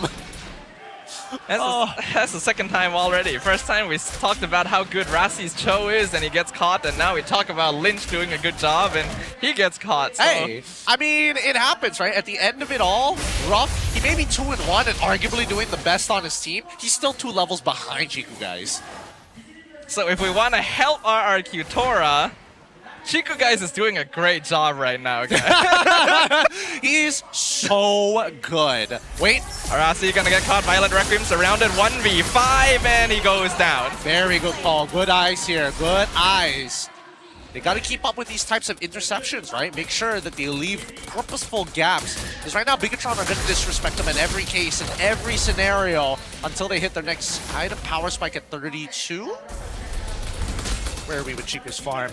Oh my god! He's got the GDS. Why did he build a GDS? I guess you want to be real fast. Yeah, he doesn't have sprint, I guess, so he thinks that this will help make up for it somewhat. Which is not a bad idea. He's got some tech in there. Okay. Lynch hurts. My goodness, he's diving rough. Down to 20%. Chiku nearly snipes him with the skill 1. Witty now in some trouble. Here comes Rasi as well with Z. Raging Sandstorm used defensively. Flicker as well. That's a lot of resources just for Witty to get out. Bigatron is putting RRQ Tora through the ringer right now. They're getting all the resources out of it. They don't have to work too hard. Lynch technically doesn't even have a second complete item. Oh wait, no, I see his boots already. So he's got Oracle and boots, right? He's got tough boots. It looks like he's going into the Dom Eyes, but at any point of time he can decide to pivot just for fun. BTR is doing quite well right now, but that's also to be expected against a double marksman composition. I just wish that Gary wasn't doing so badly. Some of his calls have been weird so far, but if RRQ can delay this long enough, they do just win by virtue of scaling. I mean, Gary is hitting the magic thumps at the very least. He's not making mechanical misplays. It's really just coordinating with the rest of his team. He does have the brute force breastplate now, so it might be a little bit more elusive, but we'll just have to wait and see. Chicken Guy's already so farmed up. They commit in. Violet Requiem on top of Lynch. Purify at the last second just to bait them in. Walks away. Chibi dropping low as well with the Phantom Seed. Rasi a little late to the party and maybe not the best timing as well. He's got a flicker out. Somehow, no one did yet. Traction Pulse not able to catch Chiku and nothing happens. Back away. They back away. They keep trying to go for these big punishes, but they just do not have enough damage, right? It's conditional. Kip needs his passive. Ruff also needs stacks. This should be a free lord right here. Yup, Ruff. Why is Ruff the one securing it? Okay, Gary just didn't retreat for some reason. That's a lot of faith there, sir. It is a lot of faith, but at the same time, I think it is an optimal situation, right? If you're a jungler with a no contest on that turtle, ideally you don't use your retribution to maybe invade enemy jungle, or considering that they are behind, they want to secure their own jungle in case Leomore decides, you know what, they've already got it, I might as well steal the opposite side. I mean, sure, but there was a little bit of contest. There were people there. Chiku could have skilled one. And it's true. It could have gone. I mean, I don't think it does more than 1,000. Alright, nothing's gonna happen here. Yeah, I don't think it does more than 1,000 off of the first rain. I think it does like close to like 600 and maybe even 700, depending on whether or not they got the armor shred. Even so, let's see how RRQ tries to recover from this, right? It's a 2.1k so far. It should even out at roughly 800 gold deficit. But that's assuming they get all the T2s. Chiku gonna zone Ruff away. Lord will collide, but it's only the first of the game, and it's a tier 2, so BTR shouldn't have too much problem handling it. RRQ gonna transition over to try and take the mid tower instead. Phantom Steed used to clear the wave. And that's gonna be it. Yep, now this is the second wave that they gotta start thinking about afterwards. Top wave needs to get managed by Leomore. Chiku Guys and Lynch still. Ooh! Raging Sandstorm only hits Lynch. Mad Spatial Migration going to miss as well, but they do successfully zone BTR away and get that bot tier 2. Wow, that's a lot of burst damage. You can hear the crowd. They're like, oh my god, it's crazy what critical damage can do once you have a Berserker's Fury. He got a third item. And a Fury Hammer, 4th now. So yeah, makes sense. He wants the Malefic Gun. I don't know whether or not he's thinking about even considering last item, Windtalker. You're up against Claude. You kind of have to go for the Winds of Nature no matter what to deal with the Blazing Duet. I think so, yeah. But he got GDS, so I feel like he's gonna greed out for this. I feel like he's gonna go like after Malefic Gun, Windtalker. It is Chiku. He's a mad genius for a reason. Maybe he'll do something different for now. But mid tower should fall. Yup, Ruff just takes it for free. Why are we getting it for free? Alright, sure, smaller things, but inevitably, Bigatron still maintaining a lot of control. They still hold 2 T2s, and they're holding a 1.3k deficit. Good Violet Requiem coming up from Gary to not give Rasi the opportunity to set up a kick. Yeah, but now there's no Guinevere ult for a little while. They're gonna go in, get the knockup on Lynch. He's taking some damage. Will back it off. Phantom Steed gonna be committed, but looks like BTR doesn't want to fight here. Okay. RRQ Tora are starting to learn. It's about baiting the spells and utilities coming up from Bigatron and why. Once they run out of their ultimates, they're dependent on Chiku Guys for a vast majority of their damage, and they need Zay alongside with Rasi trading their cooldowns to get CC on the board. Yeah, we're starting to reach the point in the game where RRQ Tora scaling, even just purely with Claude, is actually proving to be a problem for BTR. Chiku can burst him very quickly, but needs to be able to find the right direction, the right angle to approach from, since there's a lot of divers on the RRQ side. Yep, he also needs a life deficit, right? if Ruff has any chance against Chiku Guys in that 1v1 scenario, he needs Chiku Guys in the middle of his interval for when he gets his passive, the double arrows, explosive arrows that come out of him once you fill that bar up to full. And the Winds of Nature already bought as well. This might be the game changer here. The Lord is dropping low. They see RQ coming in from mid. Conceal used by Rasi. Zones out Gary. Who's gonna get it? Chibi! Secures the Lord. Witty completely whiffs the Raging Sandstorm. That one hurt.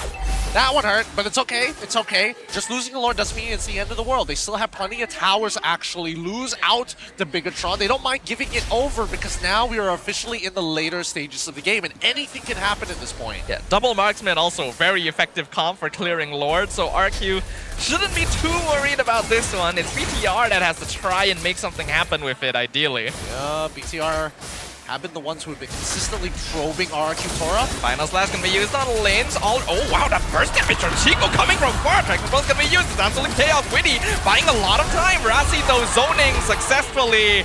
Witty will be the unfortunate victim here. Looking at the items overall, I'm not seeing enough. I'm not seeing any armor, or at the very least, reduction towards crit. There's not enough blade armors on the side of RRQ if they want to hold out. I do see a chastised Pauldron, which is good, but it only buys you 2 seconds. I let him go on Rasi, but look at the damage from Chiku! My goodness, Gary can't even finish his ult animation before he has to run away. Lord's already collided, taken out the top inhibitor. Bigatron's looking around. They got another wave pushing down bottom, so they're gonna transition over to it. This Irritel is a problem already. This is 2 big cannons as well, but BTR will show some respect and back off. It is, it is.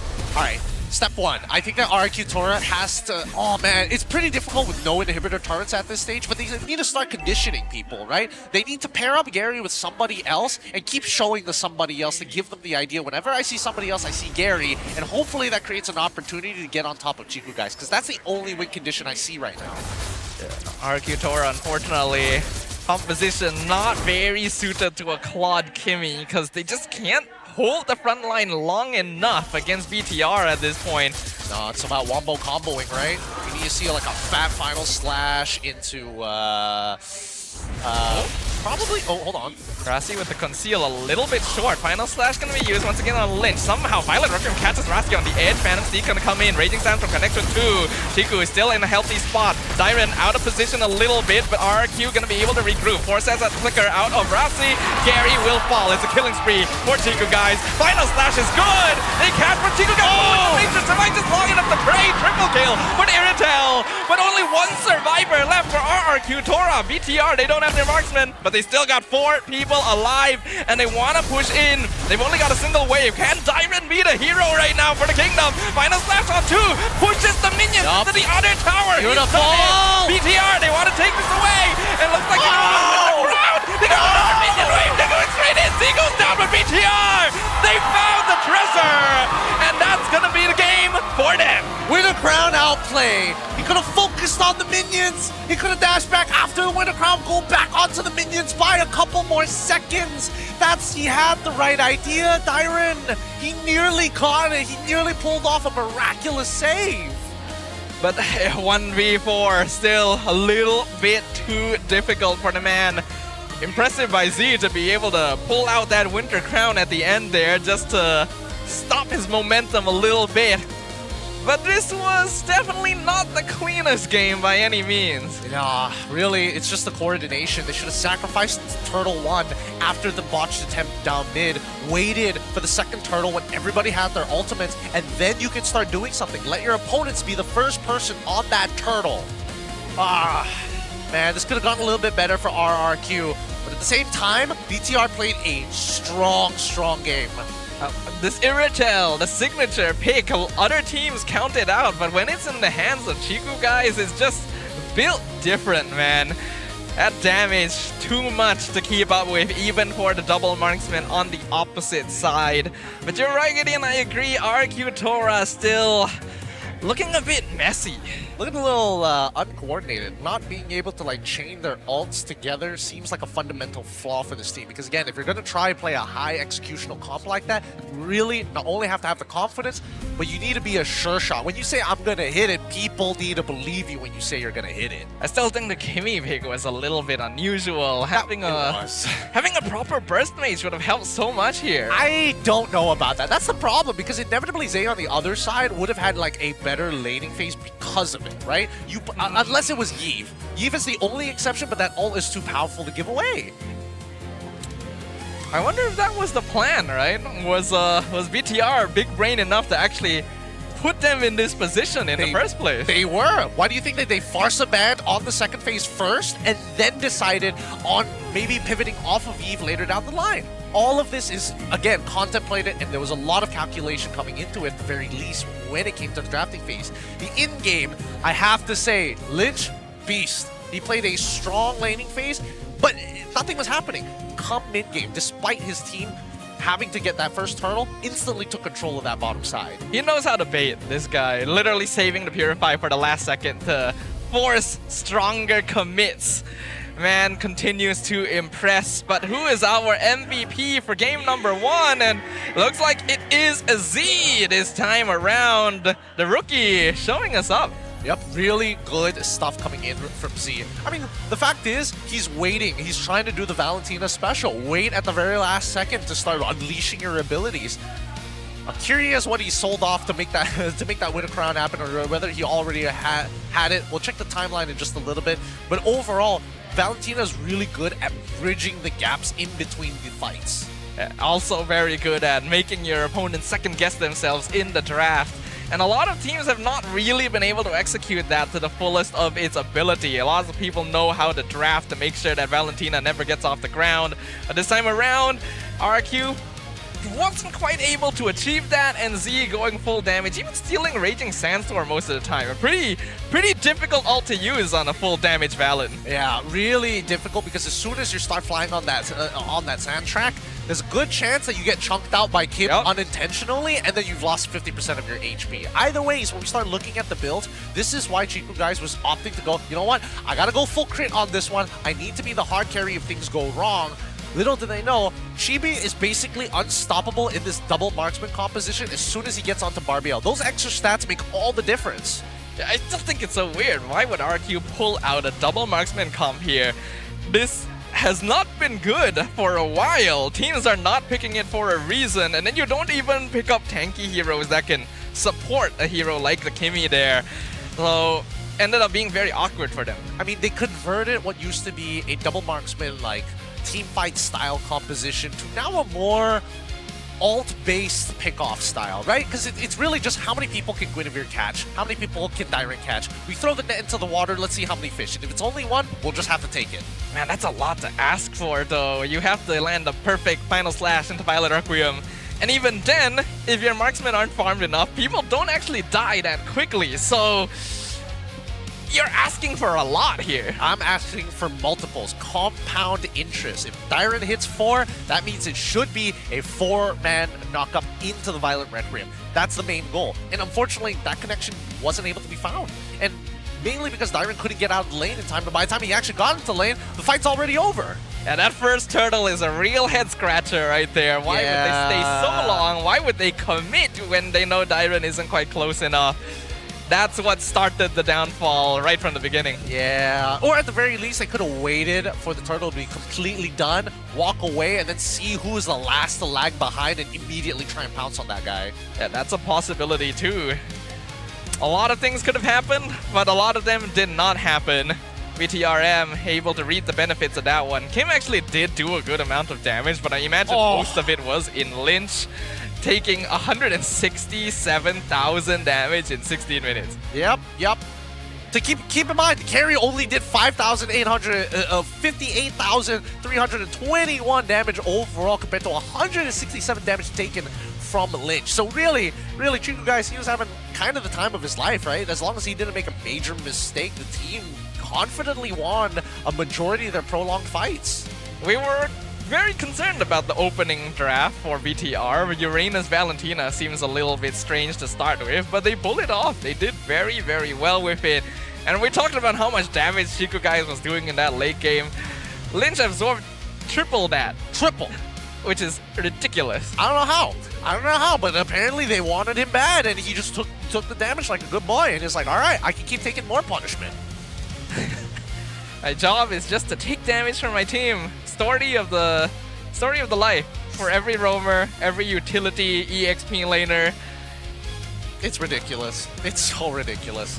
I don't know. It is a tough game to swallow if you are an RRQ fan here. Well, this is new. Defeated MVP. This is the first time I've seen this I graphic. didn't know we had this. We got Nice. the MVP of the losing team, Dyron, on the Arlet. Yeah, I don't know. Yeah, sure, he is the best performing player because The bar is pretty low. Dude, the bar is so low. Like, he couldn't leave the lane like 80% of the time, and it's like, oh, I've got the best padded stats. Why? Because I couldn't walk out of the lane. By the time I got there, the fight was over. What do you mean? He was the only one that could actually do something. For the early game, yes. Yeah. And even the late game, he technically could have saved it had he just dashed backwards onto the wave. That was like that he already moved out of position. I don't even blame him too much for that. Imagine your mental state in that position, considering everything that happened. This first blood did not need to happen.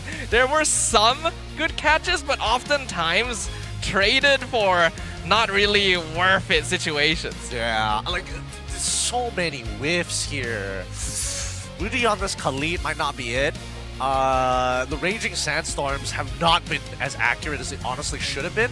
But it's just moments like this here, right? Where they walk into enemy territory, and for some reason they end up still losing here. All why? They were chasing kills a little too far, and of course Chiku guys has to be there to reinforce. And look at how many resources they have to spend just to kill one person too. The entire enemy team needs to be wailing into them for like, what, 3 seconds to actually make anything happen. Meanwhile, Chiku presses one button and 20% of the entire enemy team's HP is gone. Yeah, it was pretty ridiculous. Once he got that Berserker's Fury, this game was kind of over. Considering that a lot of the item optimizations weren't towards the crit side. They were trying to split the two between magic and as well as armor. And of course, eventually, once that multiplier came through, there's nothing much you can do about it. Even here, somehow managing to trade even at the very end there after being caught by the final slash and setting up for the team. This was a really, really good minion push, and Dyron honestly survived a long time. Could have taken out Z, but a nice flicker, winter timing, and all of a sudden he has got no one to dash back to, and he knows that the game is over. Yeah, another small detail, Z, he timed it. He wasn't waiting for like, oh, I'm gonna let you dash on me the first initial time, but that second one is a no-go, and unfortunately he didn't get the reset, which is why you see Dyron just like waddling around like, oh my god, help, please. I continue to be impressed by Z's composure. Again, first season here, wasn't even part of the team from the beginning of the season, and yet doing pretty darn well for himself. Very darn well for himself. There's only more things to be able to set. But first, we've got a little bit of a segment here. Could you let him know what it's all about while I grab this? Indeed. You guys want some hot takes? Well, we got a way to give you a hot take away as well with our very own... Introduce yourself. Hey, it's me. Oh, this is the voice that I have for A-Bang Grab Solo Queue here. Food delivery by day, hot takes and emotional damage delivery by night. Why do I have this accent? I don't know, but I think it's good enough to establish that I am Avant Grab the analyst. Look, Avant Grab may not be a coach, but I can tell you, even Avant Grab can tell which team overall ordered Chakra Tiao, but ticked the option no Chakra Tiao, which is kind of weird. It's like ordering Kopi Ice with no Kopi, or the ice is just a mug. But let me break it down for you. Let's talk about the draft. Why was there a Kimmy so early on? My ma, she would not be happy with the Kimmy pick overall. The Arlet was a good idea, but the Valentina was a bigger problem. I think maybe even a Lilia could have saved the game, but overall, I think that these teams need to focus on their fundamentals. That's the important part. Gotta have a strong pizza base for all these New Yorkers out there. And keep in mind that maybe they just need to eat first before the map becomes clear again. Full stomach, full focus, order Grab food from 9 p.m. till 4 a.m. With this code, Grab Confirm got your back for all your ranked games. And hey, coming up, game number 2. We'll see what time and who completes the delivery first. This is Abang Grab signing off. Abang Graham still here. Don't forget that there's also, most importantly, a 5 ringgit discount when you order between 9 p.m. to 4 a.m. So quickly go grab your food. Wait, hold on. What time is it? In 8 minutes, grab your food while you still can. Thank you so much for Grab for sponsoring this Chinese boy with a New York accent. Thank you very much to Abang Grab right here. Hey, no worries. I got you any day of the week. That was incredible delivery. Thank you. Thank you. I don't know whether to keep doing it or not. But once again, thank you so much for Grab for making this possible. I definitely butchered the accent there, but hey, to anybody watching out there from the NAs, you can rate my accent 1 out of 10, make some content off of it. Put my social media, save the day. Thank you. I could see it. You know? I think it painted a picture in my head. What Asians think of New York. It's just it's just the worst. Just the worst. Oh man. Oh boy. With that being said though, at the very bare minimum, no matter what happens at the end of this game, we will at least be known of the announcement of where the playoffs is going to be held at 4:30, and the tickets will be sold starting from 8 p.m. This is 9th of May. 9th of May. That's tomorrow. That's tomorrow. Remember these times, 4:30 and 8 p.m. That's going to be exciting. All right, where is the playoffs going to be this time around? Watch it be a big surprise that it's right here. that would be the biggest surprise ever. Don't worry, we won't do that to you. I hope. God, that'd be so funny if that was the case. It's just like, oh, we're here, but just slightly to the right. With that being said, though, we do have an interview with Rose. Let's catch Rose and maybe a special fan. Hey guys, terima kasih kepada caster-caster kita. Sekarang ni, Rose actually nak call caster daripada Indonesia, iaitu Arashi. Hello, Yo, brother. what's up? Yo, what's up? You know what, Arashi, let's cut to the chase. How did you feel seeing Dairen defend with his life at the Crystal just now? I mean, you gotta admit it looked cool for a little bit, right? It was gonna work, but then it didn't, so that's unfortunate. Okay, Arashi. Now, if we look back at the first leg of the season, in which BTRM actually surprisingly 2-0'd RRQ, as a solid, you know, very strong RRQ fan, how are you feeling about RRQ's performance right now here in MPLMY? I mean, man, they were doing so good, and now they're in a bit of a dip, but honestly, you know, it's better to dip now than later on, right? So I think they still have really good odds. I think I'm still very happy with the things I'm seeing. Obviously, it can be improved, but it really ain't bad, you know. I have a question. In which, in the previous post-match interview with RRQ, the coach mentioned that the team actually started losing momentum when they lost against Vamos because he felt like their strat and their hero pools was actually quite exposed and easily read by the opponent. Now, as a caster yourself who has casted multiple games, obviously locally in Indonesia and internationally, how hard is it to actually come back from a thing like that? I think that depends on the preparation, right? If the coach can see what kind of heroes will be coming into the meta. I think what makes it difficult is that when your heroes get exposed, right, it kind of affects your playstyle as well. It's like trying to race in someone else's vehicle, you know? It's like not exactly the same thing. So I think that's the difficult part about having your comfort picks and your go-to options read out. Okay, so now that we got that out of the way and they got Widdy into the equation this week, and I'm pretty sure this week onward, right? So how do you think RRQ's performance will be like leading after this? Because we do know they haven't yet secured their playoff slots. So yeah, I like Widdy coming in because he has a great hero pool. He's a very communicative person. I think it's going to help with the communication and synergy of the team, which is very important, of course. But I think, especially because he just recently showed up, there might be a bit of time for the whole team to adapt playing with Widdy, you know? So I think that's the main concern. Time is key, and I do hope that RRQ Tora actually get it together sooner or later. You know what, just a quick one. We know that ever since Chibi has entered BTRM, their playstyle looks so much more different. Do you think that Chibi and BTRM could actually be something really, really good for the side of BTR? I think they definitely have the right tools for the job, right? Whether they actually go all the way or not, only time will tell. But I really like to see how decisive they're playing, especially with the neutral objectives. You know, I was watching some of the matches in the previous weeks, and in the neutral objectives, they seem like really solid. So that really impressed me. I agree. The neutral objective coming from BTRM is definitely amazing. You know what, Arashi? Is there anything you want to say to the MPL MY, ID, and even the Kingdom fans that are watching this right now? I mean, you got to get in there and support your team, man. Whichever team of yours are playing, right? Even if they're not doing so hot, that's where you need to kind of support them. So you got to make sure that your team knows that you got their back, dude.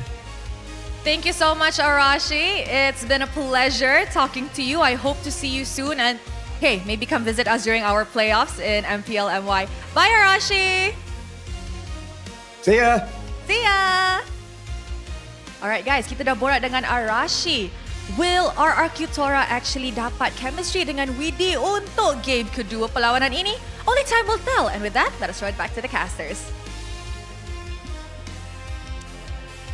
I like the sentiment, Rose, and that was from the superfan Arashi Hoshi himself. The answer is no. I don't think it's not happening. It's not happening. You don't think so? After game 1, there should have been some semblance of getting the combo at least once. Bare minimum one time to give me hope. We didn't see none of that.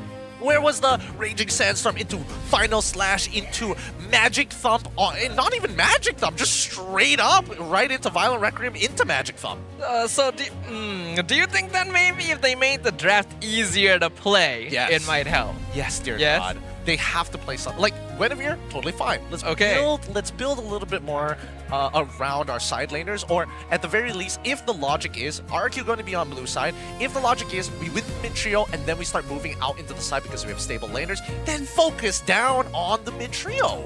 Yeah, I want to see the mid duo have a little bit more playmaking capability, because we know how Gary plays. He's a very good cleanup jungler. He knows how to come in at the right timing, finish people off, catch people at off angles. When he's on heroes like the Guinevere and you need him to start the fight, then things become a bit awkward because he's no longer able to achieve that. That's a poster of all time. That's a poster of all time. I didn't get beats in such high HD quality. God, AI. Was it AI or did he manually do it? I'll never know. To the person, because if you can tell like straight away if it's AI or not. Actually, yeah, you can. We just need to look closer. That's we didn't get a close enough look. If we got a close enough look, or maybe it's like slapped on the screen, we'll figure it out. But it's time to get into the drafting phase. All right, it's currently 1-0 in favor of BTRM by Vitality. Let's get into the drafting phase and first see what map we're going to be playing on first. Alright, what's it gonna be? RRQ still on blue side, BTR on red. It's gonna be Expanding Rivers. Very volatile map, allows for a lot of snowballing to happen if you have the right comp to use it early on. Yeah, I think I would like to see how BTRM plays this particular map. I feel like RRQ, we've seen the snowball before, but not BTRM. The same truth. Are we really just gonna stop on Kusei, or are we not gonna keep on? No, I think that's it. Really? That's it? I think that's it. What? What? I thought there were more. I thought there were cards behind there. Oh. I guess we'll find out a little later on. Yeah. If there is a later on. I'm not gonna lie. I've been eyeing that pack for so long. I'm so curious what's inside. Okay, we have a pack here as well, guys. Yep. We will make sure to open this before the stream ends. Hopefully we get the chance. But now the first phase of the bands are already through. The Baxia, the Harith, the Marcel. On the opposing side, Genji decides to get rid of Guinevere, Zushin alongside with the Freya. So what will be first pick potential here? Guinevere, Zusin, both already gone. Harith as well. Are we missing anything? Fanny is open. Fanny is open. Do either of these teams play it? Dude, I don't. Beats me. Chibi, not really. He was always known for not really playing Fanny, but Gary has the potential. They start with the Valentina. Okay, so they're taking the playbook of BTRM. They want to deny BTRM the deterrent of Dairon going into the Sora, which I think is fine. it still causes the problem. Like, Kenji's probably looking at the rest of his players like, all right, they're taking a page out of our book, which means that they probably want to punish our mid laner here. So do we immediately just say, you know what, take the ults that you want, or do we focus on the important stuff? And it looks like they give away 2 pretty giant ults, but not a mid laner ult. Interesting. Kalea, Leomore, these two obviously work well together to get those early game kills, but like you mentioned, they are both very good ultimates to be stolen. So BTR probably going for the approach of, we're gonna have so many good ults that you can't match up. I don't know about this one.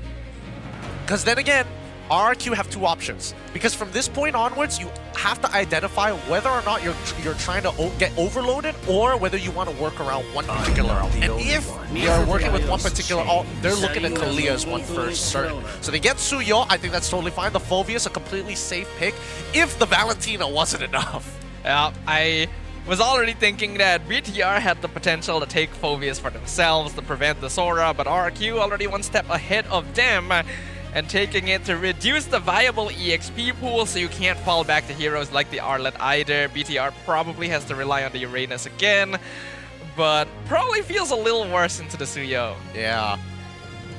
Dude, I love the fact that Kenji talks into his hand as if it's his mic. He's just talking into like a cold hand. Like, I don't know whether or not it's just so that they don't read lips, which I think is supposed to be the case here, but it's just a fun little habit that I see a lot of coaches having. He's making sure to funnel his voice clearly into the mic. yeah. I'm not gonna waste any of my voice. The atmosphere can't have it. Have you heard the drums at the MPL arena? Nobody hears us. I gotta talk into this mic extra loud. Who said there are no So the Eve was the third pick for BTR. They banned the chip now, specifically against Witty, since he's one of the few players that plays it, and RRQ will get rid of Uranus. Good bans overall. Making sure they're taking away as many options as possible. I don't know. It's just that Valentina is such a weird way to say, you know what, I'm going to deter you from doing all of these things, and the opposing side either respects it 90% of the time or they disrespect it, which in this case, BTRM is like, we're just going to overload you. Yeah, they're going for the overload strat when Eve is also a good ult, so BTR is going for very ult-dependent gameplay, which could work. What else will they be looking at this point, though? With Uranus already gone, you do still have the glue, actually, for BTR. Yup. I think...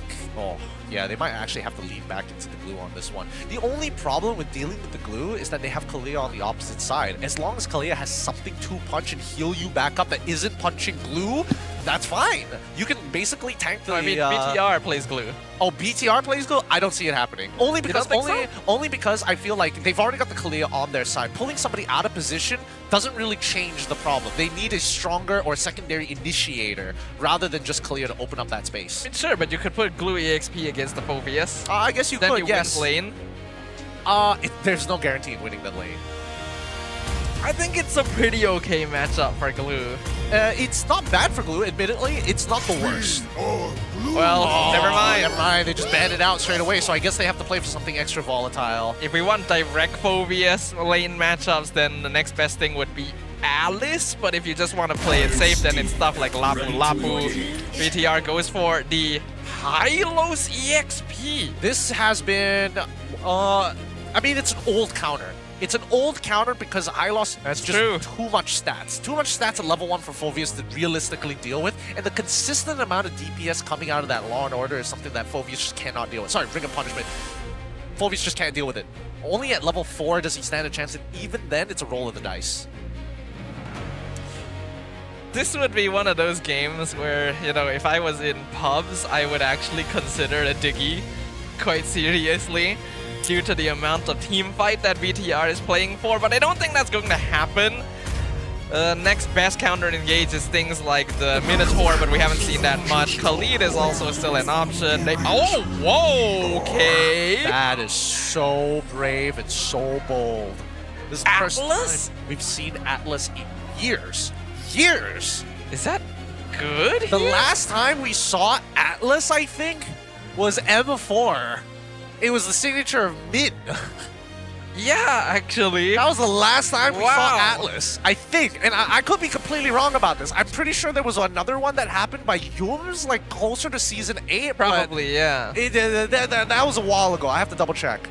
For me, my most memorable Atlas moment is when Chiku played Atlas jungle at MSC. Which is funny because he's in this game as well. He is in this game. That is ironic. Is Atlas really good here? I don't personally think so. I think that you can punish the frontliners for it. You can punish the Yves, you can punish the Hylos, you can punish the Kalia. Even Claude, he can't just like willy-nilly just jump into the middle of the fight, right? They kind of have to time it. And if RRQ decides to stagger and layer their abilities, it makes sure that this entire combat of this 5v5, it's World War I, right? Trench warfare. You're hopping over trenches, going into trenches, rinse and repeat. Yeah, you're not wrong. The team fights in this game are going to be chaotic. Absolute brawl fests, and that's what we want to see, right? Especially in Expanding River, that actually facilitates heroes like Atlas roaming more quickly and affecting the side lanes, but I guess we'll see what happens, right? I agree, because again, Bigatron, if they get like a 5-kill lead at the first... I'll be a little bit more generous. Instead of 3 minutes, let's say 5 minutes, this game is basically done for because they just won't have enough damage to the opposite end, and carry takes a long time to get to that point. That makes it that much more important for RRQ Tora to make sure they are not behind early. They're already one game down. If they want to keep the Kingdom strong and going with potential to enter the playoffs, it is time for a W. Ladies and gentlemen, put your hands together. Let's see if it's BTR or RRQ who wins game number 2. All right, let's see this team dance because unfortunately, this is a losing mid-duo fight here between the rest. Rasi, as long as he maintains... Actually, that was very smart of Witty. He knows this matchup through the back of his head. I was going to bring up the only way that they win the 2v2 at level 1, and he just pulled it off perfectly. Yep. Atlas can actually be surprisingly annoying at levels 1 and 2, even if he is one of the tanks that doesn't have a particularly strong early game presence. You can't really count out the amount of time he can keep you locked down. Yeah, he is a thick boy. Gary trying to make this rotation work. This is the second time he's been denied. Thanks, Ruff, for wasting a half a second, but that's fine. Goes back into the jungle, and now I'm pretty sure Chibi is well aware of what the rotation should look like. Now, Gary does play a pretty mean Suyo, and this is exactly the type of jungler that allows him to play for his scavenger style in team fights. So if RRQ sets up properly, he can definitely carry the team early on. Now they're going to be dancing around here. Witty helping out Dyren. Okay. For freeze, not much happens here. Hylos is definitely not dying in this lane. If he's dying, Lynch is doing something wrong. Oh yeah, oh yeah. I think Lynch is particularly good at these tank styles. He knows how to trade, like his trades are hyper effective. He knows when he's strong as well. He's got a good understanding what this lane matchup looks like. And now, 10 seconds left is Turtle. Hopefully Dyren gets to hit level 4 at the right time. Rasi finds Witty first. Dang, that's a lot of damage, but he will survive for now. Good chunk, good chunk. He's going to be out of the fight for now. Rasi cancels this. Oh my god. Oh, that was close. This would have been a no contest, but look at the gank down on bot side instead. I don't think you're killing a Hylos one even in a 2v1 situation here, but Dyren is doing a good amount of damage. Lands the 2-man Dark Wave. Revitalize already used, but they're just buying time for Chibi to get the turtle. Yeah, nothing they can really do about that here. RRQ trying their best to actually find these openings, but good drafting. Chiku already in the mid lane to help do some poke damage. RWM dodged beautifully by BTR. And even the Phantom Steed forces the flicker. BTR playing kind of hot right now. To be fair, at least a lot of the mistakes coming up from RRQ Tora is why. But it doesn't feel like RRQ Tora, their set plays are getting countered right now for the early game at the very least. Bigatron has really kept them locked down shut. It does feel like they're being out-microed a little bit. Not to mention, Rasi is waiting here to Tsunami Slam the Atlas, who is not yet level 4, by the way. So first blood to the Kalea. Good stuff, good stuff. That's exactly what you want, right? As a support, you need to keep track of how many times the opposing support actually goes for a recall. Because when you know that they're going to be down on EXP. Remember, revealing people, interacting with people, all of those good stuff gets you EXP as a support. It's unfortunate that Rasi got the first blood because Chiku was actually there and first blood would have been nice, but he does get an assist at least. Yeah, it's like you're not playing Iritho, you don't need it. You're not building crit builds, go back to Trinity. Like, we already gave you enough last game. We're sick of this, boss! Mr. CEO, we don't get paid enough to keep on giving you gold. There's no trickle-down economics here. Capitalism isn't working the way you intended it, Mr. President. This is why he's the CEO. Yeah, this is why I do the business and run the numbers. But for now, Ruff having a pretty tough time. Like, this is a whopping lead from Chiku, guys. Already farming up very well. Mid lane once again, Tsunami Slam onto Witty. RWM comes out this time, but both sides are going to use it, and the two-man Dark Wave is pretty good, but Witty already falls. Rossi going to be traded away. TB in danger. Dyron doing work. Lynch not able to finish Gary off, and now he is all by his lonesome. Z going to come in just to make sure he gets out, but not the best trade for BTR. I don't know why Gary didn't want to... I mean, he didn't want to risk it, to be fair, and he maintains his life because of that. But I think he could have Blade Surged in, right? Go for the start of the Blade Surge, like hold it for half a second. You're waiting for Rossi to complete his combination, mainly waiting for his ult to land. You don't want the second part to actually connect. If not, you wait for the full thing to connect, and you might be able to hit Chibi with your AoE as well. But I also understand that Gary has seen other studios Blade Surge their death. Flicker Dark Wave lands in the backline beautifully from Dyron to start the fight off. Chibi, though, steals the turtle away. He might lose his life for this. Dyron buying so much time. 1v3, still alive. Flicker out. Fatal Link's gonna be used, though. Drags TB back in. But another Tsunami Slam gonna be used on Gary this time around. Still a 3v3. RWM comes out. Gary goes down. Double kill to Z. And now Chiku is here to join the party with the blazing duet. Dropping Ruff down low, and he is dead. Yeah. Need to see a replay of that fight one more time. I think Gary could have gotten out of that, but he ended up holding the Blade Surge rather than tapping it. Not 100% sure whether or not he got stunned in the middle, which is why it seems like it, but let's find out right now. TV steals the turtle away. Gary's still healthy up there. Should be when he's by... Okay, he pulls. Oh, okay, there we go. So he was going to try and follow up on it, but he gets hit by the Tsunami Slam, and the entire time the button is buffering. Yeah, the Tsunami Slam delayed his engage. Oh, something's actually still happening right now in the tri-bush. Witty being zoned out hard. I mean, they're getting zoned out hard, but Ruff is living up to his namesake, right? Just cannot seem to get the lane advantage. Tsunami Slam purified by Kim this time around, but RWM locks him down once again into another glorious pathway. Stolen, though. Gonna be used to get out. Dangerous stuff. Really, really dangerous stuff. Surprised Kim managed to survive that despite everything that happened, but it's okay. It's okay. It's about finding that big wombo combo at the end. First setup, they need Kim to make sure that he has the RWM. Second setup, Witty. He had it on. He was holding on to his ult for pretty long in the previous fight. We have yet to see Witty hit a fat, like, 3 to 4-man ult. It did bait the Flicker out of Z that time, so that's a pretty important resource. Gonna scout out Rossi as well. Chibi pushing bot wave while all this is happening. Yeah, I mean, there's nothing to really do after he took his purple buff, so might as well. And again, this is why I feel like BTR has put some serious preparation. Keep on showing up, right? Just one step ahead of Gary every single time, whether it's the invade or even showing up on bot side. But at least compared to the previous game, the net worth difference is a lot closer this time around. Not even 1k gold for BTR. So things can still turn around if they're not careful. Like Lynn's gonna be zoned out first. Good snipe from Gary to drop him a little lower. Here comes the Phantom Steed. Chibi gonna make himself known, but Witty able to zone him out once again. Fatal Link still available. Here's the glorious halfway. Not committing anything yet. RWM gonna be used. Lynch is the first one down. 4-man Dark Wave from Dyron, but blazing to it. Chiku guy's doing a good amount of burst damage. Gary drops low Z! Secures the kill. Dyron's still buying time, but so is Rossi. Both roamers probably gonna sacrifice themselves here. Kim picks up the killing spree. Currently 1 for 2 in favor of RRQ, but Bigatron gets the turtle. Yup. Honestly, I like this adaptation coming in from RRQ. This is a much better setup overall, right? Dyron and as well as Kim are peeling back consistently, but Gary needs to be in and out of the fight. So when they're doing this turtle, they let the other people show themselves, so Gary doesn't have to be the first initiator every single time. That's what Gary has always specialized in. Now that he doesn't have to be the first one in, he can actually do some stuff, though he is still getting targeted quite often by Rossi. So his impact is lower than he would like. Yep, first in, last out. And Gary understanding how that stack works, making sure that he comes in at the least possible time so he can get out the quickest. Now we see that Witty might be in some trouble here. Gets to get out for free, but notice like the positions overall. Like we're not seeing Claude really get away with too much here, but inevitably Chiku guys is netting almost double the gold at this point. Chiku guys farm is very fast. He knows how to do it, and Ruff has died twice already, so you can see the difference building up in the marksman. Z also 4-0 on the eve currently. Kim, not too far behind, but the scaling definitely favors BTR right now. Yep, it's looking good. I think I'd be more confident if they had a 6k lead, but that's more towards RRQ Tora for mitigating how much that they've been hurt.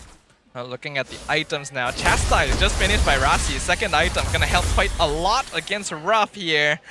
And Chiku, guys, quite close to finishing his Trinity. Very close into actually finishing his Trinity. Once he gets his Trinity, a lot of the frontline tanks become less of a problem. However, they still need Purify, which is kind of the issue right now. And he can't run away from Chiku, guys. If Chiku, guys, decides to BMI on top of Ruff, he just has to eat it. Pretty much. I'm really hoping we can see Witty actually land a big Fatal Links here, because so far he's not been successful with it. He's gonna try and jump in on Chiku, but Lynch is here to escort him out. Gonna take their time. Still, between the junglers, Chibi still maintaining that level lead on top of Gary. They're doing much better here for the side of RRQ Tora in protecting their resources, not letting Bigatron find the huge convergence that they did previous. Oh, this is not good. Lynn's already down to half HP. Rasi gonna be caught with the Fatal Links this time around. The RWM comes out. Rasi's gonna use the ultimate to get back out. Chibi zoning. RWM's gonna use it on Soul side, but the blazing too. And Chiku, guys! Wow, he hurts. He's gonna take a lot of damage in return, but he's still surviving, and it's actually trades for Witty. RRQ Tora is completely scattered into the wind. Double kill for Z.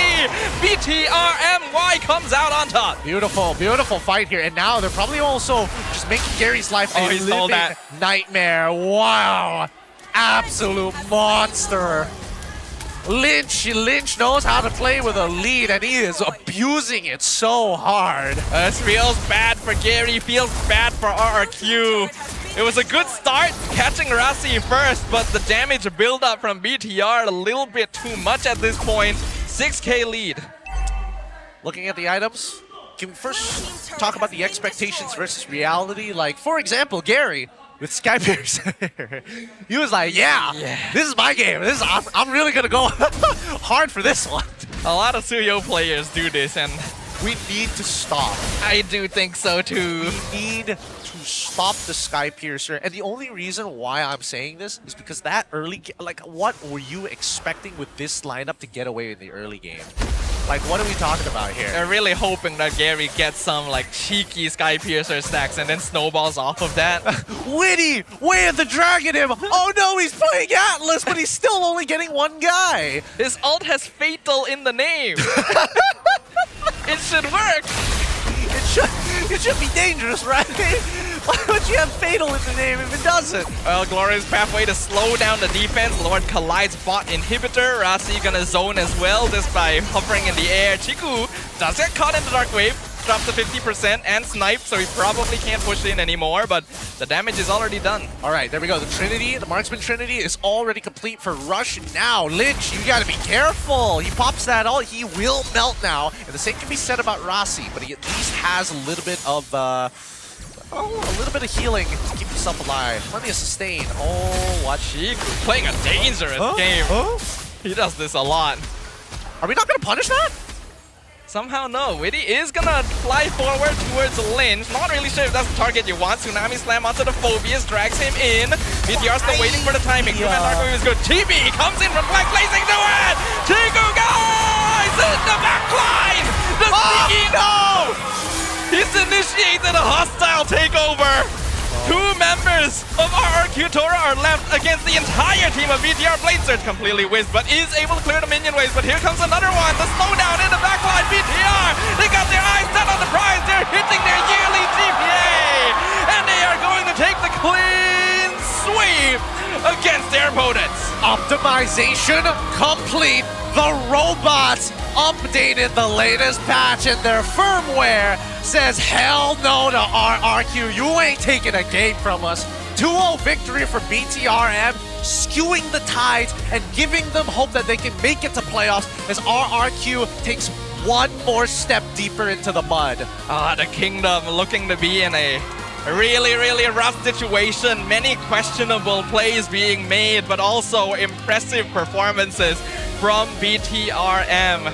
Turns out the way you take down a Kingdom, killer robots. Killer robots, man. No mercy as they tear down the walls. Have to give up a good chunk of their humanity to do so. Look at that preparation, right? expected exactly when Gary was supposed to invade their jungle, denied that opportunity, had lanes and tuned the lanes to make sure that that starting path was obsolete for the Suyo. It's rough for Suyo to be behind in these positions, and the team just doesn't follow up well enough to get that snowball going. Skypiercer, maybe not the best idea, but we'll go ahead and throw it to the interview.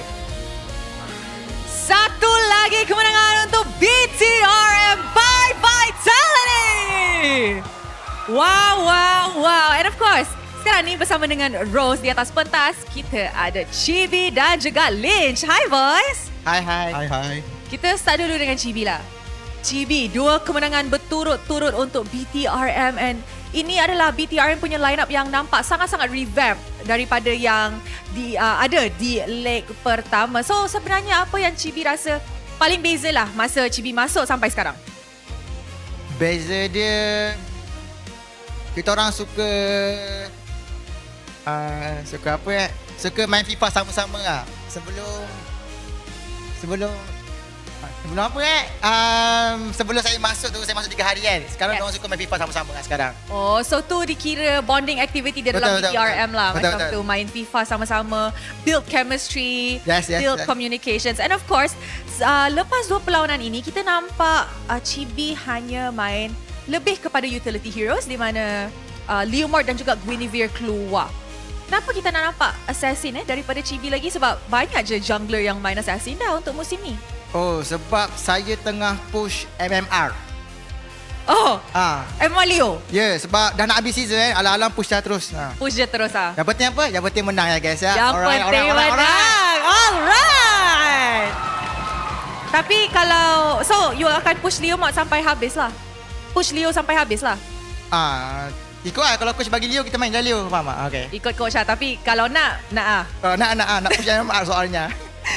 Okay, kita pun nak borak dengan Lynch. Now guys, just a fun fact, actually Lynch baru sahaja menang MDL ID untuk musim lepas. So first of all, congratulations on that. Tapi Rose nak tanya, selepas Lynch masuk di BTRM by Vitality ni, macam mana Lynch dapat bond ataupun improve chemistry dengan senior player? Sebab kita ada Chibi, kita ada Chiku, kita ada Rasi, and mungkin ada beberapa player yang baru rasa pressure lah bila main dengan dorang. Aku rasa communication is the key lah. Kayak kita bisa sharing satu sama lain aja. Jadi kayak kita ada POV berbeda itu kita bisa satuin POV lah. Jadi kita connect main satu sama lain gitu. Oh, nampaknya pemain-pemain BTRM ni sangat-sangat matang sebab dorang boleh macam express their feelings walaupun baru sahaja line up baru sahaja dibuat. And of course, Lynch, do you think untuk bond dengan player-player senior ni senang? Senang. Dorang budak baik lah. Chibi terutama baik sangat. Baik sangat. Wow, changed man. Dah matang dah sekarang ni. And of course, Rose pun buat research di mana Lynch ni actually dulu main beberapa role juga Ada jungler, ada roamer, tiba-tiba jadi EXP laner. Kenapa you end up dengan EXP lane? Kenapa tak nak jadi jungler ataupun roamer? Because di MDL Indo kan development kan. So aku je belajar ada role aja. So aku cari mana yang paling bagus ya aku main. And then you end up dengan EXP. I end up with EXP. Ni paling best lah sekarang ni. Ya, paling best. Okay. Nampak juga hasil dia di game tadi. Of course guys, kita pun dah saksikan perlawanan 2-0 bersih. Tapi hanya seorang yang boleh menjadi MVP of the game. Agak-agaknya MVP dia siapa? Alright, mari kita sama-sama tengok MVP in 3, 2, 1. MVP jatuh kepada... Siapa tu? Z!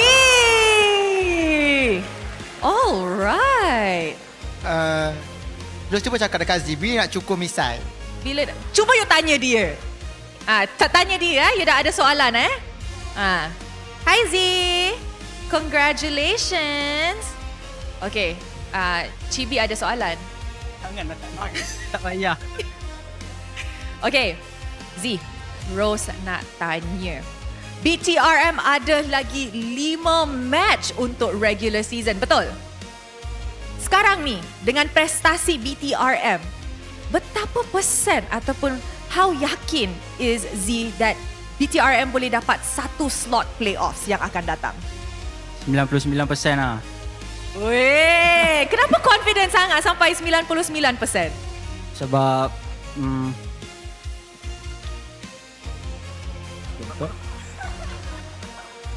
kalau kita orang teruskan main macam ni untuk setiap game, saya rasa tiket playoff tu tak mustahil lah. Weh, you guys setuju tak? Setuju. Good job Z. Jangan takut ya, jangan nervous ya. Z, mungkin ada kata-kata kepada bigger troopers dan juga supporters yang hadir ke venue hari ini sokong BTRM. Thank you kepada semua yang datang. Jangan lupa untuk support kita orang pada match-match seterusnya. Thank you. Wow, good job Z. Good job. Ini adalah rookie yang cakap and borak on stage sangat-sangat baik. Good job boys, and of course congratulations atas kemenangan bersih. With that, mari let's throw it back to the casters to analyze apa yang terjadi dalam perlawanan clean sweep ini. With that, let's throw it back to our casters. Thanks, Rose. And there you heard it here first. The rookie and MVP of this game, Zay, 90% chance of making it a playoffs, and he's feeling hella confident. 8-0 and 3, 79% kill participation. This guy knows how to play the game. The artillery mages are impressive. The fact that he can stay close enough to consistently DPS without being threatened as well. There's just something about these Chiku proteges, huh? Yeah, and you can tell he's a Chiku protege. He's like, Wilderness Blessing? Hell no! Mystery Shop, give me my discounts! I'm gonna hard carry this game, because by all means, for a lot of reasons, he honestly can. Because whenever we see these, or attempted big engages coming in from Witty, you notice that RRQ is like decently far away. At some point, they got hit by a Void Blast. At some point, they just got touched by Yves just a little bit, and once they're done with the glowing wand and have the Ice Queen's wand, you can hardly move. I feel like Dyron did a good enough job of buying time in these team fights. He really was quite the nuisance, but everyone else was lacking here, unfortunately. And Lynch was also matching Dyron's performance himself. So when you compare that, BTR clearly has the edge. And honestly, every time Chiku affects a team, you can really feel his influence. This Hylos EXP lane, no one else is doing it, but it's the right answer here. It really is, and that's why I was paying close attention to what Kenji was talking about, trying to read his lips, but I couldn't because he kept on blocking it with his goddamn hand. But he was looking towards Chiku guys and making like active conversation throughout majority of that draft. So it really goes to show some old habits don't die, but now it's refining it and using it for the benefit of the whole team. Chiku has played through so many metas that he remembers all of them and knows when to pull something more classic out of his pocket. And it's so scary to deal with, not to mention this guy gets under your skin. He walks up to you, you think, oh, there's a clone, we can kill him, and he's just, nah, fade away. Fade away into darkness. It's tough. It's a really tough bout. And you can tell, like, Ruff, this is a difficult matchup for him. Like, not only is the lane matchup like ridiculously not in his favor, what can you do? And the reason I say that is, yes, there is a potential for Carry to actually beat the Claude in lane, but the Claude has to be basically brain dead and not be using the right battle spells. In either way, both sides, no battle spells, that puts Ruff at a disadvantage on top of the lane matchup. And the Atlas is still such a big question mark. This is not the game to play it. There doesn't seem like a very good target on the opposite side. Heck, your team doesn't even have that much burst AoE that can follow up the Fatal Links in the first place.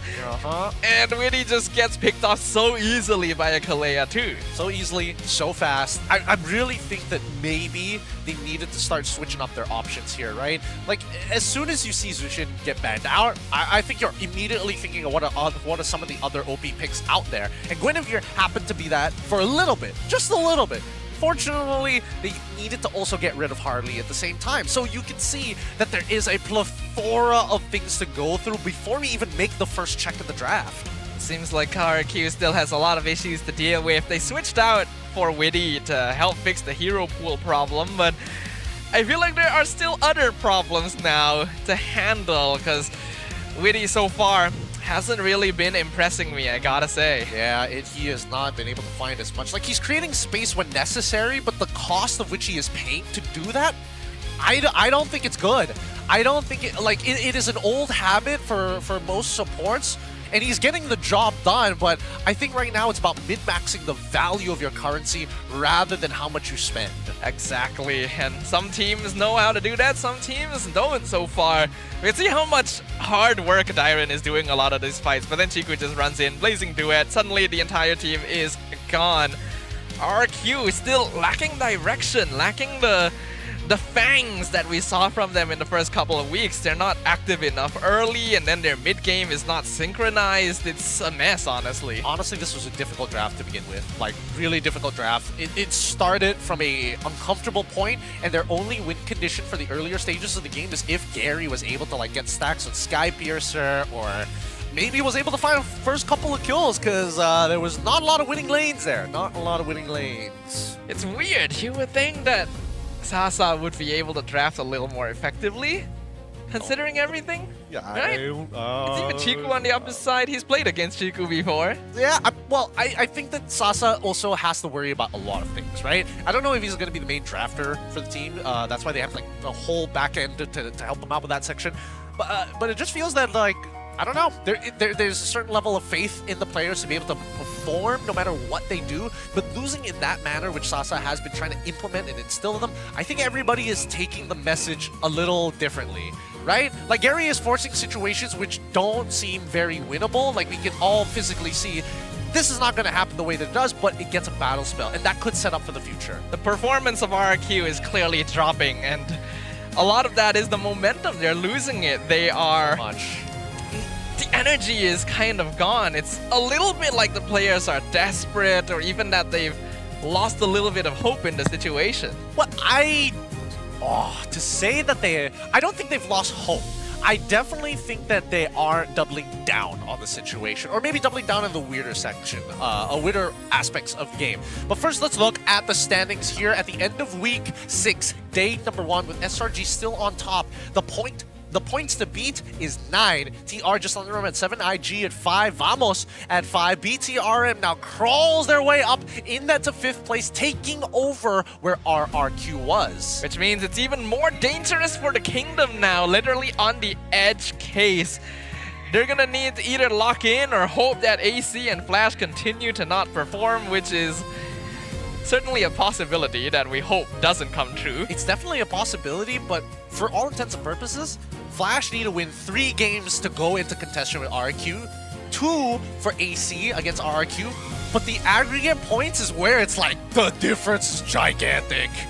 Tomorrow is gonna be another challenge for them as well, because the second match of Saturday is RRQ versus Vamos. And Vamos just came off a hot game at the start of the day here. Before that, it's going to be Invictus versus Flash, and then the day will end with AC versus SRG. If we're expecting RRQ to drop the Vamos here, that means Flash needs to 2-0 IG and AC somehow needs to 2-0 SRG, right? If we're talking about the best possible outcomes for these teams to qualify for the playoffs. And let me tell you, I need to know where the playoffs are going to be tomorrow, so you guys better make sure that you are on time for those announcements. Because hopefully, I don't know, are you thinking of an in-state or out-of-state playoffs? Ooh, that's a good question. Because now we've had like a plethora. We've been to Johor. Yeah. Now we've kind of like spread out a little bit. It has largely been in-state. We've only had one out-state, which was Johor in season 14. Yes.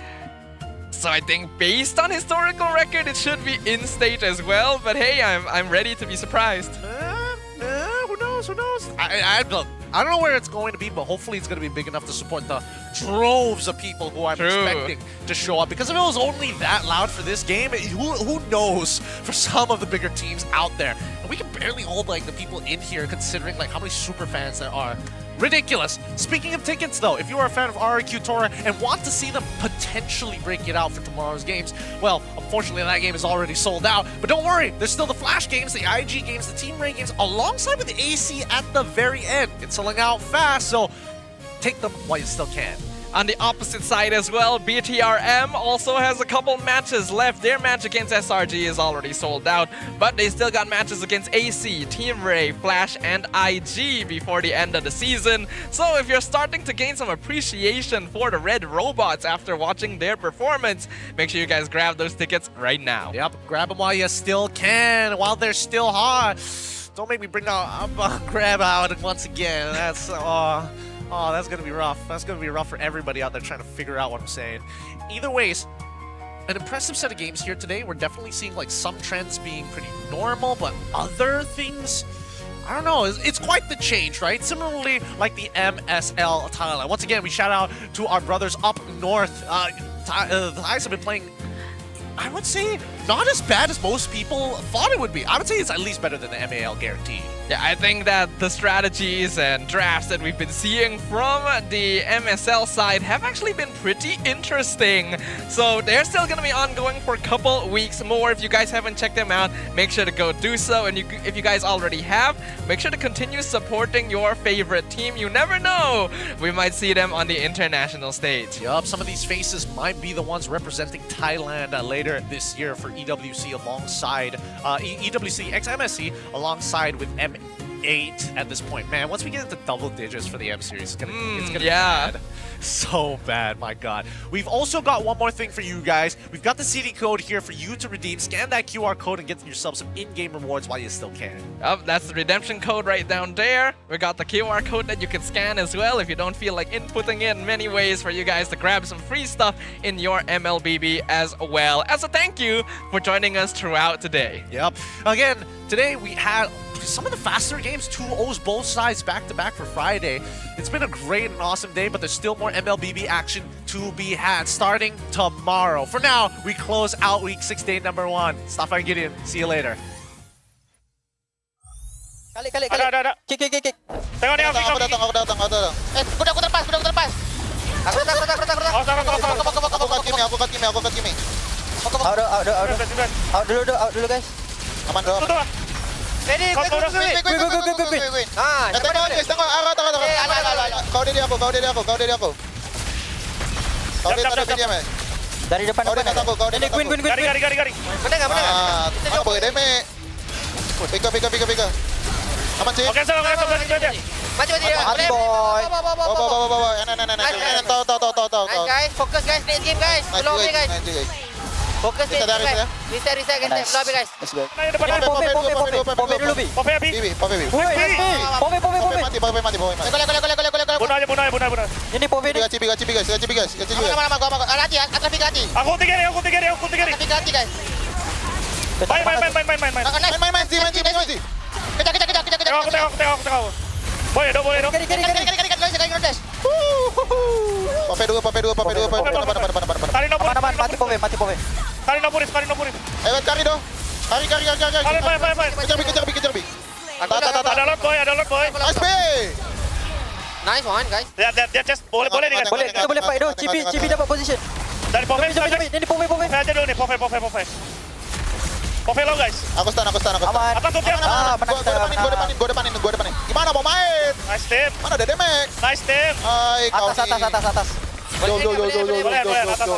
Masuk. Bagi ya lama sikit tu. Respect. Ya, aku tim sudah orang. Aku. Orang lagi. Ah!